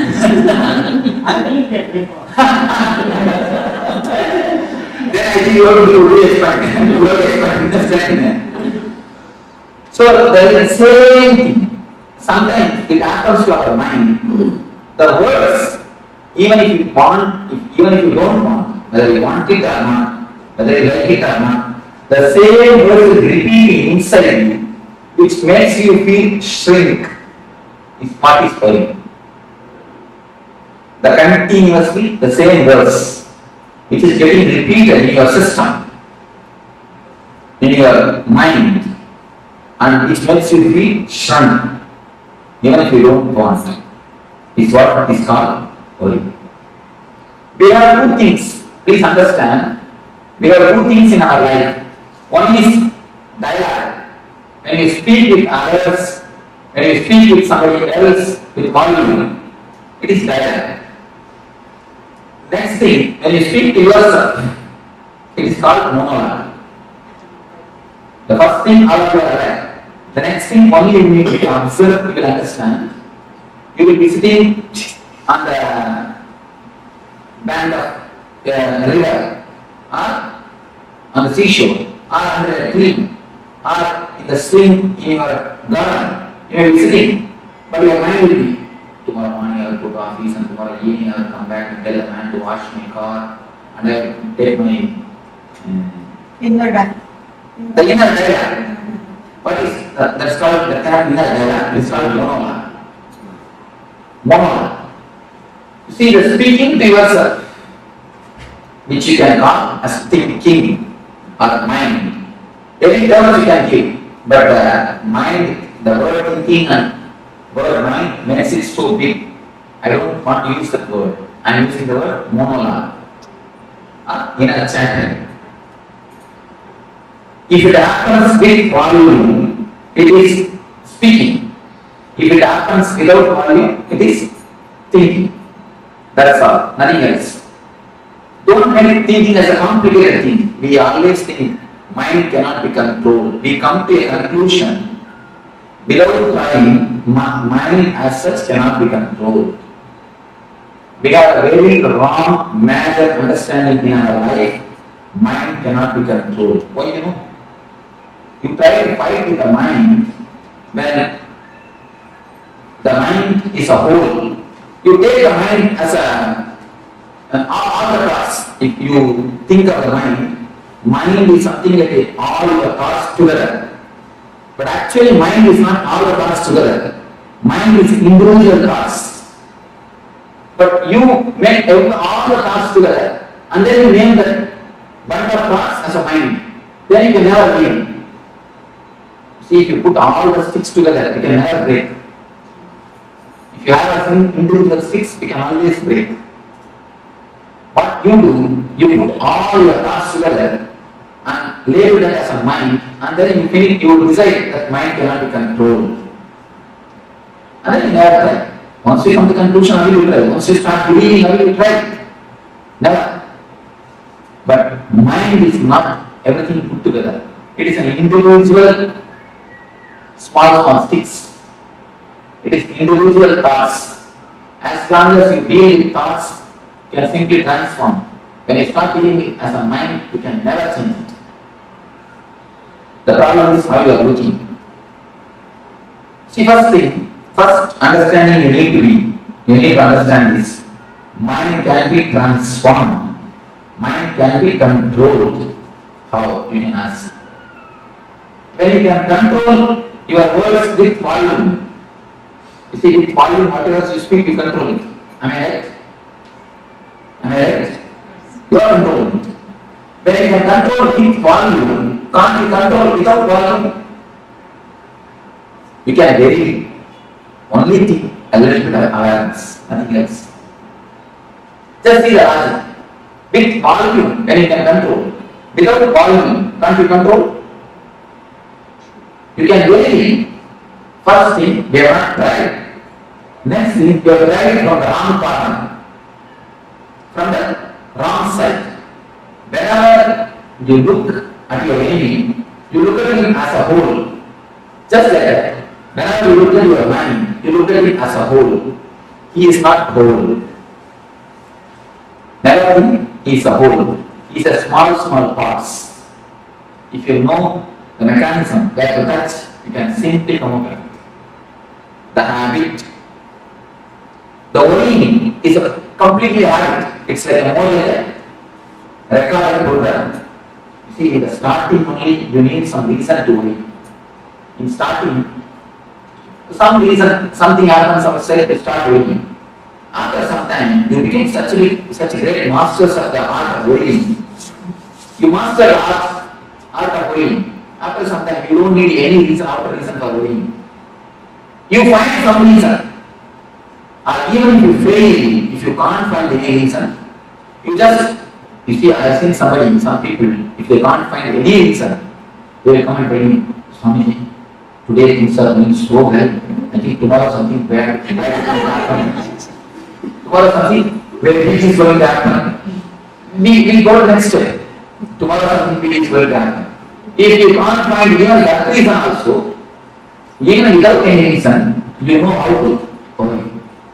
Because the way becomes habit. Your system completely gets habituated to worry. See, the word habit is a beautiful word. You should understand that word. You should understand that word, worry, the habit. If you drop H, your bit will be there. If you drop A, bit will be there. If you drop B, it will be there. Only when you drop the I, it will die. The very word has got a beautiful meaning, habit. Drop H, your bit will be there. Drop A, bit will be there. Drop B, it will be there. Only when you drop I, it will die. The meaning can be understood by the word itself. A beautiful word. Worry becomes just an habit in your system. Worry has become part or a portion in your system. The feeling which makes you shrink and which gets continuously repeated by itself, whether you want it or not, whether you accept it or not, is what is called worry. Next, let us see what is depression. The circuit or the way how the depression is created. See, any according to the people of the biology, the body of the animal and body of the man is one and the same, almost one and the same. Only mentally we are more, we are something higher than animals. And now they say that chimpanzees do 80% of all the activities what a man does. 80% can be simply done by chimpanzee. Only one thing, he doesn't have his own mind. In the plane of mind we differ, but in the plane of body, we are almost one and the same. If a chimpanzee gets angry, he will simply beat other chimpanzee, or at least a cage. But if a man gets angry, he cannot beat somebody else. In the society, if you are angry against your boss, what can you do? You can give only a smile. Nothing else. If you are angry against your wife, what can you do? Nothing can be done. There you lose job, you will lose food. Nothing can be done. See, anyway, you can express your anger whenever you want. You cannot completely express it. But they say, the doctors, they say, whenever anger happens to you, poisonous chemicals are released in your system. Poisonous chemicals which disturbs your immune system is released in your body, in your system. What will happen to all those chemicals, all those acids? It's like an acid bath. It's like a bathtub filled with acid. You are taking acid bath every day, every time, whenever you enter into anger, and you express it, at least you come out of it. The chemical is worked out. When it is not expressed, it is completely, totally suppressed, and just it gets deposited in Manipura Chakra. Manipura is the energy center in which all these negative emotions are deposited. Any suppression, sexual suppression, or the violent suppression of the violent emotions, or the anger, or the vengeance, anything, if it is suppressed, it directly comes to the energy center of Manipura. Manipura is the center where all the suppression happens, all the suppressions are stored. If you suppress, what will happen? The suppressed acid only creates acidity. Nothing else. That is what directly happens. That is the reason the Manipura gets disturbed. The depression and the worry directly disturbs Manipura. Anything suppressed directly attacks Manipura. Manipura is the first chakra, first center which is disturbed by its suppressions and the system of suppressing. That is the reason children don't have any suppression. See, children, if you see the kids, you can see a grace in them, a beauty in them. You will not see any ugly child around the world. You can see the photographs of kids around the world. Indian kid, American kid, African kid, Sri Lankan kid. Any country, you can just see the photographs. You will not see a single kid who is ugly. Have you seen a single kid who is ugly? You must have seen in so many TVs. Even Ethiopia, they are living in poverty. Even there, kids you see, they have their own grace. They may live in poverty, they may be lean and thin, but the grace of the face will not be lost. Because they are nothing in the Manipura. They are not collected anything, they are not suppressed anything. Have you seen a single kid who is ugly? Have you seen a single grown-up man who is beautiful? The problem is Manipura. The depression and the worry takes the grace from a being. No depression or the worry is accumulated by the kid. Even if they accumulate, they have a beautiful technique to throw it out. Have you seen after feeding the kid, if you put him to rest, he will just blabbering. Have you seen? Something like that will be blabbering. The blabbering is a beautiful technique to cleanse the Manipura. Kids do that. Whatever meditation you are doing in all these 2 days, all the kids they do. Because the system has got its own intelligence to do all the meditation. And the same way, any of you, if you know Yogasana, the major 12 asanas are there.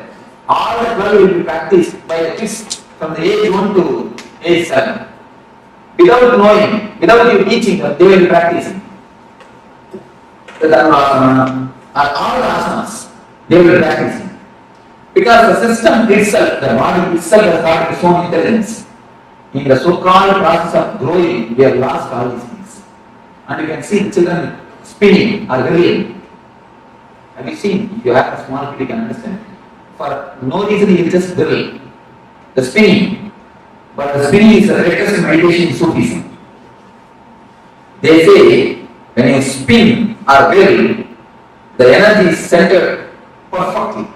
The energy center, the centering of the energy happens. In Sufism, the drilling is a meditation technique. But when the child does, we beat him and make him sit. At least millions. I went to the Santa big beach. I saw small kids. They are just entering into the water and playing. The parents are also very relaxed and they just let the children go. And I can't see the scene in Marina Beach. In India, first thing they won't let. And even if they let, how so many rules and regulations they will put up.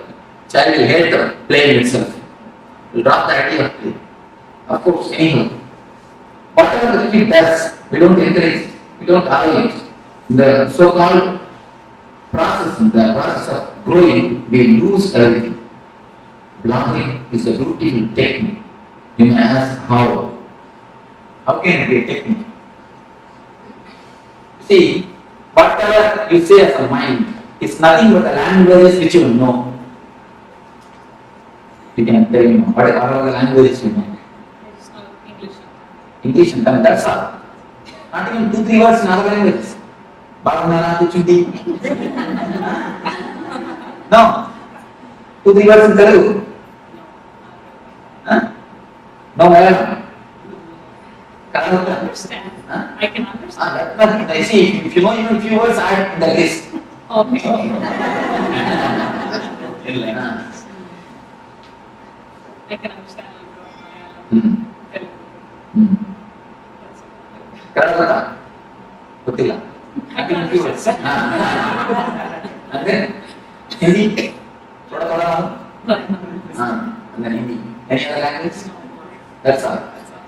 You see, if suddenly something happens and you forget all these 5 languages, can you say you have something else called mind? No. Even acting out happens only with the seed of language. The verbalization may not be by the language. You see the man who doesn't know any language and he acts out. You can see he has got his own language. But as far as you concern, only these 4-5 languages. You are not developed your own language. Only if a man is born from birth, if he doesn't know any language, then only then he develops his own language. For you, I am telling you for you, if you forget these 4-5 languages, can you say your mind exists? No. Alright, tell me what way you can exist. I can just tell it to myself. I cannot have a dialogue with someone. That is what. Then again you are using the same language, 5 languages. I am telling you, if you forget 5 languages completely, there is no other thing in our mind except this language. our mind as nothing else, at least the active portion of the mind. Whatever is active in your system has nothing else except this five language. Except this language, not for you five, for others their own languages. You cannot think anything except these few languages. Without that language, it is like a big lake covered by snow. The lake is the energy, the Atman. Snow is the thought process, the chattering. If you can break the chattering, if you can break the thought process, and the water which is inside, or the pure water which is inside can gush out and energize your field. You are this side and the energy is that side. In between, the ice layer is there, snow layer. The ice layer stops the energy reaching you. The ice layer is what is the mind or the thought process. If you can break the thought process, if you can break the mind process, you can see the energy gushing towards you. The Manipura also, Manipura is the energy. The suppressions or the depressions, the suppressed emotions form a layer in your system, in the Manipura chakra. By some process, if you can break the thinking system, if you can break the thought process, the energy just gushes out and washes away all the depressions and suppressions from your system. If you feel that anything else can exist without words, you can tell me. Anybody else? Do you understand what I mean? Difficult, little difficult, because the whole mind is reduced to just languages. It's something new. Because it's new, we are, almost a base is lost. Because mind means we are thinking as a big thing. Mind is something very big thing for us. But simply the base is removed. Now I say mind is nothing but a few languages which you know. So we are really the loss. The big property is taken from us. But logically, I tell you. What about people who think before they had any language? You see, that we cannot imagine. Now if you imagine, again you are using only the language. Then you try to imagine, they had their own language. Again, when the mind got, when an animal has become man, in the process, the language development was there. The sounds, I see the special sounds are associated with the fear. If a man feels that a fire is happening near him, he used to create that sound, and all will understand something frightening thing is happening there. So they will run away. Later, with the sound, the language was developed. They had their own language. With that sound, they think. They start thinking with that sound. Do you understand what I say? The tribal language, you may call it. I guess we have always assumed that language is a way of expressing what is in the mind. But now you're saying language is simply the mind. Because anything in your mind you cannot have without language, without word, without verbalizing. The verbalizing process, the verbalizing process is the process which is the uppermost layer of your energy system. You are above the verbalizing process and your energy is below the verbalizing process. That is the reason the connection between you and the energy never happens. So any logical thinking is lost without language. There cannot be there cannot be any logical thinking. There cannot be any logical thinking. You see, when you use your logical mind itself, you are not using your whole energy. Please be aware. When you use your intelligence, you are putting all your energy to use. When you use your logic, you are not putting all your energy to use. You can always see the decisions of women is very sharp because they think more with intelligence, not with intellect. The decisions of the men, maybe immediate, they will give an immediate result, but for long run, the decisions of the women are sharp because they think with intuition. Any decision with intuition and intelligence. Any decision with logic has no intuition. I always seen the decision taken by logic gives immediate result, but for not for long run.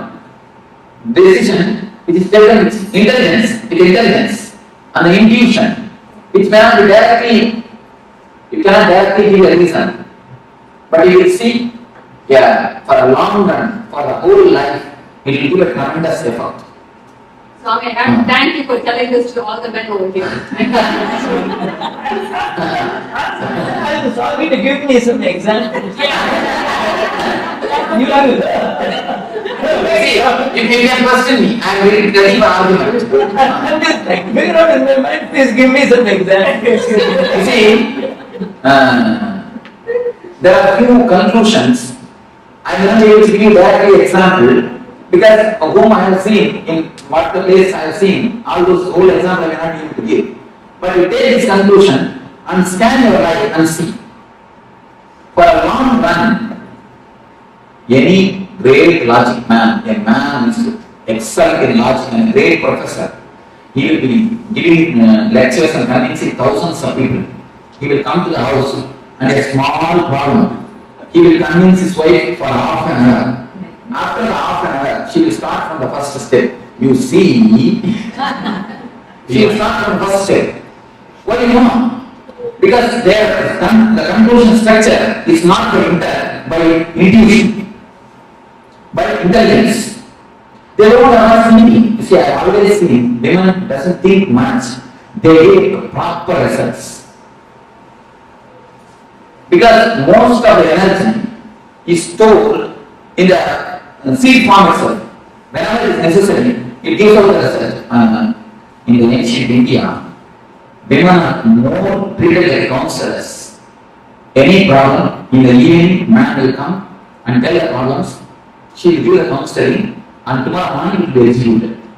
More they are treated as counselors. And not only that, the techniques to keep the intuition alive is practiced by women. The dark itself is a technique to keep the intuition alive. Tomorrow we will be using the technique with the dark, with the Anya Chakra. The techniques to keep the intuition alive is always practiced by women. But you cannot see any women logically. How much you try to convince by logic, nothing like that. Is it that they think through the heart more? No, they think through Manipura. They think through Manipura, not through heart, but through. Are they more emotional? No. They think through intuition. The Manipura is the center. You see, Manipura is the center, very active in women. That is the reason only women could give birth. And not only that, Manipura is active in women. One more reason, they need to give birth. They need to give a whole body to one more life. For that, by nature, Manipura is strong for women. They need to give a full structure. Practically, the work of Brahman needs to be done in that energy center. So the Manipura of women is more strong. That is the reason. And this, I have seen the intuition counselors there, and that also, women are more successful. Even in India, the Ayurveda Suran, have you heard of this? Intuition counseling.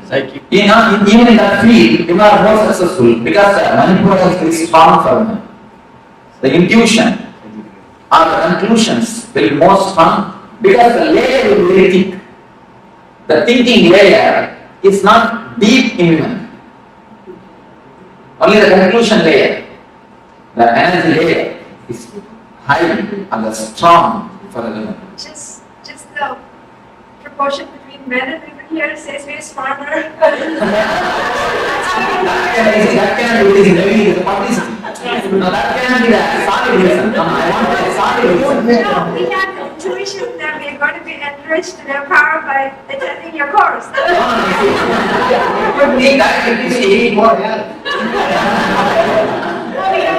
See, in that case, we see logic can play both things. That is not right. I wanted to give you some solid proof, some solid example. See, I will give you the discourse. By the time I remember, and give you the solid examples. It's happened in my. And even if you give one example, that will not be enough. This is the concept. If you scan your life, you will understand. This is the idea. You just go through your thing, you will understand. Whenever everyone decides it's for long run, it's always good for a long run. Because she doesn't have much of energy wasted in aggressive immediate. No, not only that. The aggressive joys. You see, any joy which comes to you by aggressiveness, but outgoing things. She doesn't have our system itself, the joy of passiveness. The very system is more passive. Energy is wasted only in aggressiveness. Okay, The very system is a passive. women being nurturing, because they nurture, they have to use a lot more common sense and intuition rather than logic. That is something. Why it happens, how it happens, they ask. Oh, I see. I am trying to give them some basic examples. I am giving only the reasons. Reasons from all the energy sources or the books. Only I am giving the reasons. I will give you example and I remember. Manipura is, you see, this basic understanding. The Manipura is the master of intuition, the master of the energy, master of the energy source. This chakra has to be powerful for you because you need to give birth. You need to supply tremendous energy to the other life. That is the basic logic. Why the Manipura of the women is more strong.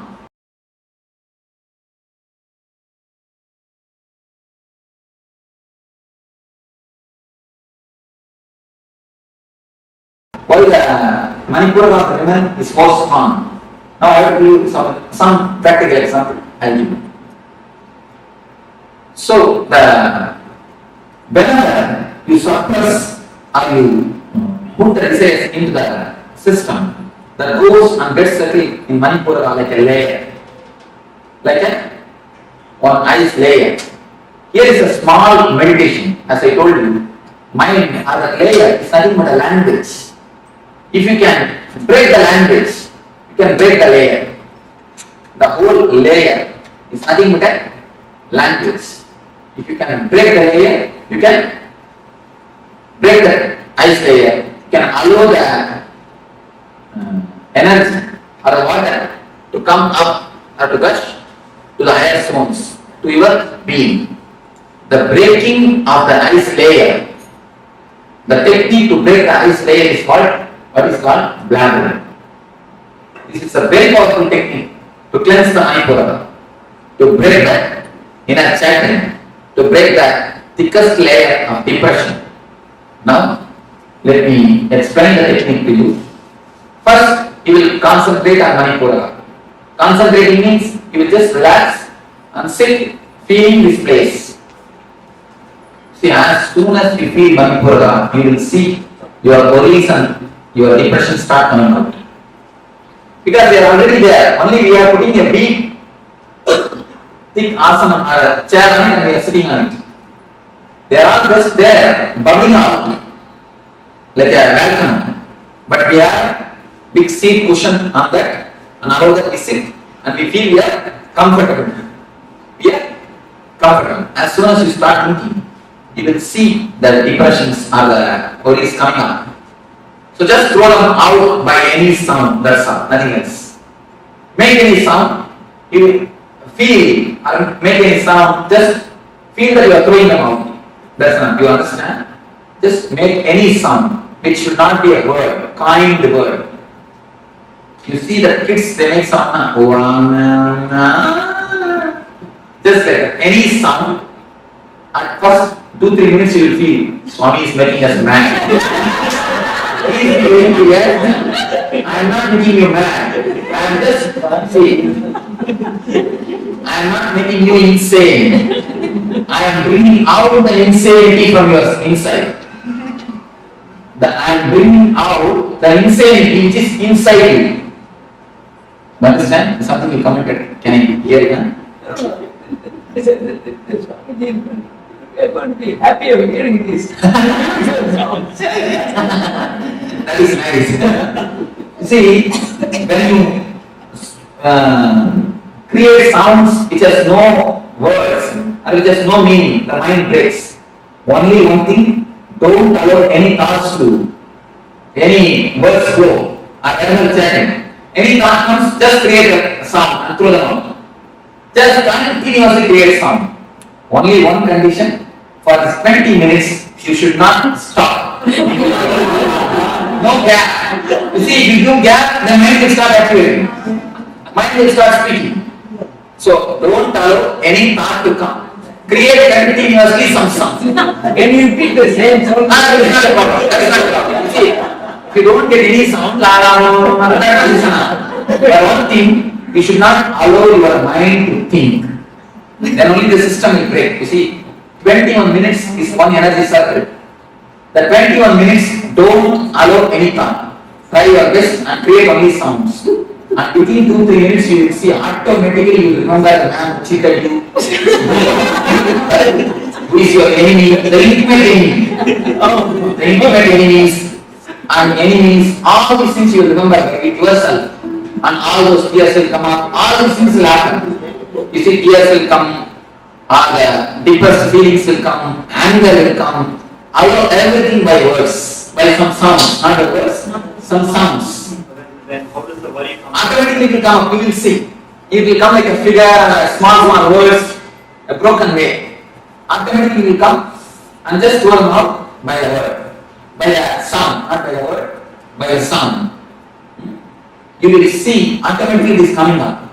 All your enemies will come up, you will kill all your enemies, throw all your anger, everything will come up. You see, this is called, 1 minute, this is called verbal catharsis. And one more thing you can do, it is called physical or body language catharsis. The verbal language catharsis is this. One more thing, body language catharsis. Just remember your enemy and make as much of faces as possible. Why no? All your tensions are hidden in the face. You don't know. The grace is lost because of the layers of the tension in your body, in your system. Have you heard of this alien photography?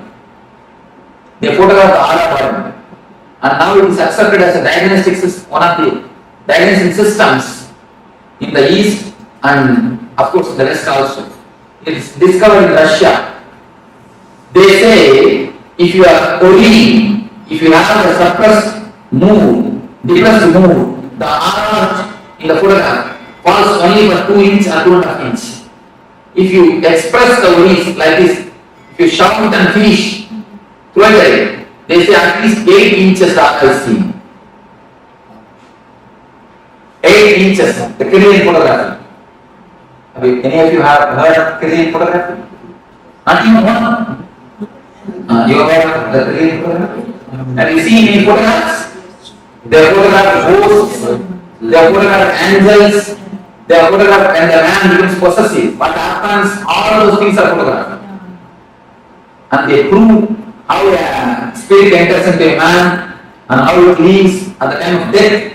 A man is continuously photographed and the light going out of the body is seen, and the silver cord means even after the cutting the navel cord or the umbilical cord, a certain connection exists for 11 days between mother and the child.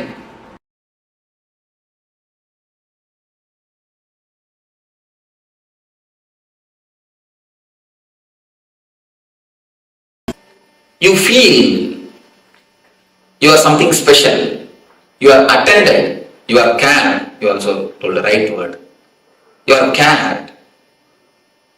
Care is what we call love. If somebody gives his attention to you, you say he loves you. If you give your attention to somebody, you say you love him. That's all. Giving attention or having attention is what is love. When you give your attention, you say you love him. When you receive attention from somebody, you say he loves you. Am I right? Any question? May has not understood. Well, a lot of times you hear people say, I care for you, but I don't love you. Yeah. especially in Americans. Caring and not loving, I don't think there can be caring without love. And I don't think there is a difference between these two. That's all. But I say general love. Totally, love means it's a caring. The expectations also matter. The expectations, with or without expectations. Without expectation, it cannot happen. Without expectation, only enlightened man can love. I tell you. No, it's the truth. So never think that our love is without expectation or something like that. The depth of expectation. Probably the depth of expectation. No, even that, you see, only two things. Expectation or no expectation. That's all. And when a person becomes a love, when his whole being becomes love, only then he can give loving, he can give love without any expectation. Otherwise it is not possible. So, let us not bother about expectation or not. That is the basic thing, with expectation only.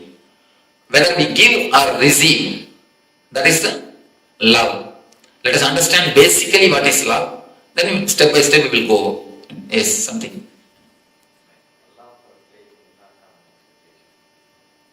Love for a place. How do you say you want to be there?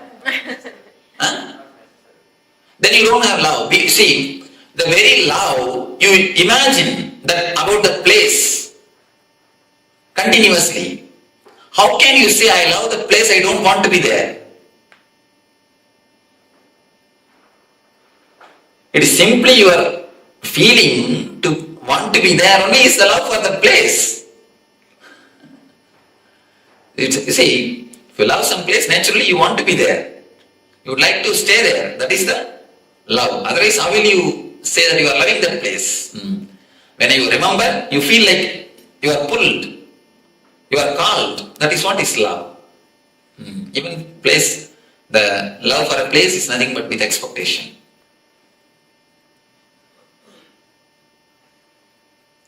So you understand first, I think Jayashree can take the notes later on. How many of this type of courses you attended earlier? Not even one. First course. That is why you are not yet experienced. How many of you have attended any other courses like this? Please, you can raise your hands. And how many of you have taken notes at the time? Raise the hands. And how many of you went back to the house and started seeing once more? I didn't. No. You are on exemption. Last time also you are the only exemption who raised the hand. Nobody else. 90%. You say 99, I suspect you. I don't believe you. Even if you say that I go and revise it, I don't believe. She does. She tells me. Maybe rarely. Thank you. I think she has no other work. I have not seen a single person who takes the notes and goes back to the house and sees it back. No. Most of the time, when we go back to the house, we just put that in some cupboard. When you shift your house, you just come upon that notebook and say, oh, that Swami from Bangalore came. Yes, that course notebook. With respect, put it in the dustbin. So, don't go for notes. Understand. If you take notes, instead of understanding now, you will postpone the understanding. You will think, I'll go and study in the house. So instead of that, at least understand, you will have notes in your heart. And once you understand, you don't need to remember it. The idea will remember you. People ask me, Swamiji, should we practice all these teachings in the house? I tell them, no. Don't practice. If you have to remember and practice, then what you have understood? If you really understand, you don't need to practice. You don't need to remember them. The teachings will remember you. They will just come up whenever it is necessary. I always tell people, try to forget everything. If it is really worth in your life, you will not be able to forget. Do you forget your name? No. You don't forget your basic details or basic things about your life. Same way, if it is a basic need, if understanding is a basic thing, you will not be able to forget. If you don't understand, only then you need to remember. Once this becomes an understanding, you don't need to remember it. The understanding will remember you. I again and again tell the people, if you really understood, if you really grasp what I say, if you really interact, that is more than enough. Whenever you take something, swallow something without understanding, only then you need to again and again remember. You understand what I say now? Just, if you understand, that is more than enough. You don't need to remember the teachings. Teachings will remember you.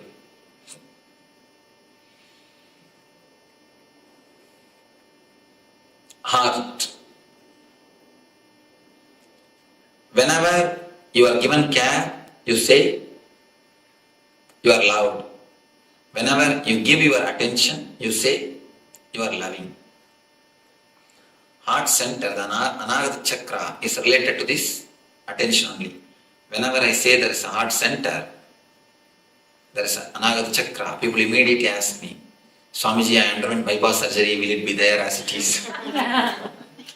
Whether you underwent bypass surgery or open heart surgery, the Anagata Chakra will be there as it is. Don't bother about it. It will be there as it is. It is not physical, it is more metaphysical. It is more spiritual. The key for the Anagata Chakra is whenever you give your attention, the energy center opens. Whenever you ask for the attention of the others, this gets locked. We may say, when are we asking? All your fight in the house is nothing but the asking of attention from others. Everything. Let us look a little deep into the mechanisms of Anagata Chakra. Actually, you feel pampered when you are attended. You feel you are recognized when you are attended. Have you seen the kids? They will be playing in the house. They will throw something here, there. They will just put few steps forward. And then they will wait and see your face, whether you recognize it or not. They will just look at your face. If you recognize, if you say okay, they will go ahead. If you just gaze at them, if you show a different face to them, immediately they will sit silently. They will keep quiet.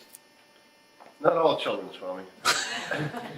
Of course, some they start crying and weeping or anyhow, they just sit or they just wait for your attention, for your recognition. Same way, you also continuously wait for others' recognition. Whenever you do something, you immediately wait for the others' certificate. Even if they don't affect your day-to-day life, even if they are not directly related to your day-to-day life, you wait for others' certificate. People come and tell me, no, Swamiji, I just do everything as a service, I never expect anything. If you don't expect anything, you will not even expect the good opinion of the others. But what all of us do? End of the day, we just wait for what? Certificate. Good wife, good husband, good son. If you are not given certificate, sometimes you demand also. Most of the time, we demand. Understand a little deeply. Every action, if you scan your life, every step you can see you are expecting certificate. You are expecting certificate from somebody. From the very young age, you are conditioned to live with good certificates. You are conditioned to aspire for good certificates. The West, I saw even many houses I saw, they put that good wife, good husband, good parents. Actual certificate itself is given. Kids give for parents, husbands give for wives, and wives give for husbands. The certificate itself is given. The certificate from the other, the opinion from the other becomes a driving force for us to live. Most of the time, if somebody doesn't give you a certificate or recognition, if nobody recognizes you, you feel lonely. You feel lonely. We are continuously afraid of loneliness. Loneliness is more or less like a poison for us. Your ego is alive only when the others exist. You are a good person only in front of so many persons, so many people.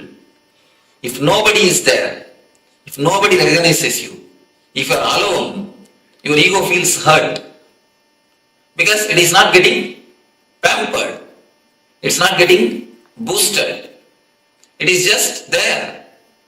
Your ego slowly withers away. If you stay alone in your room, there is nobody to praise you. You cannot feel you are a good person. Only with so many others, you can feel you are a good person. Alone, can you feel you are a good person? No, there is no comparison. Your ego doesn't have a base to say you are a good person. Your ego does not have any support. Only in the relationship ego flourishes.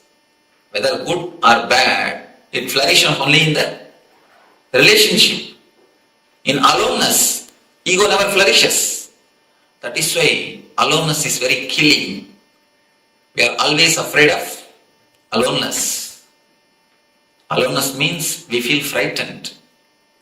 We continuously work only for certificates, only for the other signature. Our life is nothing but a long signature campaign. We have a big notebook.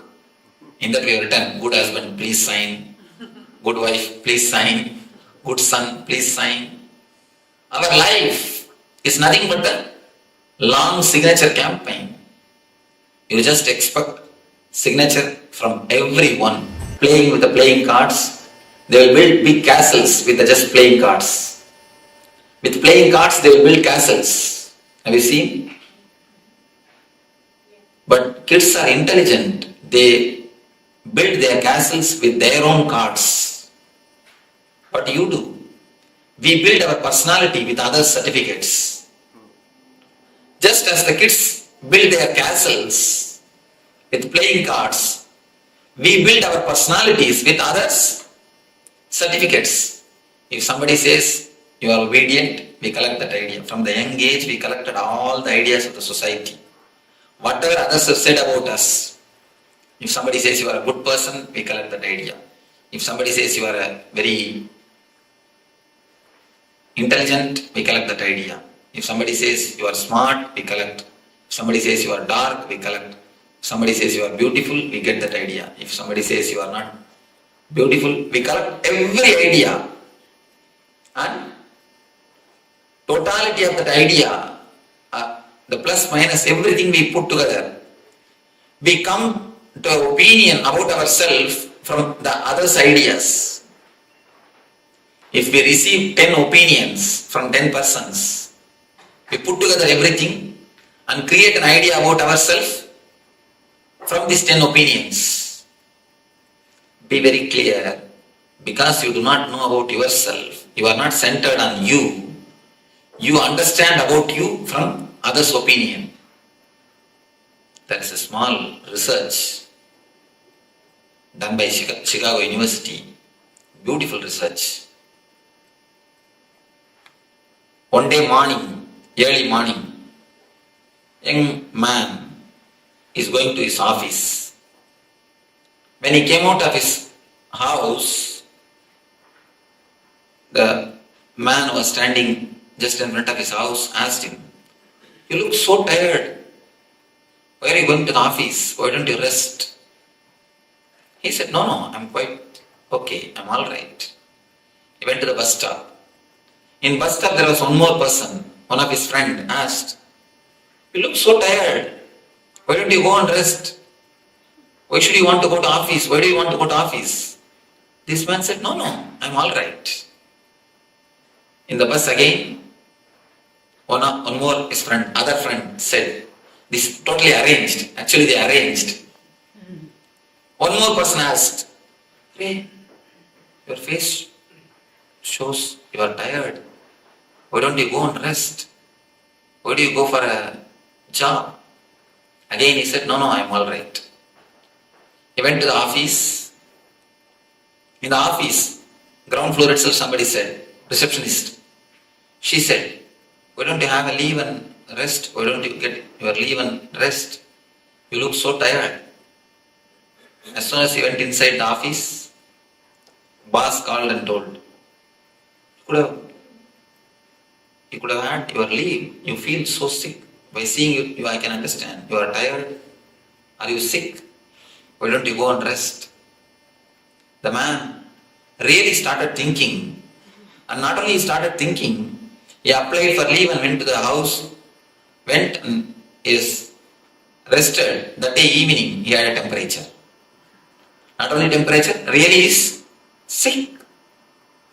When many people continuously tell you something, you immediately start believing. Not once or twice, 15 times they did this experiment. All the 15 times, all the 15% fell sick.